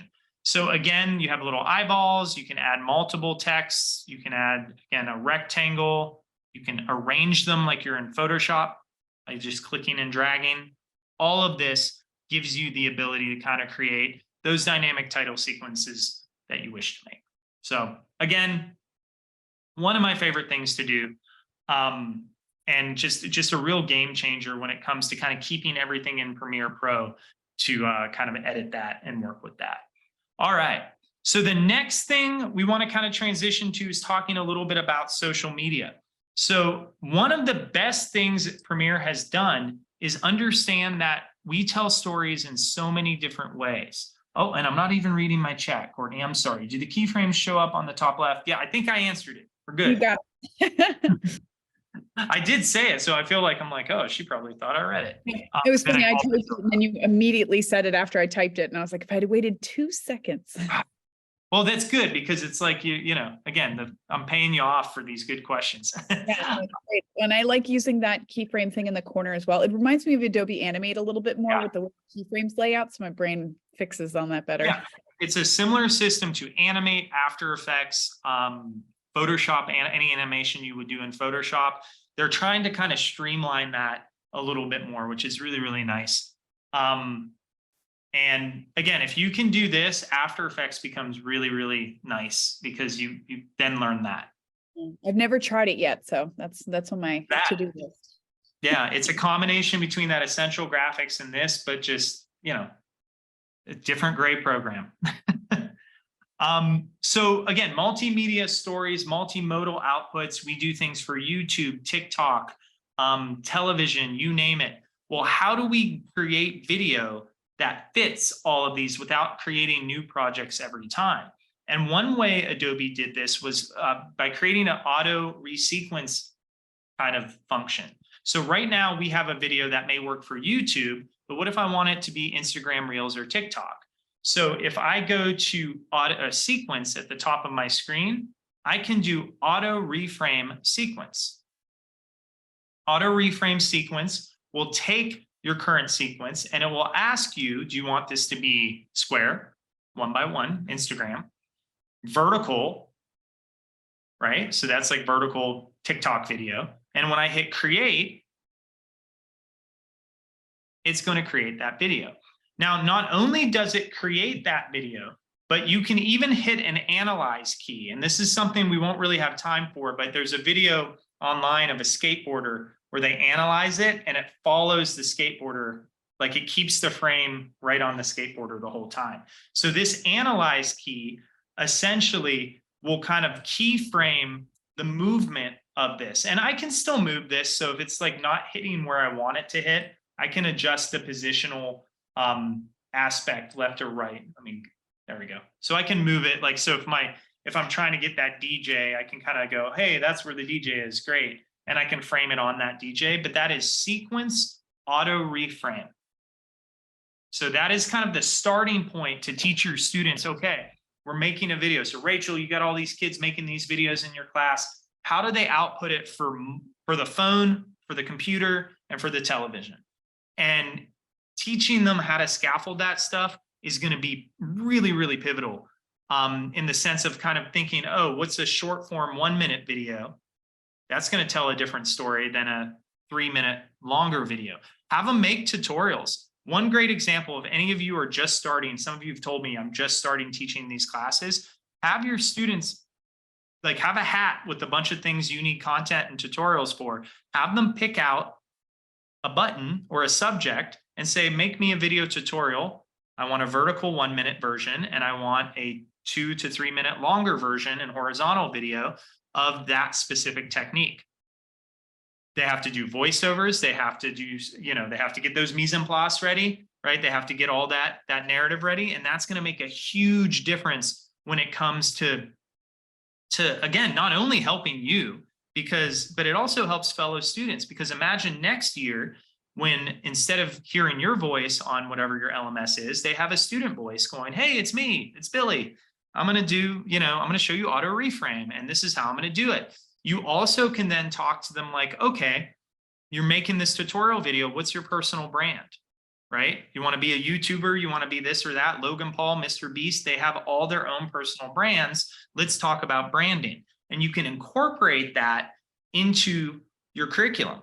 And this is really great, especially if you teach that digital media. You're not just talking about visual storytelling, you're now getting that student voice and personalizing that for them to create, again, maybe their own logo, their own, and then you could teach them how to animate that logo, and you could teach them how to build their own title sequence, etc., their own YouTube landing page in Photoshop. And all of a sudden they end up with all these quote unquote artifacts from your classroom where they're like, dang, I'm prepared to like get myself out there to the world. And so this stuff can kind of like snowball in a good way really, really, really quickly. So I did mention I was going to show you the, again, the back pocket rainy day amazing thing you can show your students when you want to really impress them. So what I'm going to do is I'm going to, for the very last time, well, second to last time, close the project, but we're going to do a TikTok style video. Is anyone on TikTok or Reels? Cool. You know all these videos that go viral where it's synced music, where it's like the pictures match up to the music perfectly? I'm going to show you how to do that. Now, you could go to TikTok and hit the template and use that, and it'd be way easier than my demo, but I think you're going to find my demos really nice. And if you don't tell me. Just say it's great. All right, so we're going to go to create. And this time we're going to, when this loads, we're going to use the vertical video workspace. So this is relatively new, and I keep picking on poor Tracy, but this isn't probably not going to be on Tracy's 2020 version.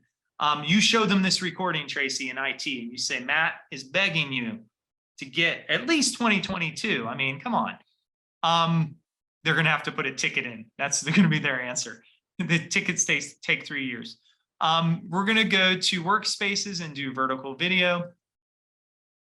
Absolutely love this. It just rearranges things. And I'm going to incorporate a couple things.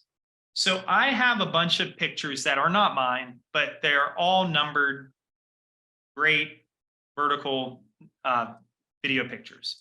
And I'm going to go ahead and create a new sequence.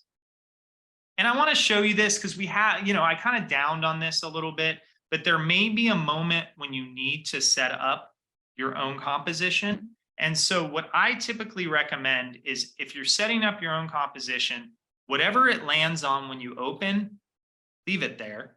But I'm going to go to settings and I'm going to switch these numbers. So I'm going to do 1080 by 1920. So it's going to go horizontal to vertical. That's all I change. And now I have a very lovely layout for what I can create. So essentially I have this music. So I'm going to drop my music track down and I'm going to zoom out and let's listen to the music. I'm going to hit spacebar.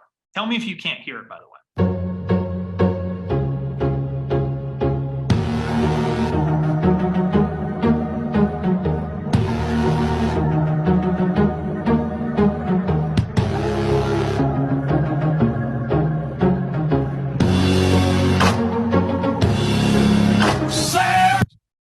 I made that. No, I didn't make that. Okay. So in this video, we could hear the beat.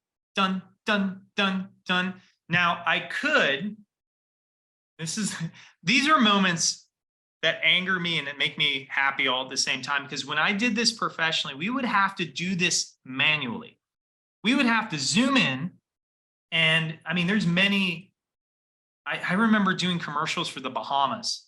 Like, remember the commercials, it's better in the Bahamas? That was the company I worked for before I was a teacher. And oh my God, every picture and video was like a drum beat, and we're zoomed in like, oh, it took forever, Mike. Mike's on the page with me. It is mind numbing. So I can see my beats in here in my waveform, right? I know they're there, but I don't want to be like, hey, I'm going to put this here and I think that's right. Now I'm going to do that. I don't want to do that. I'm lazy. So this is where you blow your students out of the water and say, hey, look what your old teacher can do. All right. I'm going to use something called a marker. A marker is, there's a whole menu for it, but just is a way to add a kind of visual kind of mark on your timeline that marks a specific area. So if I sit here and hit M, for instance, it's going to open the marker screen. It's going to allow me to label it, name it, you name it, and it's going to put a little marker on my timeline. You all see that? It's a little, I can't really zoom in anymore, but I promise there's a little orange marker down there. So that if I want to delete it, I can obviously go up and delete my marker or select that marker, you name it, or I can just undo till it goes away. Now, I don't necessarily want to mark that clip, but I want to mark my timeline. So if I hit M without anything selected, do you see how the marker went up here? Okay. And I can actually work with that a little bit easier, but I can clear my marker. Every time the beat hits, I'm going to hit the M key. Y'all with me?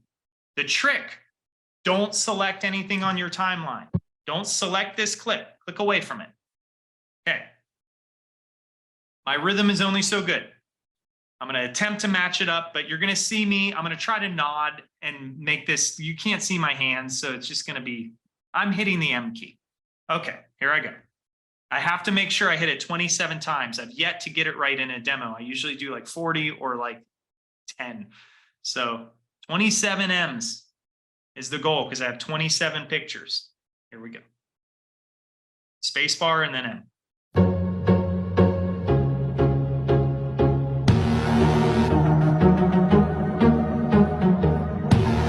Not nodding my head.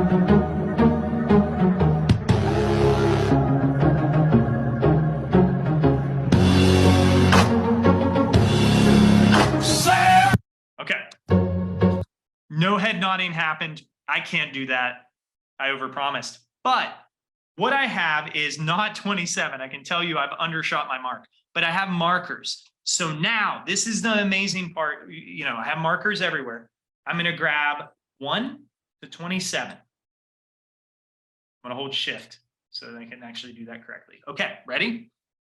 At the bottom of my timeline in the project panel, it says, or pardon me, in the project panel it says automate sequence. You all see that? It's a bunch of little vertical videos, and I click on that.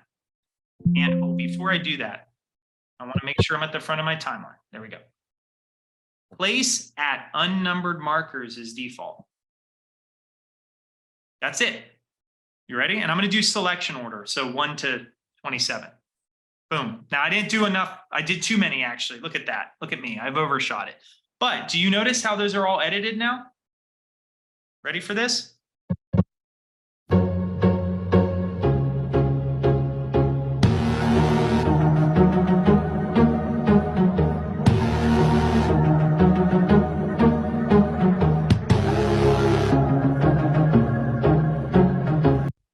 I hit too many markers, but you know how long that would have taken me?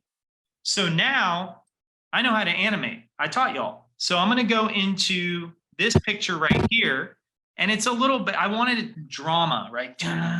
You know, so I'm going to add some keyframes. We're going to set scale. We're going to start it really big. And it's going to play that music. And we're going to zoom back down pretty close to 100. Highlight those keyframes, right click. Let's ease into them. Let's see what it looks like.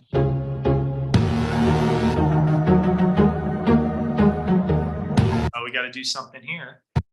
This one's always tricky. I always land on this one. All right, we'll do rotation. We're going to scale it up a little bit. Rotate. Scale it up a lot. Don't want to see that black line.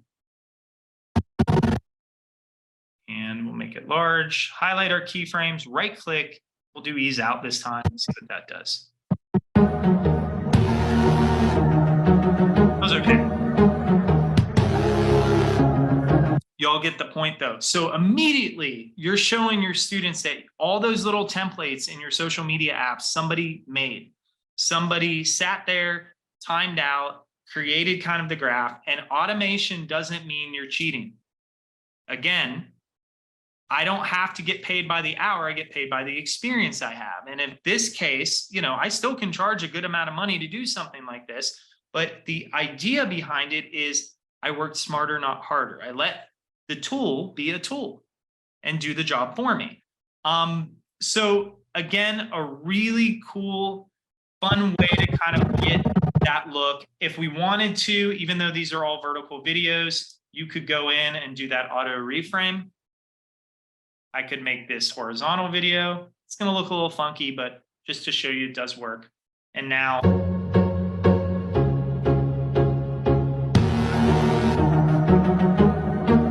it's ready for YouTube.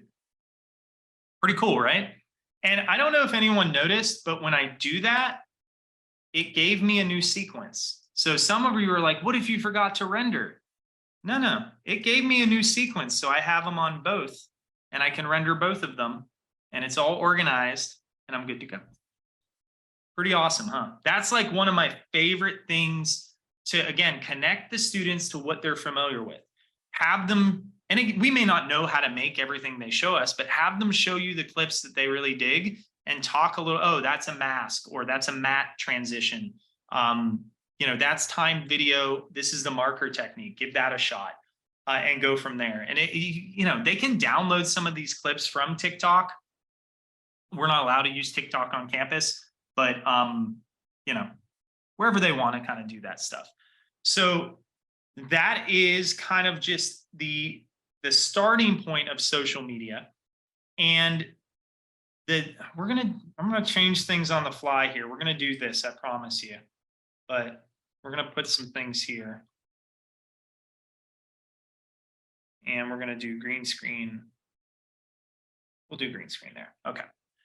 So the last thing I want to do is kind of showcase how we can, again, social media is all about really visual storytelling and telling our stories. How do we utilize kind of some fun things that typically would take a long amount of time, like this normally, in a quick manner? And so one of the things I want to kind of introduce you to, and some of you may know this, but is animate to audio. Has anyone used this?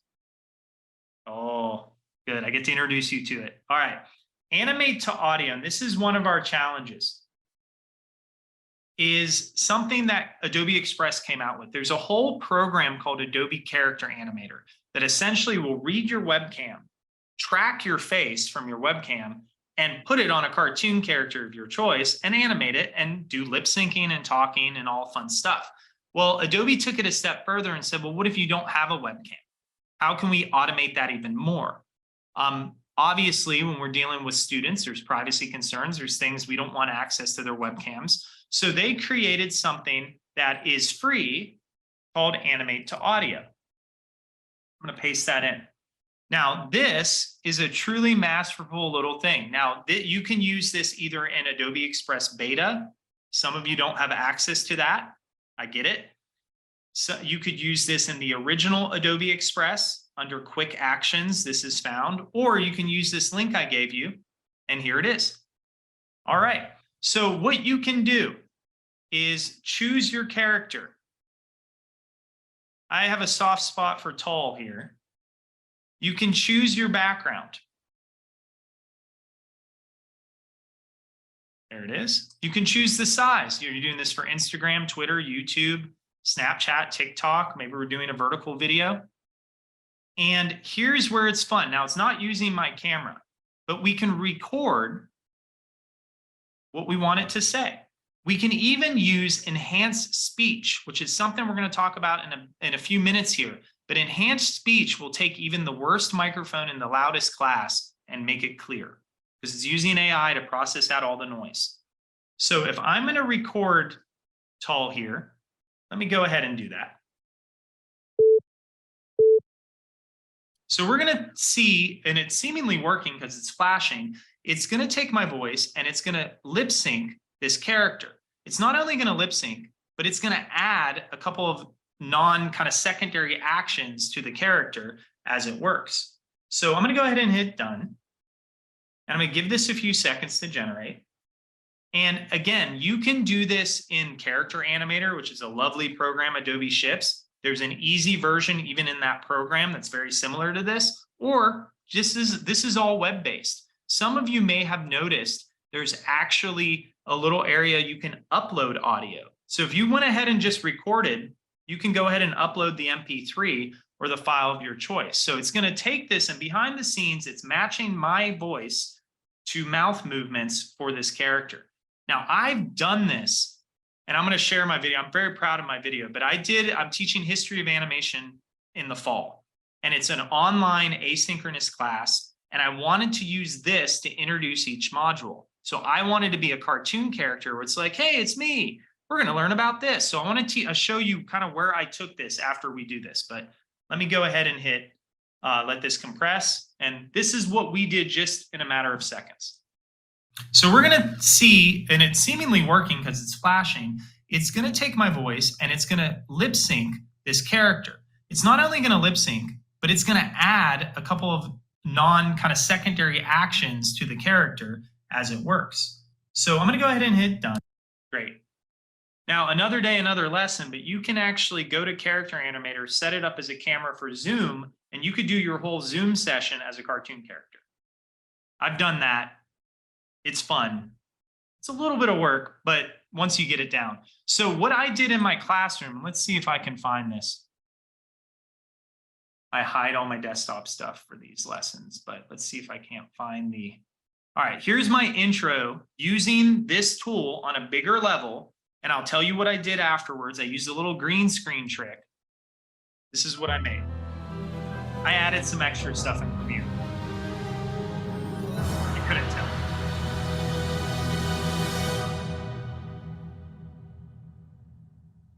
Hi there, my name is Matt Dombrowski, and I'll be your professor in this History of Animated Film course. In this 16-week course, we will embark on a captivating journey through the early beginnings of animated film up into the late 1950s. Together, we will explore the pioneers who have paved the way for our industry that we know and love today, and we'll delve into the various animation techniques used throughout history. This course is designed to be 100% online. Central Graphics. This will allow you the flexibility to work at your own place, completing I did mess one up words, module but they're per hard. week. Each module is packed with engaging content, including readings, videos, and other activities, allowing you to immerse yourself into a fascinating world of animated film. To ensure your progress and understanding of the material, we will have quizzes each week. These quizzes will serve as checkpoints, helping you stay on track and solidify your knowledge. In addition to those weekly quizzes, we have 2 planned virtual exams and several video discussion activities throughout the course. These assessments will test your comprehension of the material covered in the previous modules, providing you with the opportunity to demonstrate your understanding of animation. Throughout the course, we will cover a wide range of captivating topics. We'll explore the early animation devices and optical toys that laid the foundation for this art form. So we'll also examine.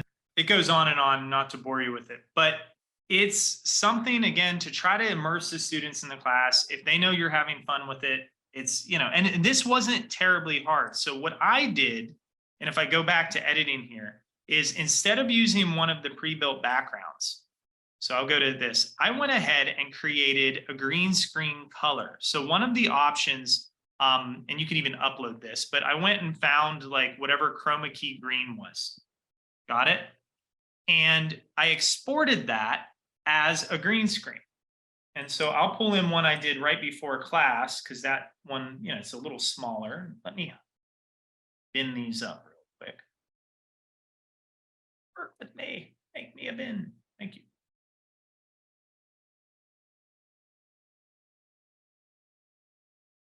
Awesome. There we go. And I dropped it in. You don't have access to this one, but I just want to kind of show you here. And I'm going to make a new sequence with that. All right, so I have this green screen background. Here I go. Hey there, everybody. We're going to use Animate from Audio. Now it's good I sound like Kermit the Frog.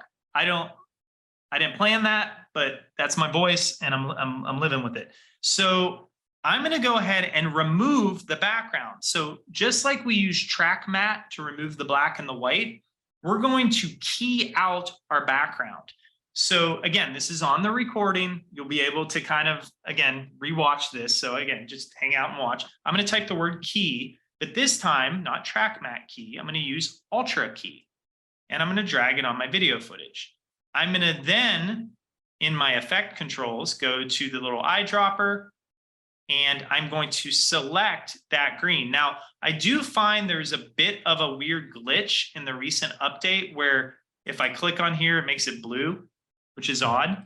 So I'm going to go ahead and just kind of choose green and key that out.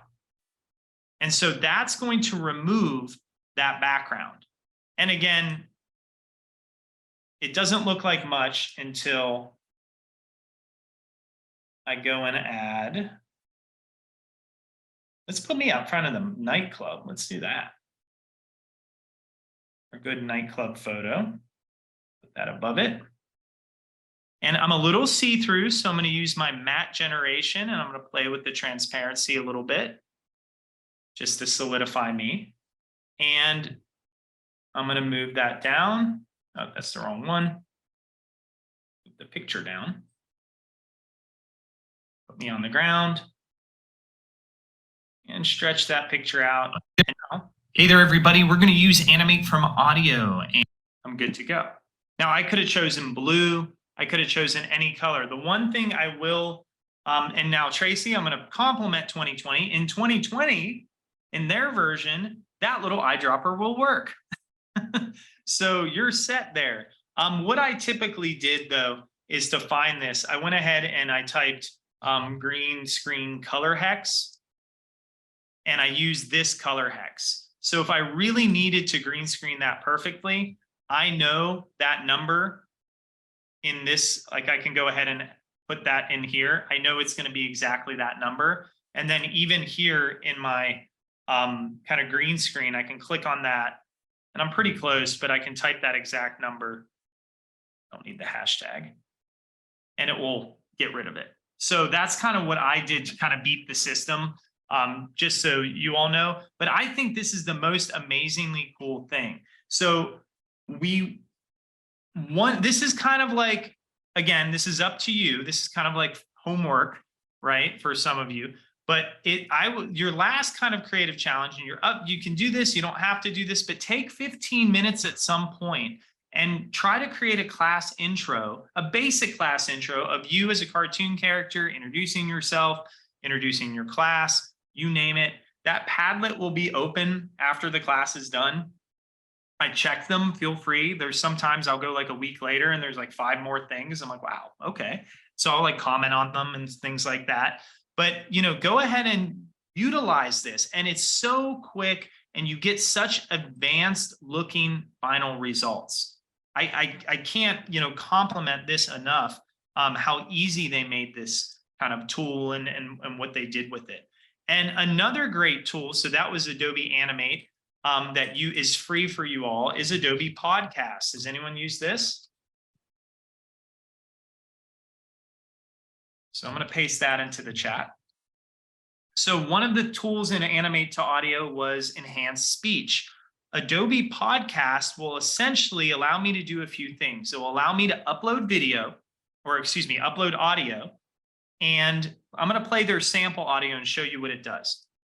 I'm in a conference room with the window open, and it's pretty echoey in here too. Not the best place to record audio. Yet with enhanced speech, all of the background noise and echo is gone. So you upload your file, you check the button, it cleans it up for you. You could then and now that did that in Adobe Animate. The other great thing is you have a little mic check thing. So you can check your mic for those of you who use virtual. That's a great tool. Adobe Podcast gets even wilder and let's see if I have one maybe open, where if you have text. So I'm going to go ahead and try to record myself. Hopefully this is not, and I'm going to purposely. Okay, I mess up in that text. Check this out. Hopefully, and I'm going to delete words. This is going to blow your mind.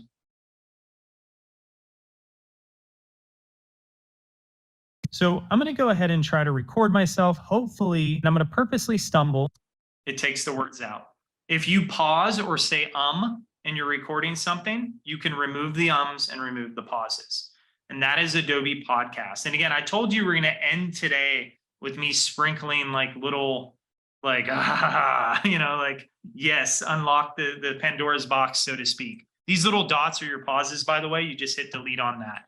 You can go ahead and enhance that speech. Let's see. So I'm going to go ahead and try to record myself, hopefully, and I'm going to purposely stumble. So it's really tinny when I did the enhanced speech. I'm going to go ahead and try to record myself, hopefully, and I'm going to purposely stumble.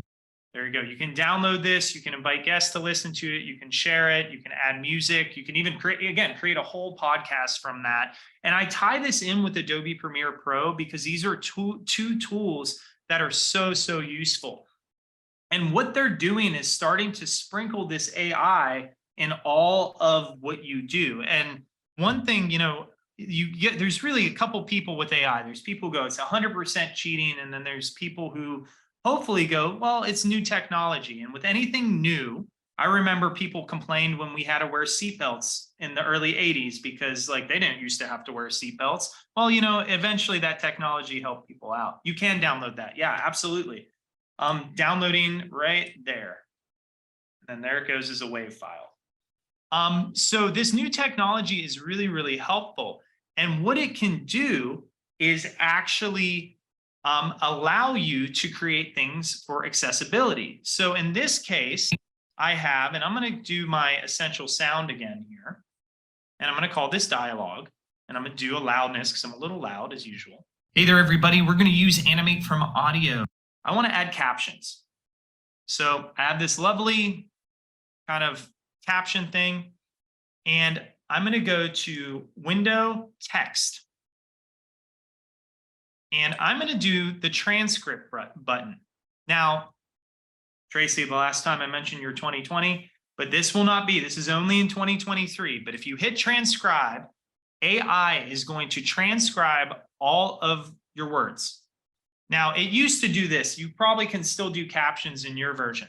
But what you can't do is, remember what I showed you in Adobe Podcast? I can now go in here and say, if I select, hey there, everybody, notice it's highlighting that in my timeline. That means I can go, I don't want to say, hey there, everybody. Click, right click, ripple delete. I can edit through the transcript. I never have to do any of the tools down here. So now we're going to use animate from audio. And I use the word and at the front of the sentence. I'm going to select the word and, right click, backspace. We're going to use animate from audio. And what I'm going to do here is add a chroma. The ripple, notice it's creating the editing perfectly in my timeline. So this is text-based editing. This is a brand new tool that is, again, using AI to capture. If you have multiple speakers, by the way, it will pick up different people. And it will list it won't list their names. It will just say speaker 1, speaker 2. But that would be creepy, by the way. And it will allow you to go through and change. And I can even edit text. So if I click, let's say it spelled the word green wrong, I can put blue, whatever it may be. I can edit that text and then hit the closed caption button. Hit create captions. We're going to use animate from audio. Captions. What I'm going to do here is add a chroma key green to our back. If I need to save or export the SRT file for captioning purposes, I'm hearing impaired myself. I don't have my hearing aids in right now, but I've turned on the captions quite a bit. And that caption, that SRT file is so important. But I can now even artify, that's a real word, it's not. I can artify my captions. So if I select all, notice how I have a caption layer now. And if I go to good old Essential Graphics and edit, and I want those captions to be bigger, my site's not too great anymore. And I want a little background box because I need a little contrast. I can apply the same Essential Graphics from title building to my captions. And now we're going to use animate from audio. And what I'm going to do here is add a chroma key green to our.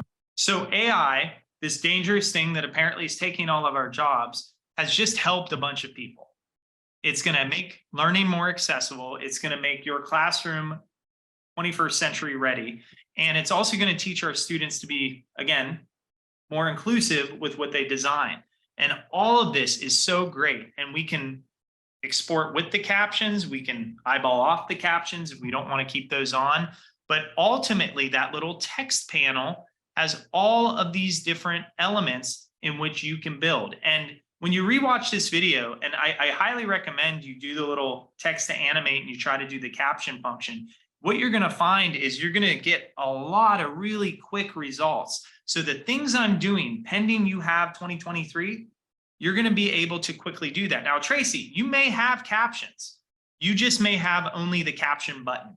So just be aware there will be a caption button potentially, so you can still do that.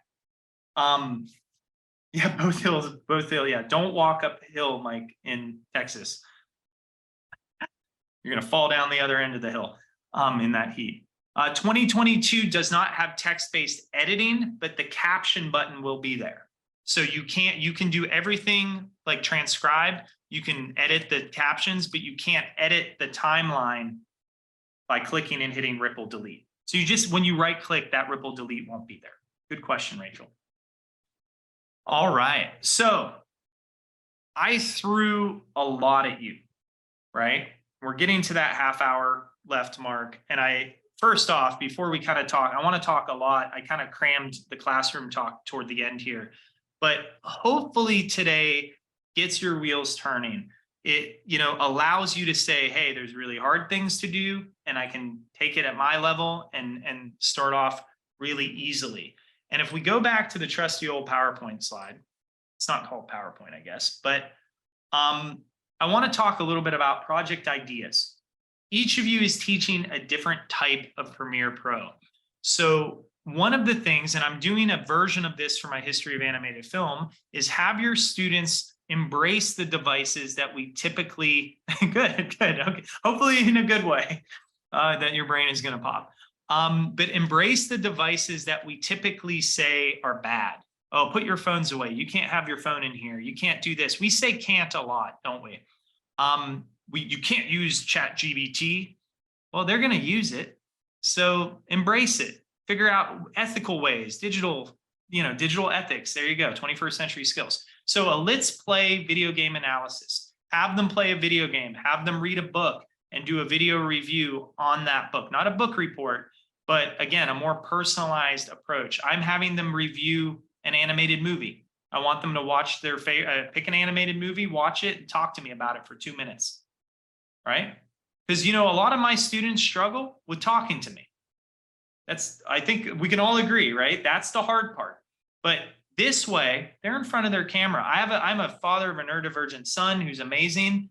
This is something that, again, I imagine, and I had a lot of neurodivergent students who embraced these lessons because they were in their room talking to that camera rather than trying to figure out the social cues in a conversation back and forth. And they actually came to me and said, oh man, I was scared to do it, but they were the best projects out of the whole group. So again, analysis, all sorts of great stuff there. Reviews or critiques, have them review a viral social media clip, have them review a meme, have them review, again, the idea is to get them talking, get them analyzing visuals through, how they created things, have them discuss how they think this was made. All of these, have them provide content, visual support. And you're not just saying, make a transcript or hit the voiceover button. We're not doing that. We're adding to this. We're building on it. 50-second documentaries are wonderful. I'm doing this in my After Effects Premiere class in the fall. You take a public figure, you have 50 seconds to do a vertical or horizontal video with your voiceover, with captions, with image, royalty-free, actual stock photos. And in my case, they're going to pick their favorite artist and they're going to do a 50-second documentary on that person. It's the first project of the class. So they have to be prepared on that. Highlight reels, sports highlight reels are great, but I want the mathletes. I want the, any of the guitar club, whatever it may be, make a highlight reel for something that typically wouldn't have a highlight reel. Get your students out there in their own community to come back with, not only connect to their peers, but also amplify and be proud of the school that they're at. Another great thing is if your students are really ambitious, send them to local eateries and restaurants, not chain restaurants, and have them, do a commercial for them. Book trailers. Book trailers are great. The biggest thing with book trailers, and it's kind of caught up over time, is when Adobe first started coming out with Express and video, Adobe Rush, programs like that, people thought this was going to, they were intending to replace written book reports. That's not what this is. Again, visual storytelling is about melding different mediums. It's about taking the written, the visual, the still images, the moving image, and bringing it all together to, again, create as much engaging process or content as possible. Historic social media. This is really fun. What if Galileo had a TikTok account? That's what that paragraph says, basically. Have them figure that out, dress up, potentially even use that kind of little animate function to kind of create that. They can create scripts, gather props, dress in costumes themselves, and create really some really fun historical things. Public service announcements are really great. We do a infographic or a climate change kind of public service where we talk about, how they have to pick something in climate change or that's bad for the environment on a UCF level, the university level, a Florida level, a national level, and an international level. So if it's like noise or pollution, right, air pollution, how's that affecting Orlando? How's that affecting the US? How's that affecting the entire world? And they have to create in one video that scaffold. Commercials or promos, again, it helps them develop their marketing skills. I'm serious about thinking about, having your students create their own brand. Whether they're creative or not, you're going to have a lot of students who are going to go into industries where typically portfolios weren't needed, but now they're going to be needed. I teach and I mentor a ton of engineers over at Limitless, and they need visual portfolios now. They need, they can't just say, yeah, I'm a mechanical engineer. No, you want to see them doing the mechanical engineering. You want to see that hype reel where it's like, I made this arm for this kid and it's amazing. Vlogs, experience vlogs, reflection vlogs. I've had a lot of success from K-12 teachers who teach senior level students. The seniors who are graduating make tips and videos for the freshmen who are coming into the high school. And they play them, or they asynchronously give them to the students about expectations, what the senior thought when they got into the school, what they realized when they left. And there's only so many things we as teachers can tell them, but when somebody who's their peer says it, it's a whole different level. Travel diaries, obviously over summer, are fun things you can do. Montages, which you kind of created with the nightclub one. Probably don't do nightclub stuff with the students. Short film analogies, just so many things that you can do. There's a random side for Express that was put in there. But ultimately, each of you, whether you're teaching like Courtney and Rachel, or you were talking about teaching very core digital media classes, but we may have someone in here who is a history teacher, or someone in here who's an English teacher, or some of you do all of that. So you're like, I'm the media person and I'm also the English teacher and I teach PE, and that is perfectly fine. But there's the ultimate goal is scaffold the learning. You don't need the fancy buttons for Premiere. You just need the student to be invested in the idea and the project that you create. And there's tons of different areas in which you can look into that. So we have given you in this slide deck a ton of resources. You have learning journals, you have ways, teacher examples of how the students reflect using Adobe Express. I always say Adobe Express is like the gateway app, not to use a bad phrase, but it kind of gets them involved. I wouldn't throw my student into Premiere if they've never touched a computer, right? Have them do it, like I mentioned in the beginning of today, in Express, then Rush, then Premiere Pro, and then have them output different, TikTok, vertical video, horizontal video, you name it. We have tons of professional development. This was mentioned in the chat by a few of you in the Adobe Education Exchange. The Adobe Education Exchange is so good. You can literally search by your subject. So I'm not a math person. Let me go to humanities, hit apply. All right, you will find pre-built assignments. Now, will you just take these and teach these? Maybe, right? Some of you are thrown into these classes weeks beforehand. But some of you, and I do this, I've taken these on a college level and gone, what are their objectives? How are they verbalizing things to their students? And I study these to see what other teachers are doing that maybe I'm missing. Because I personally, because I'm a college professor, I didn't go to school to teach. I went to school to be an animator. And then I love teaching and I went there. So a lot of you have education degrees, and I envy you. And that's what I learned from when I look at this. And it will provide you with different tools, different lesson plans, the rubrics. You don't have to steal them, but you can adapt them. And borrowing is the best form of flattery, right? So it gives you ideas of ways to amplify your learning. So the Adobe Education Exchange is awesome. Creative Careers Curriculum, which is a mouthful. I had to film a video on this for Adobe once. And I was like, Creative Careers Curriculum. I turned in Sylvester Stallone really quickly. are really great ways to get started in any Adobe app. So whether it's a documentary using Premiere Pro, you're going to hop right in and you're going to have instructions already panned out, and you can click on that web page. And I don't know about you, but my project instructions aren't this good.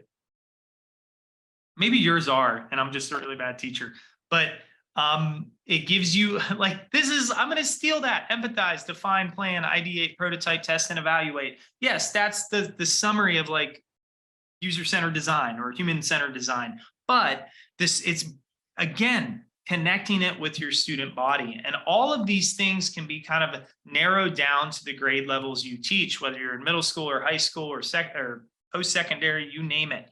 I love the creative curriculum series. All right, so that's really fun. Now here at EdgeGain, this is we have tons of professional development like this. There are, I'm in the little Facebook chat, but we have so many talented tutors who are teaching InDesign and After Effects and Animate. And has anyone ever taken one of these before? No? If you have, you've met some of those amazing tutors. They're way better than I am. And definitely check them out. Joseph Lebrec, shout out to Joseph, teaches Animate. He is like very vampire-like. And I mean that. He would say, yes, I am.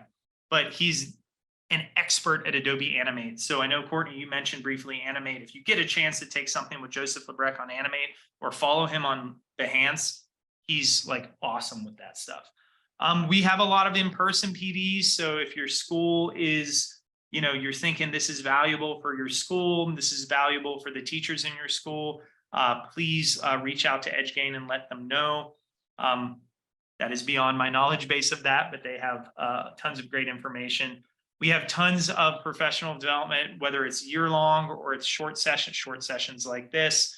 All the social media stuff, all that good stuff. We are coming out with a certification training soon. So I know, Mike, you mentioned a few times certification, but we have some courses on teaching towards certification that are going to be really nice. Something for the ACP, the Adobe Certified Professional thing to kind of look into. So keep an eye out for that. There are some links somewhere in this slideshow. All my slides are blending together. I apologize. But you know, they're there for your help. There is a little survey and feedback right here. So if you have the moment later, please click on the link, give me some good feedback, all that fun stuff. And he drinks too much tea in lecture, all that good things. And for that. So at this point, we're not, you know, we have a couple of options. I'm not going anywhere. Eventually I am, don't worry. But we're going to go till about the 5 o'clock hour, but I want to open it up if you all have any questions, or if you have any fine-tuned either questions in Premiere or questions about your classroom. You know, we have all these educators here right now. Somebody even beyond me may be able to answer you because they went through the same path as you. So feel free to use this moment. I can shut up for a bit, where if you have any questions, drop them in the chat, hop on mic. We can all sit here and smile at each other too. I'm okay with that. Anything we didn't learn that you wanted to learn?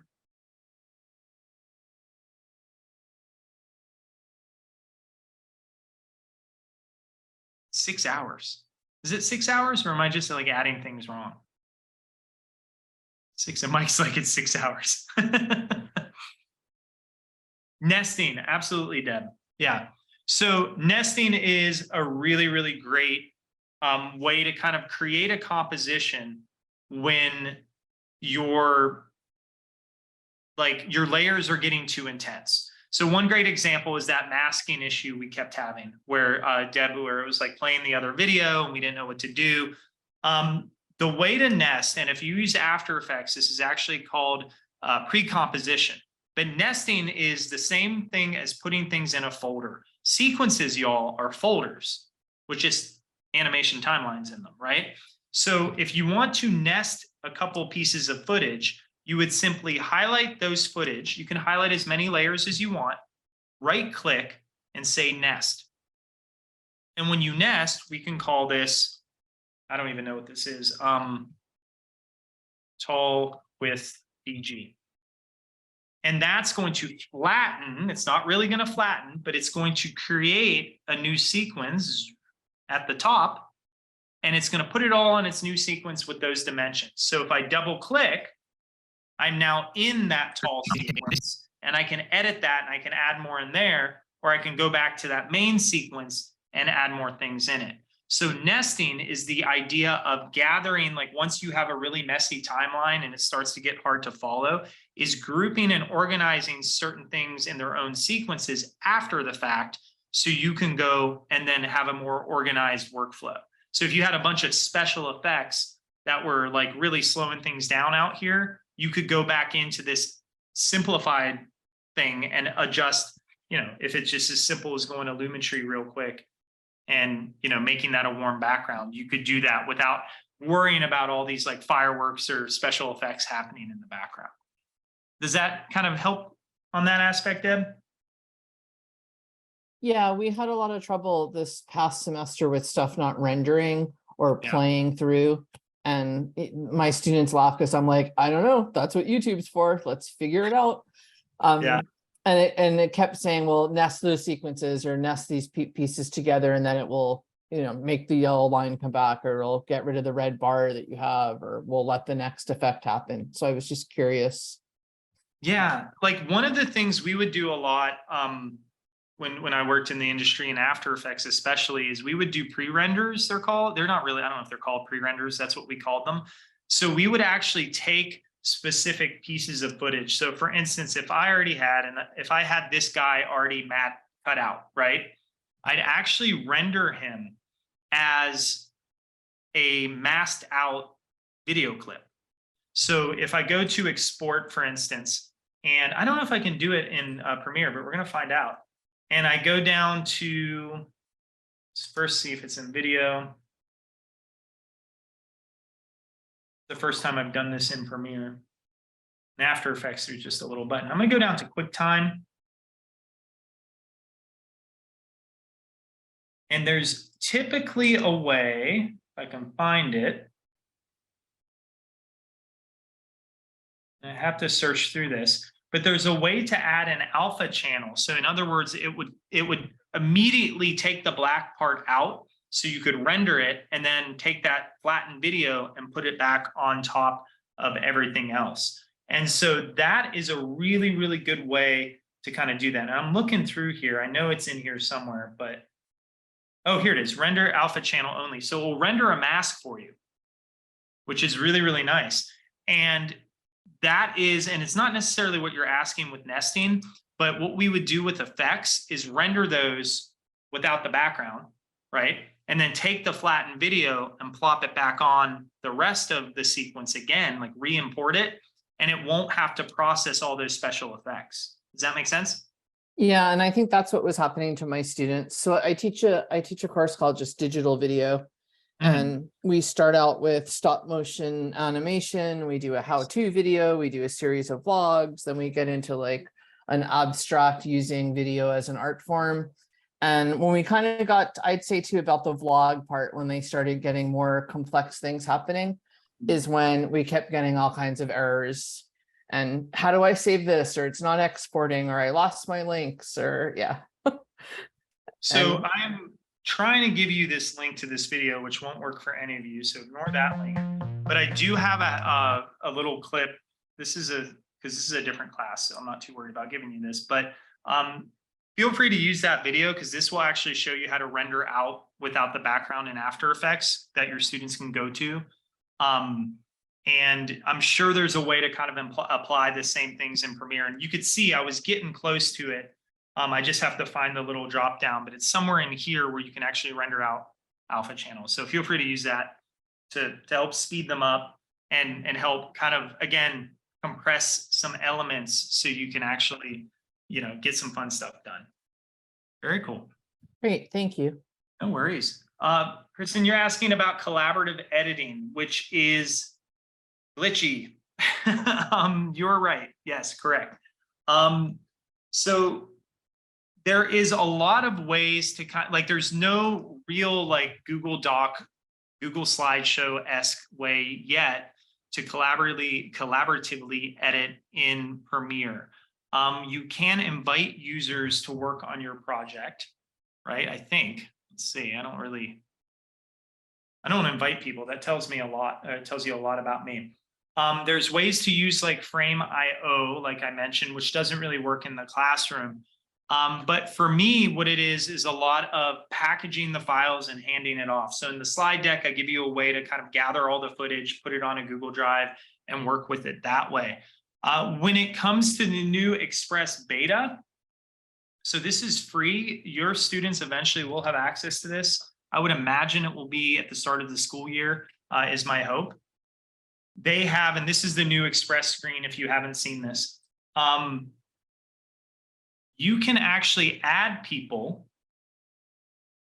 So if we go to video and we do kind of a TikTok video, and we go to templates and we'll just add a random template. You have full video access now, but I can go ahead and I can add collaborators. Of course, it's going to give me an error when I'm trying to show you. Work for us.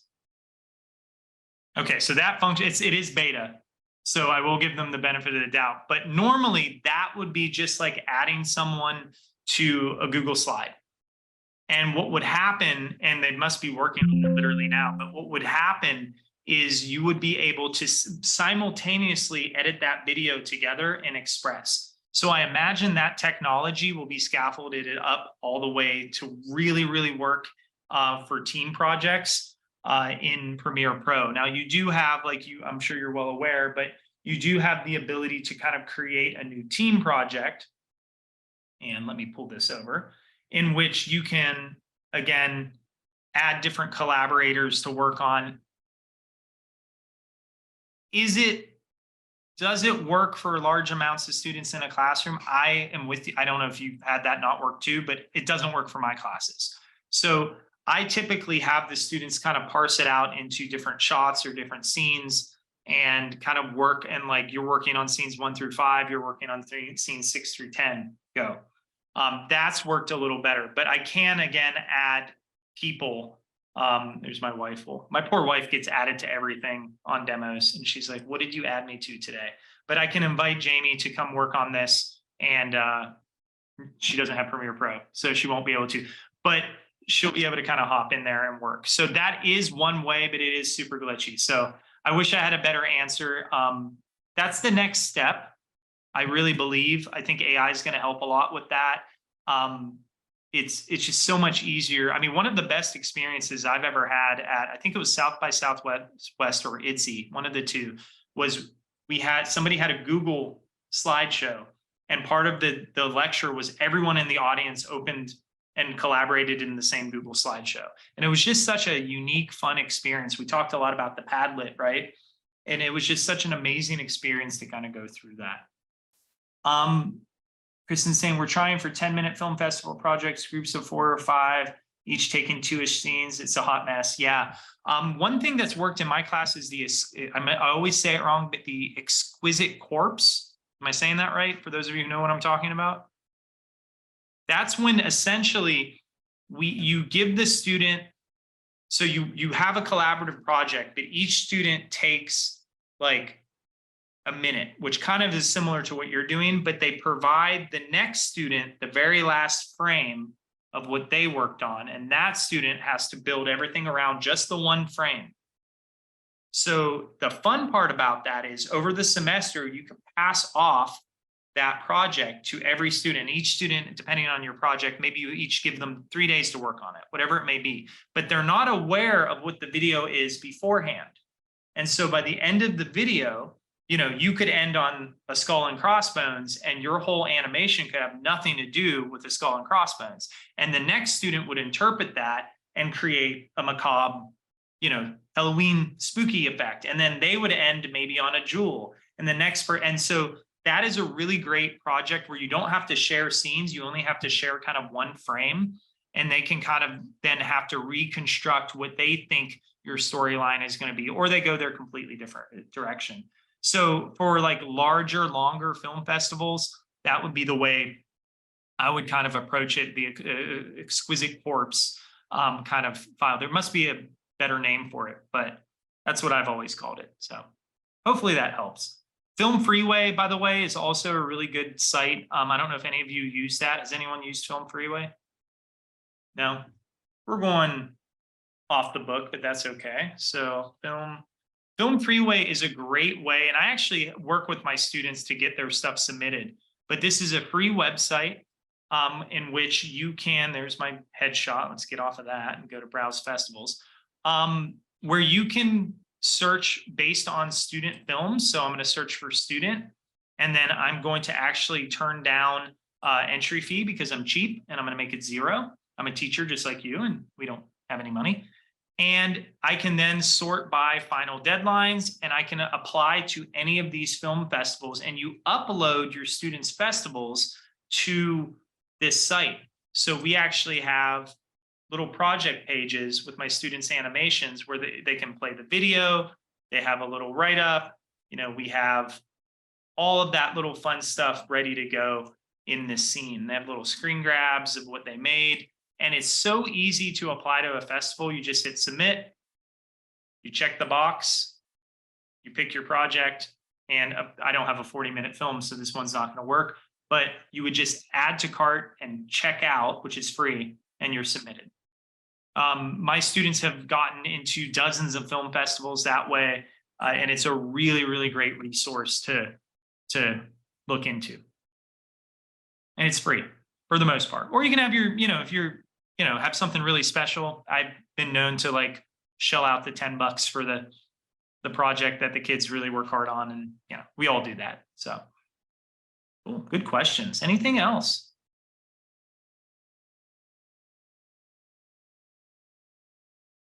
I threw just a little at you today. And you all handled it very well. We will get you this recording or recordings, depending on how that worked. And we will make sure that you have obviously access to things like the slide deck, and those asset files don't really go anywhere. So you're welcome to kind of use those. The majority of those, I would say almost 100% of them are royalty free. A lot of the assets you use for class, you can get away with a lot in the sense of just copyright restrictions and things like that. There is a really great video, and I'm not going to look it up right now, but you can find on YouTube by the Copyright Guys. They're 2 guys who are lawyers. One's a lawyer from New York who's like my cousin Vinny, and the other is a photographer. And they talk about like just really weird misconceptions about copyright. So if you're looking at doing anything like that in your classroom, I would put that video up and play it, and it's still relevant. Like they do little seminars and they record them. So the Copyright Guys, you'll know them when you see them. Again, they're 2 kind of like my cousin Vinny Italian guys who are really fun. But other than that, everyone is good to go, and I will hang out for the last few minutes. If there is any straggling questions or any just check boxes, feel free to upload to that Padlet. And I just want to thank you all, each of you, for the participation today and all of this stuff. So I'm really glad you enjoyed it, and I will stop my screen share so I can see everyone. But have a good rest of your week, and school starts soon. 3 weeks, something, 2 weeks. I don't know. I don't want to think about it. Thanks, everybody. Thank you, Matt. You're welcome. So Thank you so much. You're welcome. sorry. I was gonna say unrelated to Adobe. My brother graduated from UCF, and Nice. I grew up 2 hours north of you, outside Where? of Gainesville. Outside, like Alachua, is that what it's called? Did I Yeah, mess that I actually grew up in the countryside, Levy County, like off of Highway 19, like if you're going to Tallahassee. Steenhatchee? Yes, around there. See, we moved from Pittsburgh to Tallahassee. My buddy Glenn Gramling lived in Steenhatchee. Yep. I know that area. Absolutely. That's awesome. What did your brother graduate with? Criminal justice. So, Well, yeah. done, my art degree. Yeah, that's good for him. It was just really funny because you were like Orlando UCF, and I'm like, aha. Yeah. No, we I know that. we're we're a little north of the campus. So we're in a little place called Altamont Springs, which is just Okay. slightly, well, northeast. But yeah, driven quite a bit through that Gainesville area. On the way back roads to Tallahassee when the traffic hits and there's like a pile up, we're going down 19. And Yep. I lived right off of 19. yeah. So that's funny.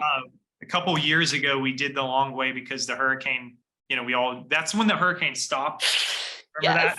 Like the Cat 5 was just like, nope, just kidding. And it just waited. And I was like to my wife, I'm like, we're leaving. Like, and I'm a big wimp when it comes to that. I am like, don't put me without air conditioning.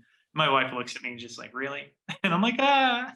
But yeah, we went the 19 route, and luckily we made it. There's like one gas station when you get deep into that, but we made it. So that's awesome. Very cool. Thank you. The class You're was welcome. really good. Very helpful. Like, I'm gonna have to go back and rewatch the video because by the end, it was so much information, but it was really good information. So I had a really lovely student last time, but she kept trying to follow along, and I kept like very kindly going, don't try. Like I didn't even try. It's the one where the videos didn't like. I begged, and then the videos didn't go through, and I just thought of her. And I'm like, she's gonna hate me because she's gonna be like, "Where's my video?" Like, I listened to the guy. So we got it to her the next day. But yeah, we'll see. We'll see if the videos go through this time. Either way, you will all have custom videos at that point. So thank you. You're welcome. Good to meet you. You too. Have a good one. You too. Say thank you, Matt. This was a really, really great session and very much needed. So it was great I got thrown into it. So I've learned little pieces of those things, like the speed ramping. I was like, oh, I know exactly how to do speed ramping because I did a whole lesson on speed ramping, but then I had no idea you could do it with like the opacity and all the other sections of that. And I was like, oh, this was such a great kind of like mid-level, like you know just enough to be dangerous a little bit and then kind of beyond that. So in the application stuff to teaching and like how you can do some projects, I really appreciated all that you put into this. So it was really great. And the offers for everyone, like you, Tracy, everyone, like feel free. I mean, my contact's up there on the slide deck. If you ever have a question, you can reach out. I mean, I've sure enough stolen enough from K-12 to make my teaching better, where I will always answer a LinkedIn message. If you're like, what do I need to do to teach this? Or why is this happening? I'd be happy to help. So, and I mean that. Yeah, well, thank you. I appreciate it. I really want to like our program has been kind of the same for like the last 15, 20 years. And, the teachers retired and they've always done a morning show kind of thing where it's been the exact same thing where they all just kind of sit there and they read a piece of paper and, in logistics kind of issues with that. And then COVID happened and then it went away completely. And they were like, what are you imagining? And I'm like, why can't we do small segments like social media? And like, we have little segments that run up. We have a news feed on our Schoology pages. And I was like, and they're like, so you're going to change everything? And I'm like, well, why not change it to what the kids are wanting to do and put segments in? Get them wanting to do what they want to do, because I found that a lot of kids expressed that they didn't want to sit in front of a thing reading the morning announcements, but they were like, but I would do a segment on the sports team or on the guitar club or the whatever. They'd be happy to do those. And then I post up small segments and then the kids, and again, on Schoology, you get the little like buttons and the little hearts and everything, and you get the feedback and, but then I still have some of the older teachers who are like, well, my kids 20 years ago loved TV Studio, and I'm like, it's great. They had cell phones. Yes, exactly. And I'm like, great. yeah. And I'm like, I don't know how to use, like, our TV Studio actually still has like VHS decks and like it can only be run live. And I'm like, I literally like here I'm in this. Yeah. So I'm like, I don't know how to run that. So I'm doing what I can. And then I'm like finding kids want to do new things. And, same thing with my graphics class, I'm like, what do you guys want to play with? I'm like, we have like every Adobe app that you can possibly think of. And I one kid was like, what's Adobe Dimension? And I was like, I don't know, but we're going to find out. So we played with Adobe Dimension for like 2 weeks. Awesome. To get that investment on admin, it's you're so what you said is great because it's student centric, it builds community, but to get the admin involved, the ROI that they're getting. So for me, and then I can talk about the nonprofit, because we are very fortunate that UCF funds that nonprofit. We get external funding, which I'll talk about in a second, but we use the student success to fuel the funding of the school, the funding of our interns, our students. And you have an opportunity with that like approach and that energy that you're bringing to it to kind of go, okay, what are public investors? I mean, you're a nonprofit, you're a school. I assume, I don't know, maybe you work at a private school. Yeah. It's like something that people can donate to you, and you can have industry partnership. And then all of a sudden that whole, well, my day we had the TV studio, they're going to go keep doing what you're doing, keep doing. One of the favorite educators I have, her name is Lisa Godfrey, Gottfr Pride. And she works in this Napa Valley Tech School, New High Tech, I think it's called. And she did that. I mean, she has partnerships with like Jelly Belly and all these other places. And, it's definitely something to look into, because then the admin don't bite back. That red tape magically just goes, oh yeah, we're in the news. Great. Yeah. Go ahead. Yeah. And but- that helps. Yeah, no, All absolutely. about the money. Yes, it is. We're right next to, I don't know if I've ever heard of Rock Lidditz or Tate Towers. They basically design all the stuff for like Justin Timberlake's show, light show, animations, like all that stuff. Like they are right here I'm in Lancaster. So I'm just, they're a little north of us. And I'm like, how can I get like local organizations, companies that use these, any small film companies and things like that. And I actually am partnering with our local public radio, WITF here in they're our PBS kind of an NPR grouping. Like how can I just like get people to be connected with things? Is also too, because they're the specialists. I'm here as a facilitator. I'm like a hot mess all the time. So I'm like, let's go. Well, the funny thing is, and there's all the, like, I've been on panels with people who said similar things, but people go, well, so I'm not name dropping, but it's relevant. I am name dropping. But I've worked with like the Gates Foundation. We've done stuff with Riot Games, Halo, the video game, Adobe has sponsored what we do. And people go, well, how did you partner with these? Like, you don't have a marketing degree. I asked them. Yeah. The fact is, I build that relationship. I don't come in expecting anything. I just go like yourself. Here, I have amazing people. I want you to see these people. They're amazing. You're selfless about it. And then all of a sudden you find yourself like karma works out. There they are, and they were like, oh yeah, we'll fund you. We'll give you this. We'll give you that. And things work out when you have the right mindset, which you do. And the funny thing is they always say, when people go, why'd you fund them? They go, no one ever asked us. No one ever just finally went like, hey, you willing to partner? Or you want to come? Let me invite you. Yeah. Right? Yeah, one invitation. I'm like, who wants to be a speaker? Like, who wants to let us come visit them and, kind of do all that stuff. Because they were those kids. Yeah.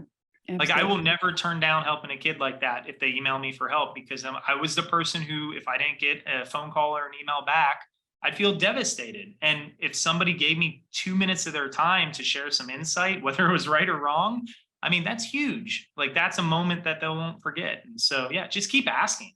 And then like the more you produce, like you're already talking about all this great stuff, you'll have the content to back it. When they ask you like, well, what are you doing? Be like, here it is. And the admin will buy in, and the loud faculty that we all have will get quieter, or they'll get louder and no one will listen, but it won't matter because you're walking the walk, right? So that's awesome. Right. Hey man, I just wanted to ask you, are you doing the After Effects tomorrow? I am not. I don't know who is on the After Effects docket. Mark Shufflebottom is amazing. If you get Mark, they're all amazing. So if you don't get Mark, don't be like, oh, I don't have Mark. He's out. I'm recorded right now, so I hopefully they're okay. Hey, Mark. I was checking out your YouTube channel, and I saw a lot of After Effects videos on there. My summer prep for that 145 class. I made a habit this summer of saying, okay, yes, I do show them other people's videos sometimes, but I do want them to kind of know that like I put in the effort and I'm not just going, here's a video, right? And then I got a little out of control, which I typically, as you saw with the little animate video, I did. Oh my goodness, I just made one with a coffee cup. There's a coffee cup character. I know, it's great. And those have different characters than Character Animator. which is really, really nice. So if you actually open an character animator, you're going to find like different things. Okay, I'm gonna cool.